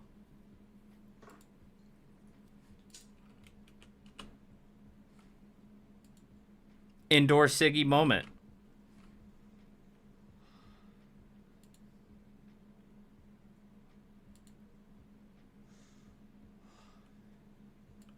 But yeah, so I'm gonna go ahead and get right into it. So the test itself is pretty basic. I'm just gonna be taking it on what is it, 16personalities.com or whatever. I'm just gonna be I took it as well, so I guess I just start clicking right here. So I enjoy vibrant social events with lots of people. I should do one of these on stream. Not. I can enjoy them, like if there's people I know, but if there's nobody I know, I don't enjoy them at all. You often. Should I do one of these on stream? That would be interesting. Spend time exploring unrealistic yet intriguing ideas. Yeah, 100%, 100%. Your travel plans are more likely to look like a rough list of ideas than a detailed itinerary. Yep, 100%. You often think about what should have taken place, what you should have said in the conversation long ago. Sometimes. Not really that often, I'll be completely honest. Yeah, I kind of feel that. But definitely sometimes I do be thinking about that. Especially if it's a conversation I'd be regretting. So let's see, if your friend is sad about something, your first instinct to support them emotionally, not to solve their problem.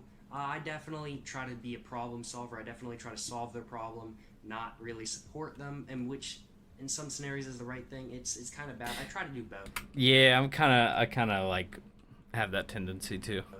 But I do find myself looking to try to fix their problem before I'd be helping them. People can rarely upset you.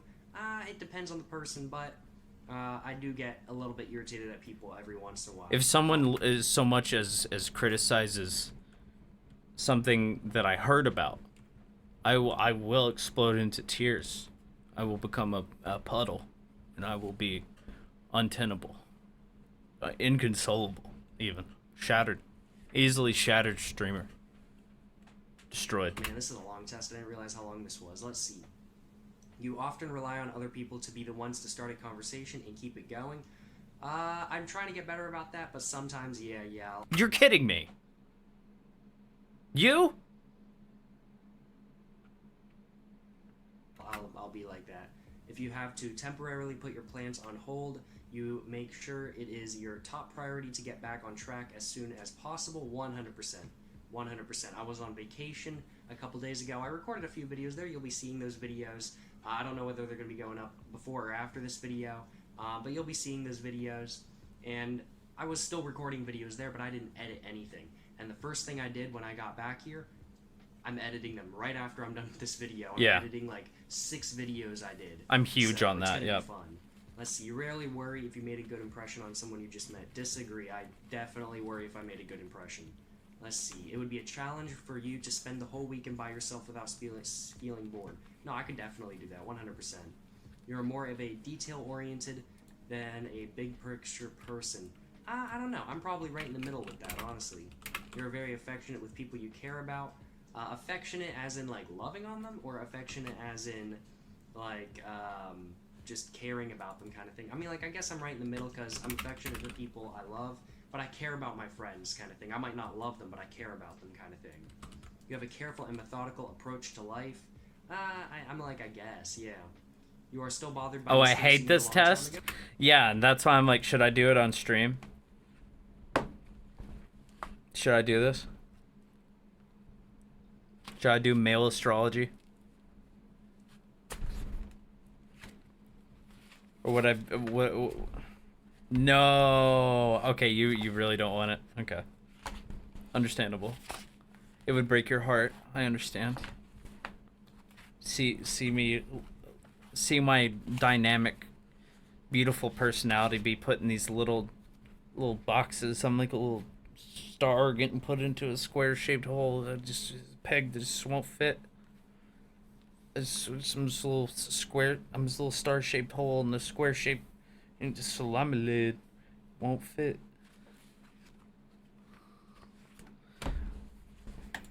Well, Cigarette Man, he's not bothered by The mistakes. city about it. He's about cigarettes. You often talk about your own feelings in cigarettes. They should have a Myers-Briggs cigarette test for the Cigarette Man. If he's so enthused about cigarettes, I think he should have a cigarette test. It's still a Fume Ultra, you know what I'm saying? How many cigarettes do you think he's ever smoked? My God, he smoked so many cigarettes. My God. I can't believe we did it though. We read the book. Hooray! Hooray! I read a 71-page book on stream. Hooray! We did it. Hooray! Hooray! Let me look, see if any ridiculous shit is happening to me tomorrow.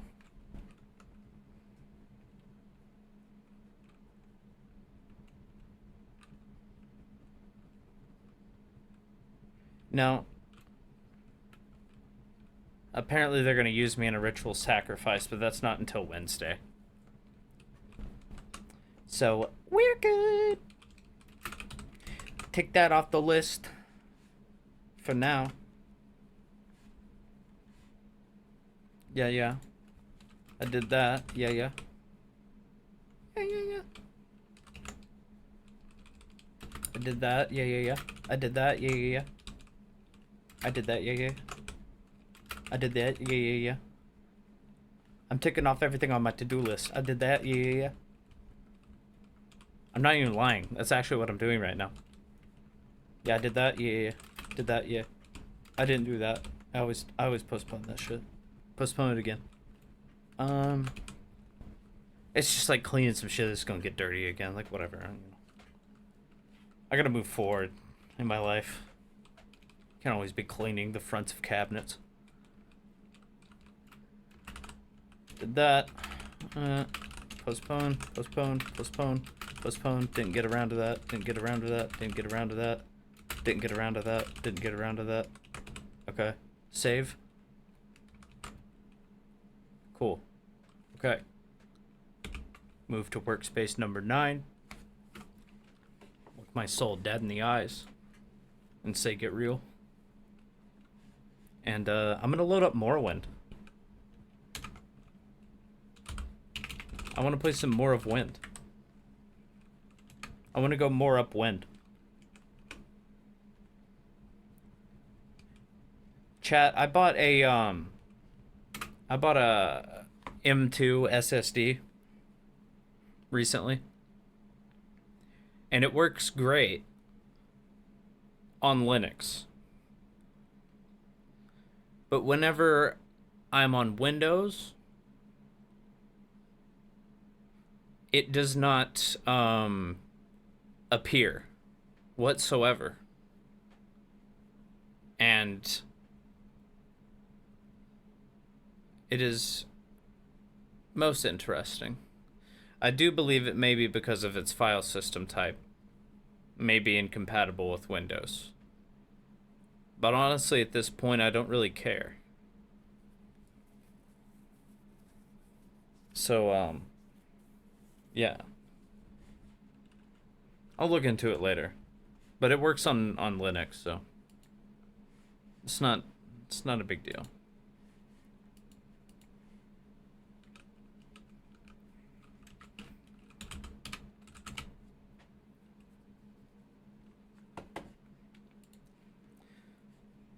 Oh boy, I get to piece together what the fuck I was doing in Morrowind last night. I remember being extremely confused. And that's about it. I remember that how did they put it in Disco Elysium? I had to go out and get things that I need from people that don't want to give them to me or something. Trying to get things from people who don't want to give them to me. Basically, I have to appease all 3 houses and become Hortator or some shit. I gotta convince them that I'm worth it, and I got chutzpah, etc.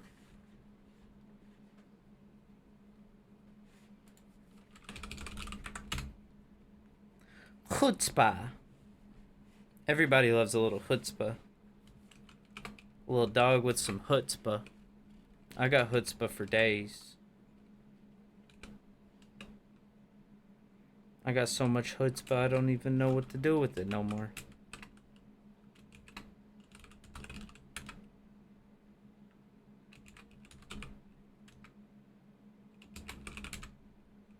Okay. Cool.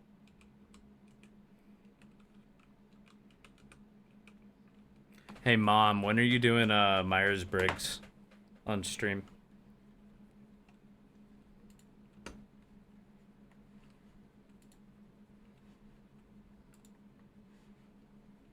When you doing that shit? When can we expect the Myers-Briggs results?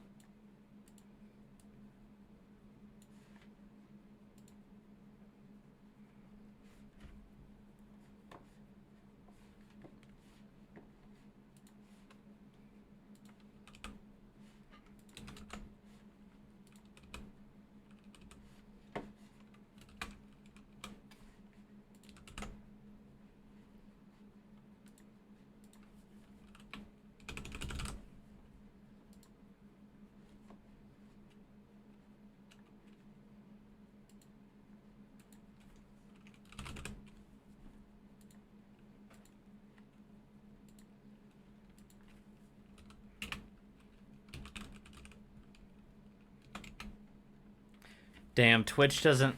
Literally never again? Likely never again. Sorry, that book I just read had the word literally in it a lot. Yeah, fair. I had to take one. Once. Keyword had to. I was required to. At some point. I'll let you think of why.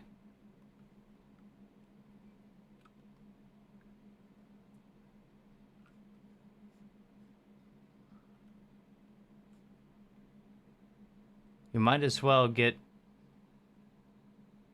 class-pected. It's the same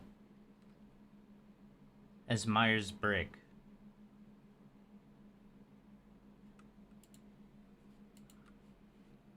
Class-spected?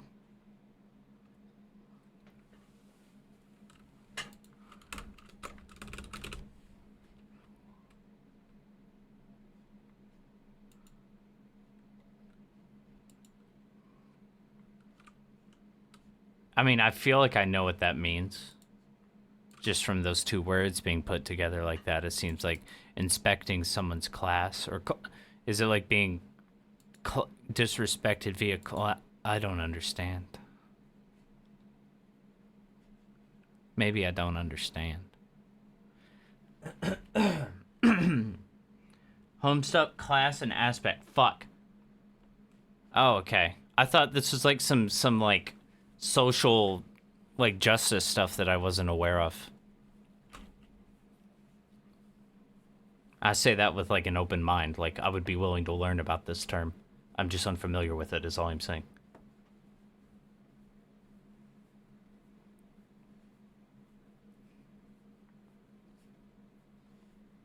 Is there like a thing you it's the same as Myers-Briggs? I mean, should I do it? Should I do it on stream? How long does it take? Is there... Might as well ask Yori. Well, Yori's... I don't know if Yori's awake right now, but if Yori's awake, then it's probably busy. So I don't know. Is there like an online thing I could do? Is there a link I could click? Take me to a website on the internet, so I could find out what homestuck I am. Hope I get Collar Cat. I like how he looks. He looks cool. Guarantee there is, but it's more granular. Well, my family made their living on grain. It should be fine if it's granular. Bodes well for my kin.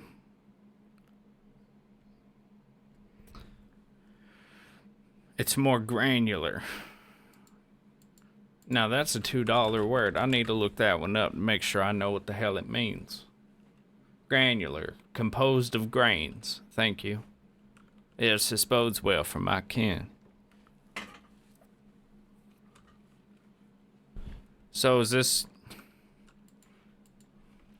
Homestuck class and aspect quiz? Homestuck.net/tools/classpect quiz. How reliable is this? Am I posting cringe? I mean, it's either this or Quiz Lagoon.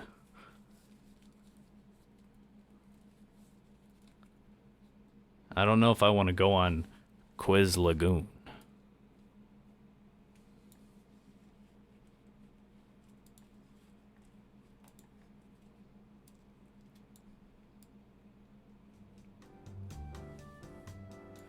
I don't think it's as easy.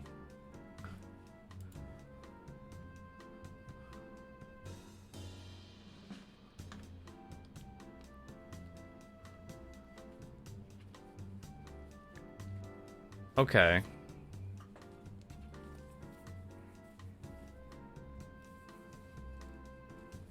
Yeah, this is a bit much. You can make a pin board and strand wire between the various class categories and aspects. Yeah, I mean, I could do a lot of things.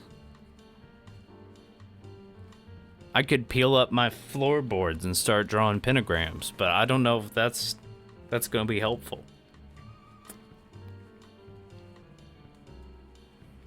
Are you trying to make me do a Pepe Sylvia thing? I mean, that would be really funny on stream. To be fair, it's not like I would be doing it alone in my basement. Alone. In the basement again. That's what I need. I need a big cork board and a bunch of red thread and a bunch of pins and a bunch of pictures and a color printer. That's gonna be our stream donation goal is for me to get a colored printer. So I can print colored images without having to go to Kinko's.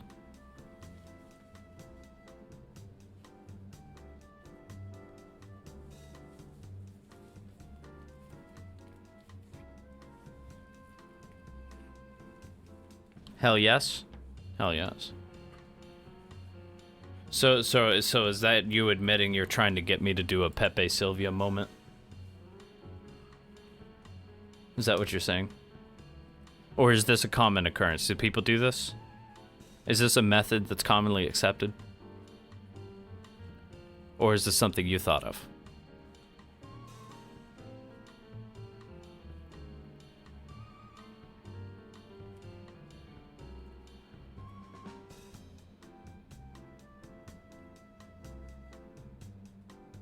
I'm finding Homestuck flashcards on Quizlet.com now that I look this up more. They are making flashcards.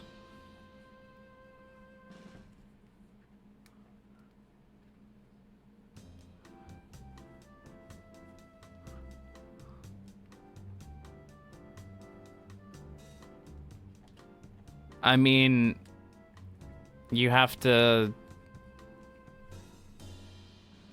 I mean, I don't do literary analysis very much. I mean, I guess, you know, whenever you're taking it actually seriously and you give a shit, things like these, this is the side effect, I understand.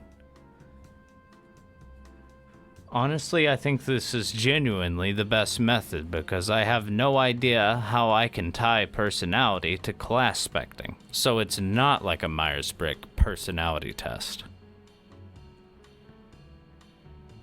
Strictly speaking. Not that I'm trying to defend the Myers-Briggs personality test. It is, though, fair.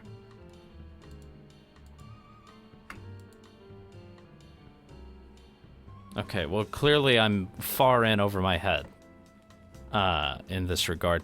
So maybe we'll look into that another time.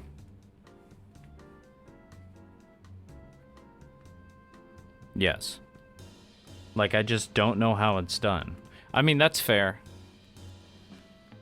That's fair.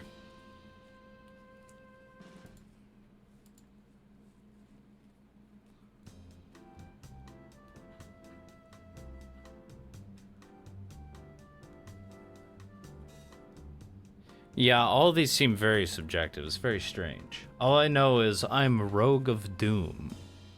I mean, that sounds pretty cool. Yeah, this quiz is like asking me how I contribute to the fandom. And I'm like, what do you mean?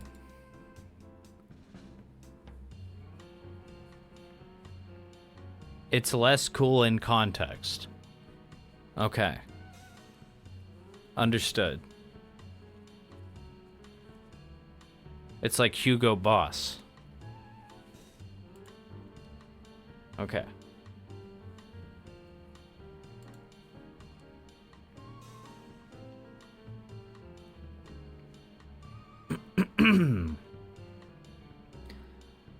What the fuck? Traditionalmedicinals.com/plant personality quiz. Error 404. Most accurate and intricate is thinking it out for yourself. Fuck no, I'm not gonna think. You can't make me think. That is not allowed. Someone said none of them. Someone else said none of them. Someone else linked another post that begins, "My friend is upset."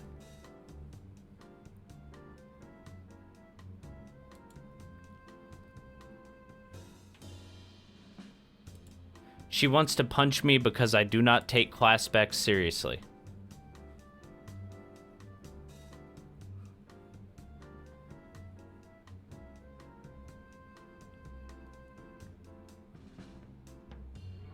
Interesting.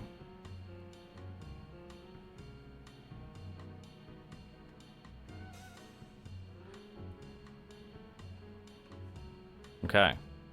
Anyways, we're going to play some Morrowind. Now. Or else.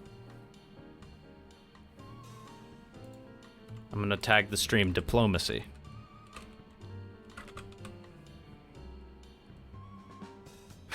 Diplomatic streamer.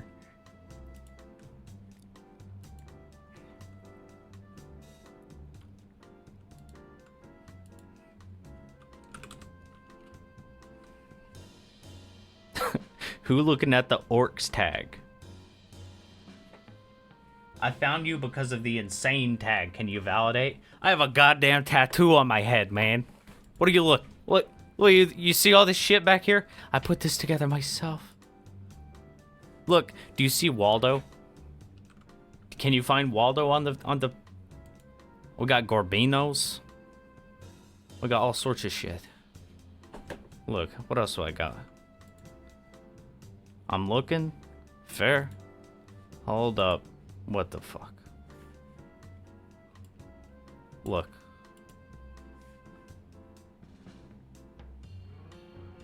Alright. Hold on.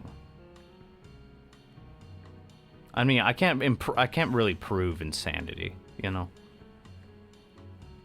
It's okay. But if you would like to stick around, I think you'll see something's wrong. You can plea. I can plea.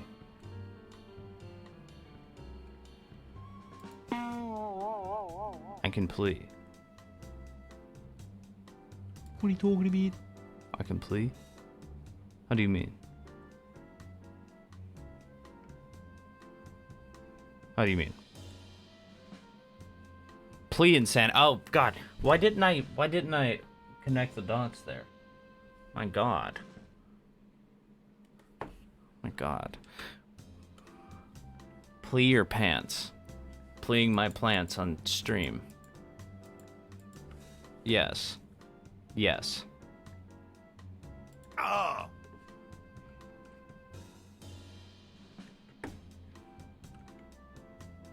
Yeah, I think I need to have something that will absolutely bring down the fabric of reality on my stream and like bring up some horrible shit that just looks insane. That would be good. It's like someone said, "Oh, you're insane," and then like all the images like fall apart and it reveals like some horrible Chu face, and it's just like talking to you, and it's like, "Oh, I'm a fucking demon. I'm gonna come into your fucking house." Like, that'd be pretty cool. I mean, it'd be scary. It'd be cool though.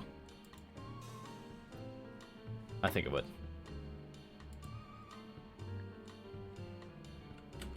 No. Just my onion.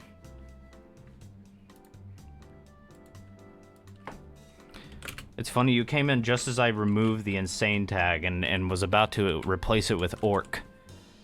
But, I think I'll put it back. There we go.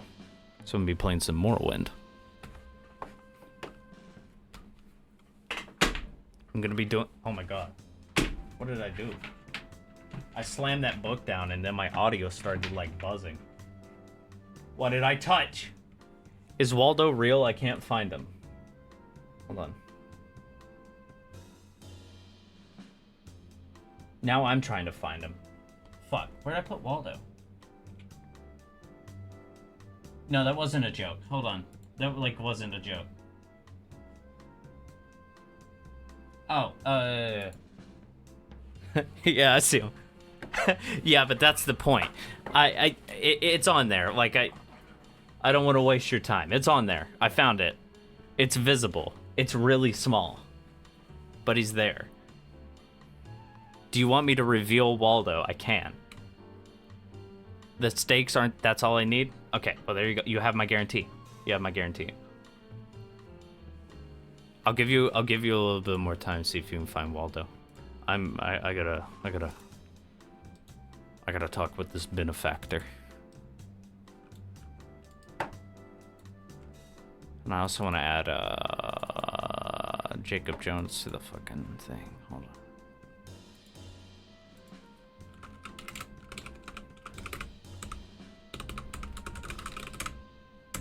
I have to put these in like special folders so they don't go missing, and then OBS complains at me.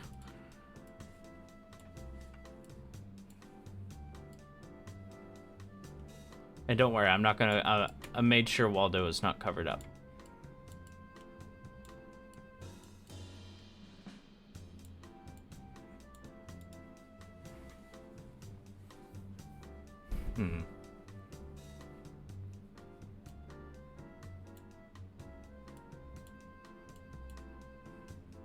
Yeah, I like it here. I love Jacob Jones. Hell yeah. Yeah, I literally just read his book on stream. That was the first part of the stream. The first 3.5 hours was me reading his book called I Peaked in High School. I have the paperback right here. Damn, I miss gold content. Well, don't worry, we do have a VOD channel, and it will be up on the VOD channel. I'll put a link to that. Hey, thank you for the follow. I appreciate that. Thank you very much. Let's see if I typed this correctly. That's fine. Yeah, put www. Carry the 2. Okay. I think that works. Yes, thank you. Thank you. Yeah, that the VOD will be up on YouTube. So, yes. Have a very good time. But yeah, it's only 71 pages. Cost me $12, and pretty interesting read. Pretty short read, but a good one. All right, a little hint. Okay. Bottom half of the screen. It's within the bottom half of the screen.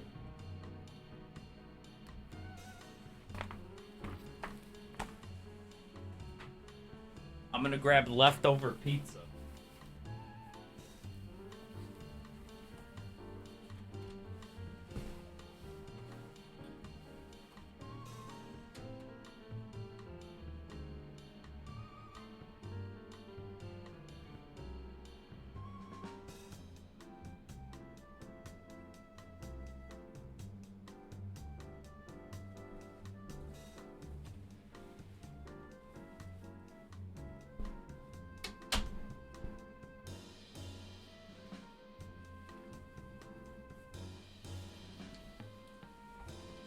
Yeah. Pretty good. Pretty good.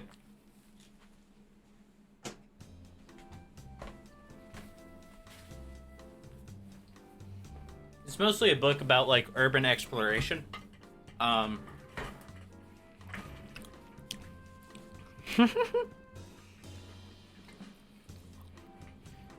It's pretty good.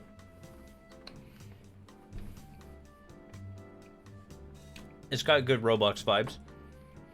Oh my goodness, oh my goodness, oh my goodness, this my ass, this my ass, this my ass, yes, oh yes. You're gonna fit in perfectly here. You're gonna fit in perfectly.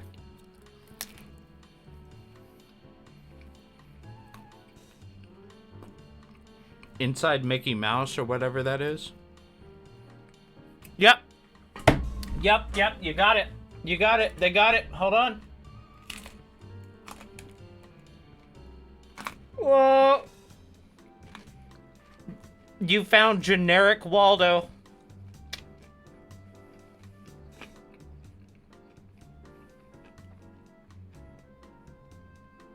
It was right here. That's been sitting there for a couple of days. Good work.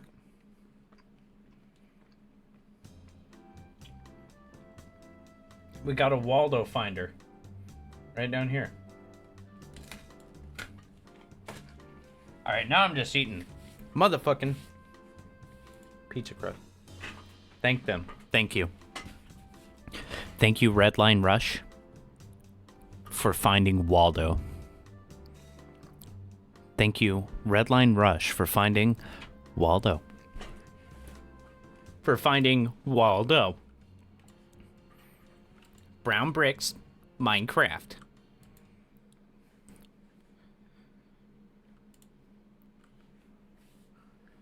Clip said my name.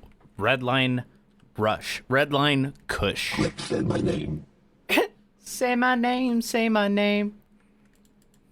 Say my name. Say my name. Say my name. Alright. Let me get this thing loaded up. Beautiful. Beautiful. Wishaw. And of course, as always, this background is by Otto von Bismarcky Art. And no, I did not fuck that name up. That is... There you go. That's it. Okay, let me make sure that's... Beautiful. Beautiful, beautiful. Okay. Take the output from this.